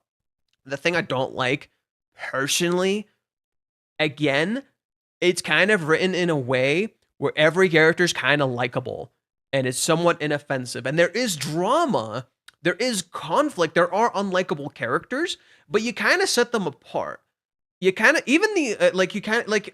for instance, one of the main girl's friend who has white hair, she had unlikable traits about her, but eventually that went away and she became likable. I would have liked if some of her traits remained. Some of her defensive traits. I get that she was supposed to be like melling out and like opening up and changing, but I've also would have liked if some of her traits remained. I think the way Flowers Blooms Dignity transforms its characters is both meaningful and yet at the same time somewhat too straightforward. And that's kind of where I struggle with that story a little bit. I think it has some amazing writing, but I also think it has some writing where it's a little either too inoffensive, or it's the characters are just too likable. And sometimes I have felt multiple times reading that story, the characters don't feel super real sometimes. They either look too adult, they sound too adult, they act too adult, and it's a little weird considering their age. There are some interesting stuff, like the conflict with the schools and stuff. There are some interesting things, but yes, most of the part is just everybody helping each other and everybody being good, and then there's the bad people who are on the other side of the spectrum. But the big thing I do like about that story is the idea of assumptions and how people assume a lot about other people, and that makes them look bad to others, when in reality they could be good people underneath. I like some of those conflicts. Those conflicts were really good. Again, that story has some great writing. I do think that story genuinely has some great writing, but it also has some writing that's too safe sometimes. Our anime was Hokkaido Gets His Beak. I feel they nailed the feeling of passion in Mudada. I don't know what that is, but the story at the time. Oh, My Dress Up Darling. But the story at the times can be superficial and shallow. I don't know if it felt superficial and shallow. It just felt too perfect. That's just my issue. It didn't feel superficial and shallow. It just felt too perfect. And later in the story, it started feeling a little superficial because of how it was being handled and presented to you. Not because the plot beats themselves were particularly bad. And I know the author was struggling a little. I know she was going through a lot, and her health wasn't good, and eventually she had to just kind of end it. And that's why. Like, she kind of just, you could tell she was kind of struggling writing. If you weren't in a true relationship and if you choose a woman over your goals, that's the time you lose both. Wait, if you aren't in a true relationship and if you choose a woman over your goals, then that's the time you lose both. Yeah, it's about both. You need to find a balance between your goals in life and the woman or man you want to be with. You don't just pick one or the other, because the people in your life are what make it worth it. If it's really a passion and dedication can get you anywhere. It's really passion and dedication can get you anywhere. It doesn't matter if you're weird or awkward or shy. You can accomplish anything. Yeah. If the story had any justice, why do you keep saying Heiji? It's Reiji, R. It's an R. If you're saying Heiji on purpose, you might actually get a warning here, buddy. Reiji should make Kazuya interested in Mini Oruka in the future of the manga. Okay, Marcelo, you're kind of just reading to validate your own viewpoint. You're not even paying attention at this point. So I don't know what else to tell you, buddy. Apparently, the author was rushed to finish the story by the publishers. I'm assuming Dress Up Darling. Yeah. Call of the Night Season 2 is going to be unbelievably peak. Call of the Night is actually really good. I do think it's a little weird as a story, but it's pretty... I do like it. I finished the manga. I read the whole manga. I did feel like it ended a little abruptly, but I do like the manga. The music for it, though, is fucking peak. The music for season 1, the ending and opening song were fucking peak. But it is a little weird, you know. She's like this vampire who we later find out isn't that old, but it's still weird because the main dude is a fucking middle schooler. So it's a little weird, just a tad, just a little weird. And then the way the kid acts is also strange because he kind of just doesn't feel like he's acting his age. Besides the fact that he stays up in the middle of the night, that's like the big trait. But he doesn't really act his age, and there's kind of a reason for it that he doesn't swimmingly act his age. But then the other characters around him don't really act their age either. So it's like at first it's like, okay, maybe there's a reason for him, but then everybody else is acting like this too. So it's like it's a little weird. But there is some interesting writing, and I do like that the characters are flawed. There are very flawed characters in that story, and that makes it very much more interesting. I do like that the characters in that story are very flawed. They are fuck ups. They do bad things. Reshider is a great story. The romance, though, doesn't do anything. It remains on this line and then doesn't move. You get the arc with Masha, but the stuff with Alia doesn't progress. I'm not sure what story that is. I don't know what Reshider is. High score girl, coolest first friend. Relena went to the Duke's mansion after romance. I would put above the pack. Are these like all different ones? I haven't been watching many shows lately because I've been so busy like doing this stuff. So I haven't been watching stuff. I need to watch Dun Da Dun.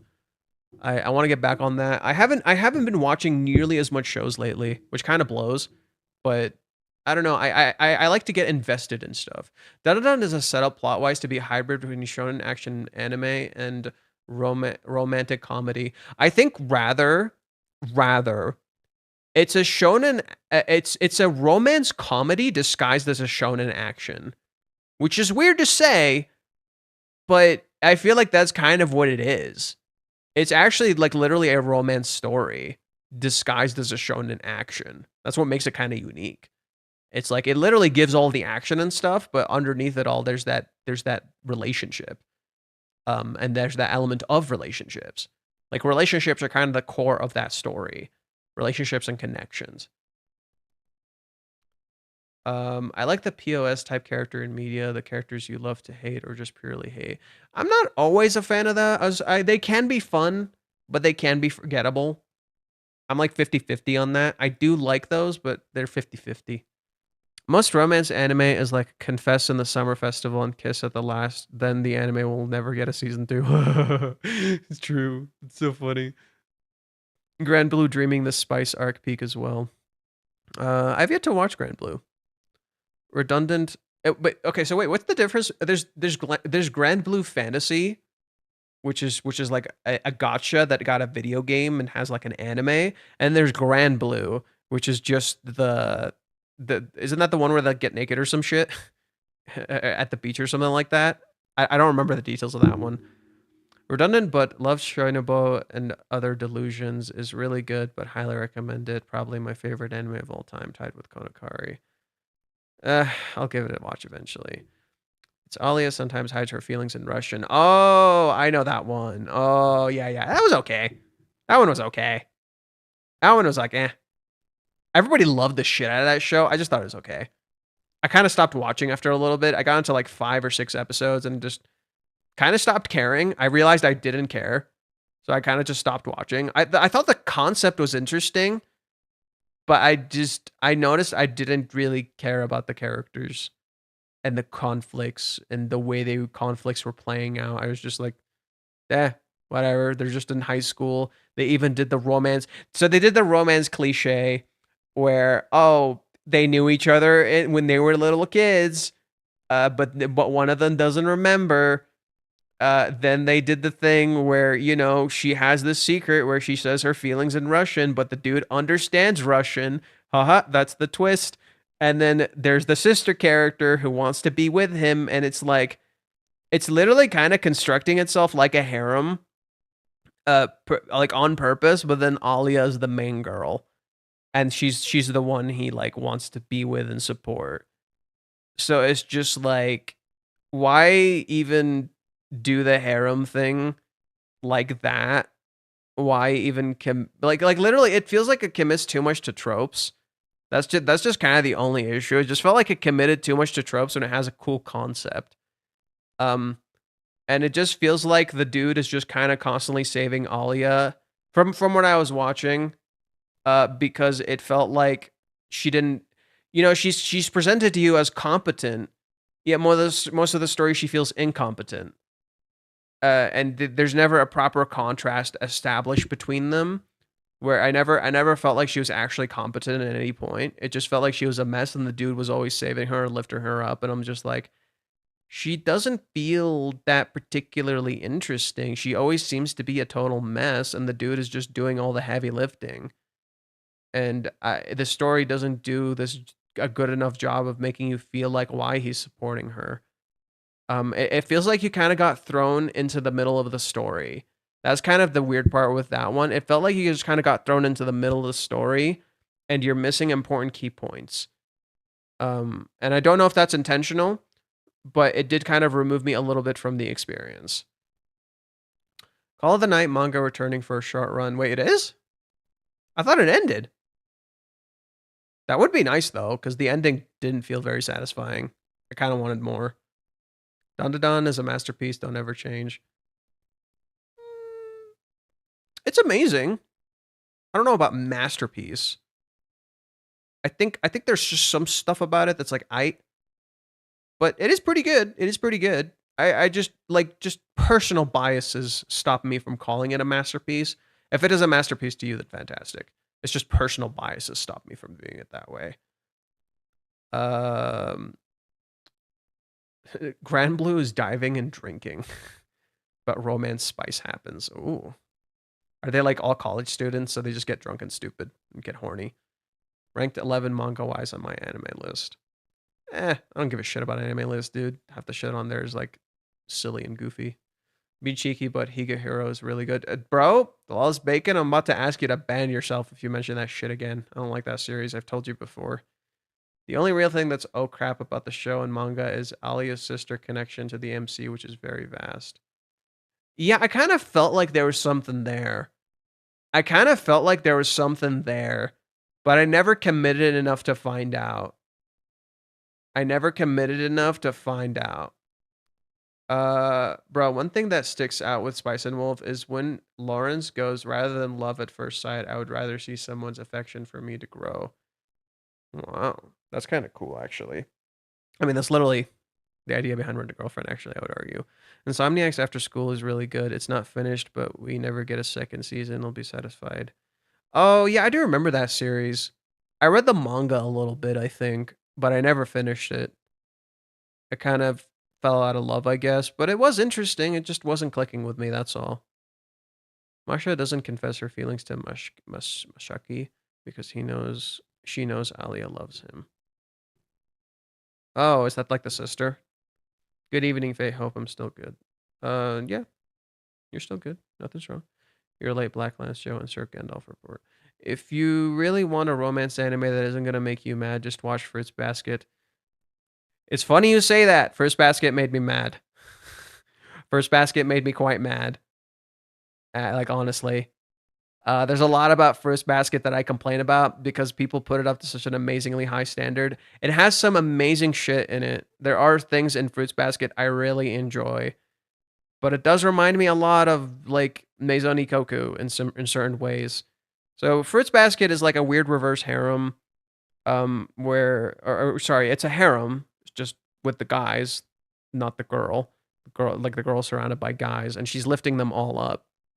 There's just certain things about it that I feel like are kind of weird, like how the series deals with people doing bad shit, in that story, where it's just like all like the it was really weird and kind of hard to process because like the way they were handling the fucked up shit in that story was really strange to me. And it felt emotionally strange because it felt like they were trying to send the strangest message. Um, I did like the mom's story. I did like the mom's story. I like that a lot more than certain aspects. I like the main duo's relationship. Um, I forgot their names. It was like Kyo or something. I gotta remember their names. Fruits Basket. It's been a while since I saw it.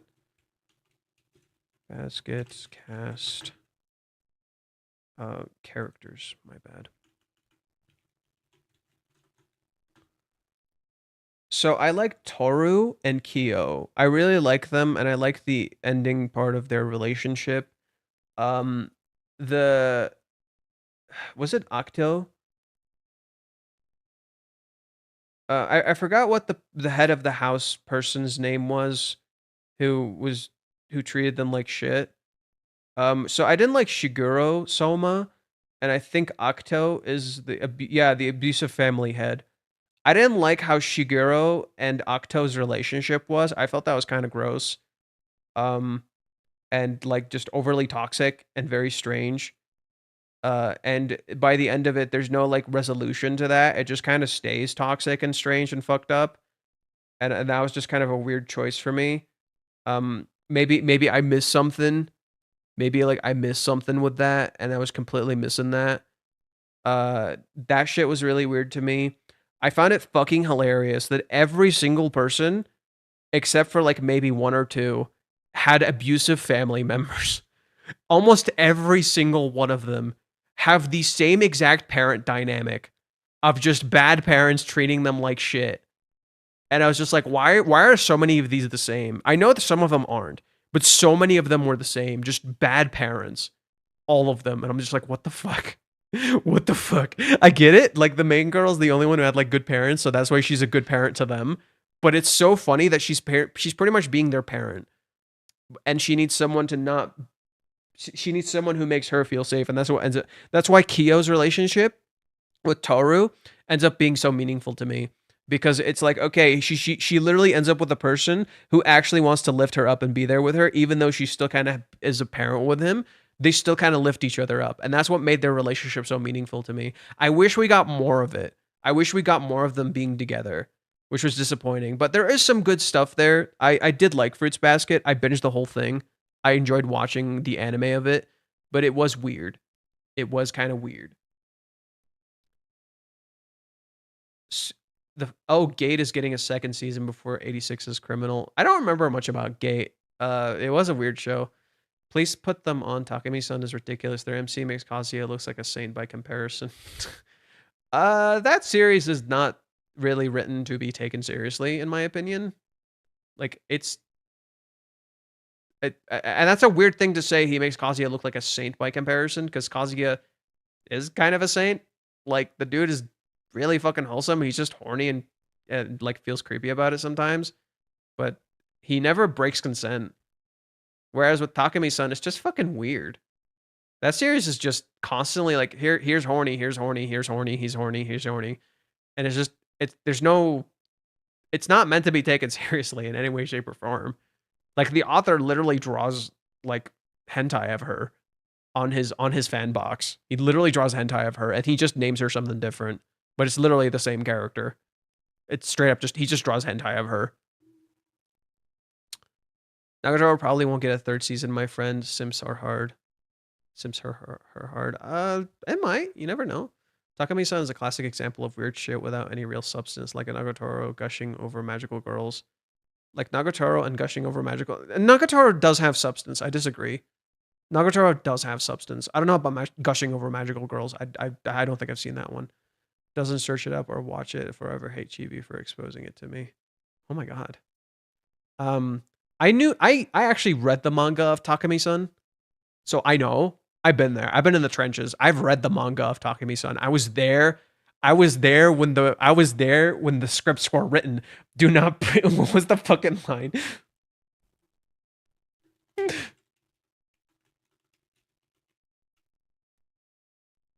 What was the fucking line?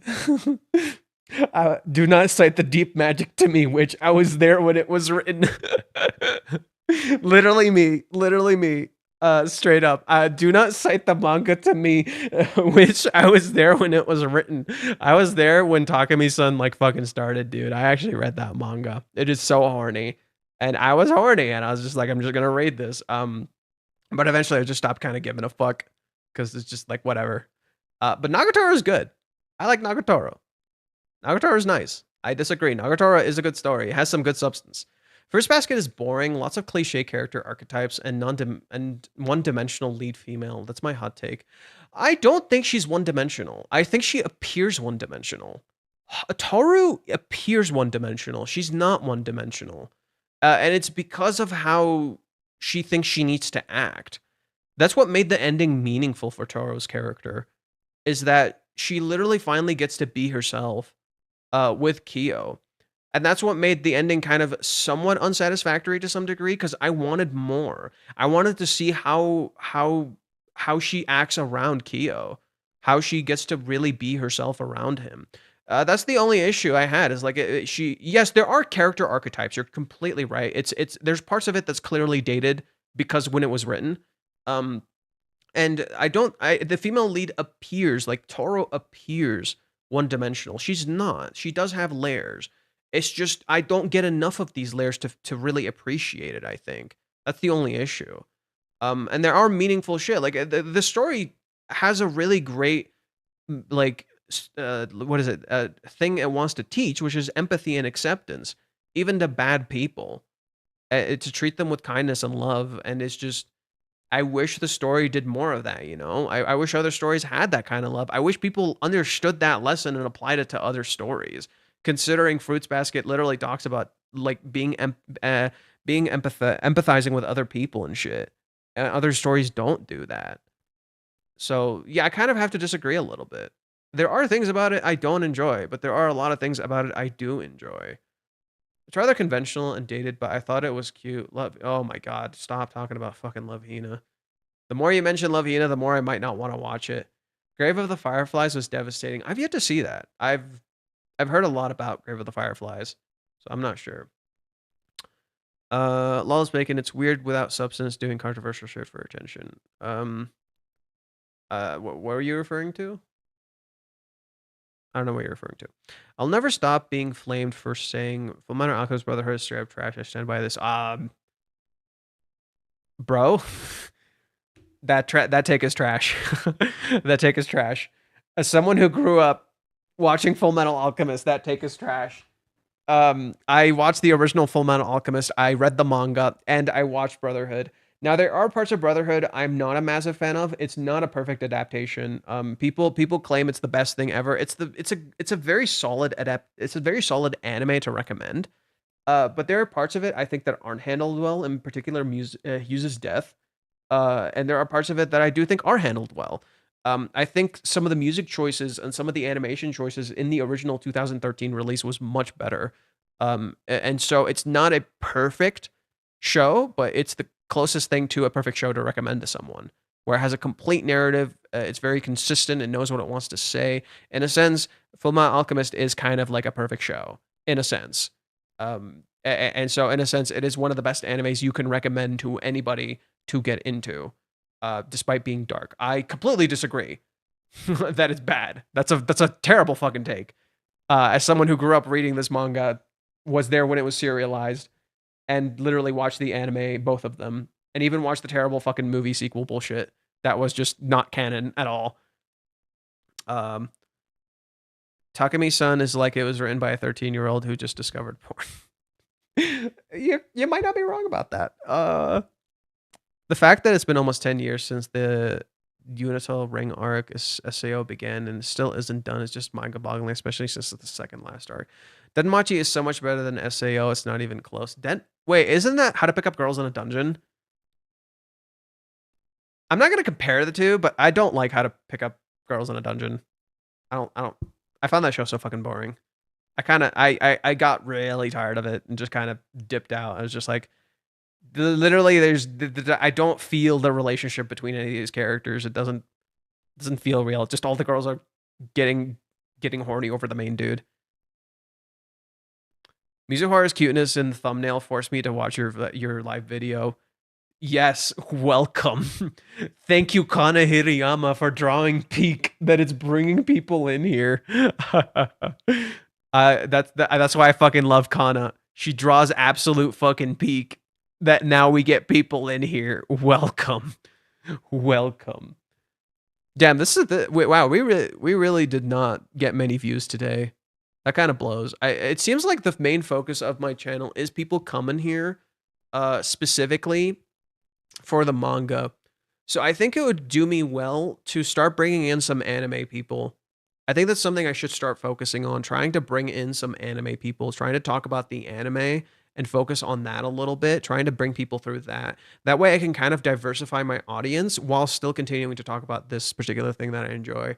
I think another thing I can do is start talking about the Shiunji family a little bit and trying to bring in people through the Shiunji family, through its manga as well as through its anime, which would also end up being ultimately meaningful for the channel. That way I keep focusing on Reiji-based things while at the same time still talking about that. The problem is I would need more time. So I think right now I'll probably just focus solely on the anime, the fundraiser project, and the manga. I don't have time for Shiunji family, unfortunately. I don't have time for Shiunji family. We could read it. We could just read it here. We could also bring back Hater Bingo. Not yet. I kind of don't want to focus on that right now. I don't mind the Hater Bingo. I just don't want to focus on that right now. Right now we're in a good place. We're in a good fucking place. I don't want to focus on that right now. I think I've been doing good without focusing on the haters. I don't mind. I just not right now. Just not. Maybe when we're more comfortable. Maybe when we're more comfortable talking about this shit, then maybe. But not right now. I just don't. Something just isn't clicking with me. You know. I dig Mizuharu's blue hoodie. I want her sorority hoodie line. The hoodie. So you can actually get her hoodie. You can actually get Chizuru's hoodie. It's a real hoodie. They made it so you can get it. I do want to get it at some point. I do want to get it. I need Chizuru's hoodie, dude. Shibisumi on the first date with Kazuyo's peak kawaii, especially her bull riding. Oh my god. The bull riding, that's what we're gonna focus on. You wanted a bad anime? First Love Monster. Makes me cringe just typing the name. Bleh. I don't know what that one is. Try Say Less. I want that hoodie too. True, Say Less. I want that hoodie too. Yeah. Okay. It's late. I gotta get up early tomorrow. So I'm gonna stop here. This was fun. I hope you guys enjoyed the video. I don't think I'll be streaming tomorrow. I think tomorrow I'm gonna focus on some videos. Domestic Girlfriend gets a lot of hate. Oh my god. I almost don't even know how to go about reading that story because I don't want to focus on it when talking about this story. Those are like two different stories. Happy 4th of July. Ain't much to celebrate right now, personally speaking. Ain't much to celebrate right now. I'm not exactly in a place where I'm just like, oh, happy 4th of July day. Ain't nothing much to celebrate right now in terms of that. I think Pretty Bad Anime was the one about VTubers. I don't know what that one is. Yeah, I've yet to properly read Domestic Girlfriend. I don't know that much about Domestic Girlfriend. I watched the anime briefly. I heard it wasn't very good. Like I heard not that the anime wasn't very good, that it didn't adapt the manga super well. And I think an issue I have is that Gaunt has unfortunately kind of tinted my view of that story, and it's made me almost like not sure of how to engage or read it, which kind of sucks. Like I shouldn't feel that way. I shouldn't feel that way about a story just because fucking Gaunt did some shit. So yeah. I'm not sure. Scum's Wish is weird. I watched a bit of Scum's Wish. It was weird. I saw a lot of other romance anime. Rent a Girlfriend is still my favorite. Shame. Rent a Girlfriend is peak. My favorite. Makes Tuesday peaks and helps me get through the week. The OP was a banger though. Yeah, the OP for Domestic Girlfriend was fucking peak. I still remember it. Not gonna lie, I watched Domestic Girlfriend for the fan service. Yeah. And yeah, like I've started to become like a lot more, appreciative of the anime for Rent a Girlfriend. I think I've started to really appreciate it more now as time is going on. It still has problems. I've complained about the problems many times before. Kazuya's character design, especially in the beginning, is kind of weird. I still feel a little bit weird about it sometimes. Sometimes the music choice isn't great. Sometimes the way they present dynamics and they present characters isn't great. But I do think they care. And I think that's the most important part you can kind of have is like they care, and unfortunately they just have time issues and they have some interpretation issues. But ultimately it is a good adaptation, and I don't think I want to spend my time putting it down um just because there's things about it I don't particularly enjoy. So that's something I kind of want to start like shifting a little bit. I want to start appreciating the anime more and like appreciating what it does well and starting to see what it does well. Photographer is gonna get a better ending than AOT. My Hero. I'm here for it. Give it to me. Have you seen the extra chapter in My Hero? The final chapter prologue of My Hero. It's actually peak. It's peak as fuck. The ending is peak as fuck. I always thought the ending was good. And the ending of My Hero, like when we got that final extra chapter, made me appreciate it 10 times more. So I always thought it was good. So I actually like the ending of My Hero. I think the ending of Attack on Titan is okay. I think the Attack on Titan's okay. Red Girlfriend feels like a real life love, not like other anime where two characters just randomly end up together. Yeah, or they do the thing where they're childhood friends and they fucking get together, or the girl likes him for absolutely no fucking reason and it's barely like spelled out for you why they fucking like each other, but they do and it's cute together and all that shit. Yeah, with Red Girlfriend, it feels like I think you described it well. It feels like real life love. It's complicated, it's messy, but they're literally getting through it and figuring that shit out. Okay. Digital Circus, anyway, just discovered it. It's crazy. I watched a little of Digital Circus. I don't remember too much about it, though. Play on distance, OP1 was centimeter. Play on distance, OP1 was centimeter. Oh, yeah, centimeter's peak. Centimeter is peak. Oh my god, it's like centimeter right now. I just realized. What the characters are currently doing is like their centimeter. They're literally a centimeter closer to each other. Bro, they literally inch closer and closer to each other. I still love Centimeter. Rent a Girlfriend is a weird dream you had in high school. That's a weird fucking take. That I don't view it like that. Watching Darling in the Franxx was most traumatizing for me. Yeah, I don't know what the fuck you mean by it's a weird dream you had in high school because it's literally not in high school. I don't know what the fuck you're talking about, bro. That's a weird thing. Anyways, I'm gonna end it here. It's late. I want to go to bed. I want to get ready. Take care. Have a good night. I'll see you guys later. I'll be working on uploading videos in the meantime, and I'll go from there. Take care, fellas. Have a good night, and I'll see you when I see you. Remember, let's mosey. Take care.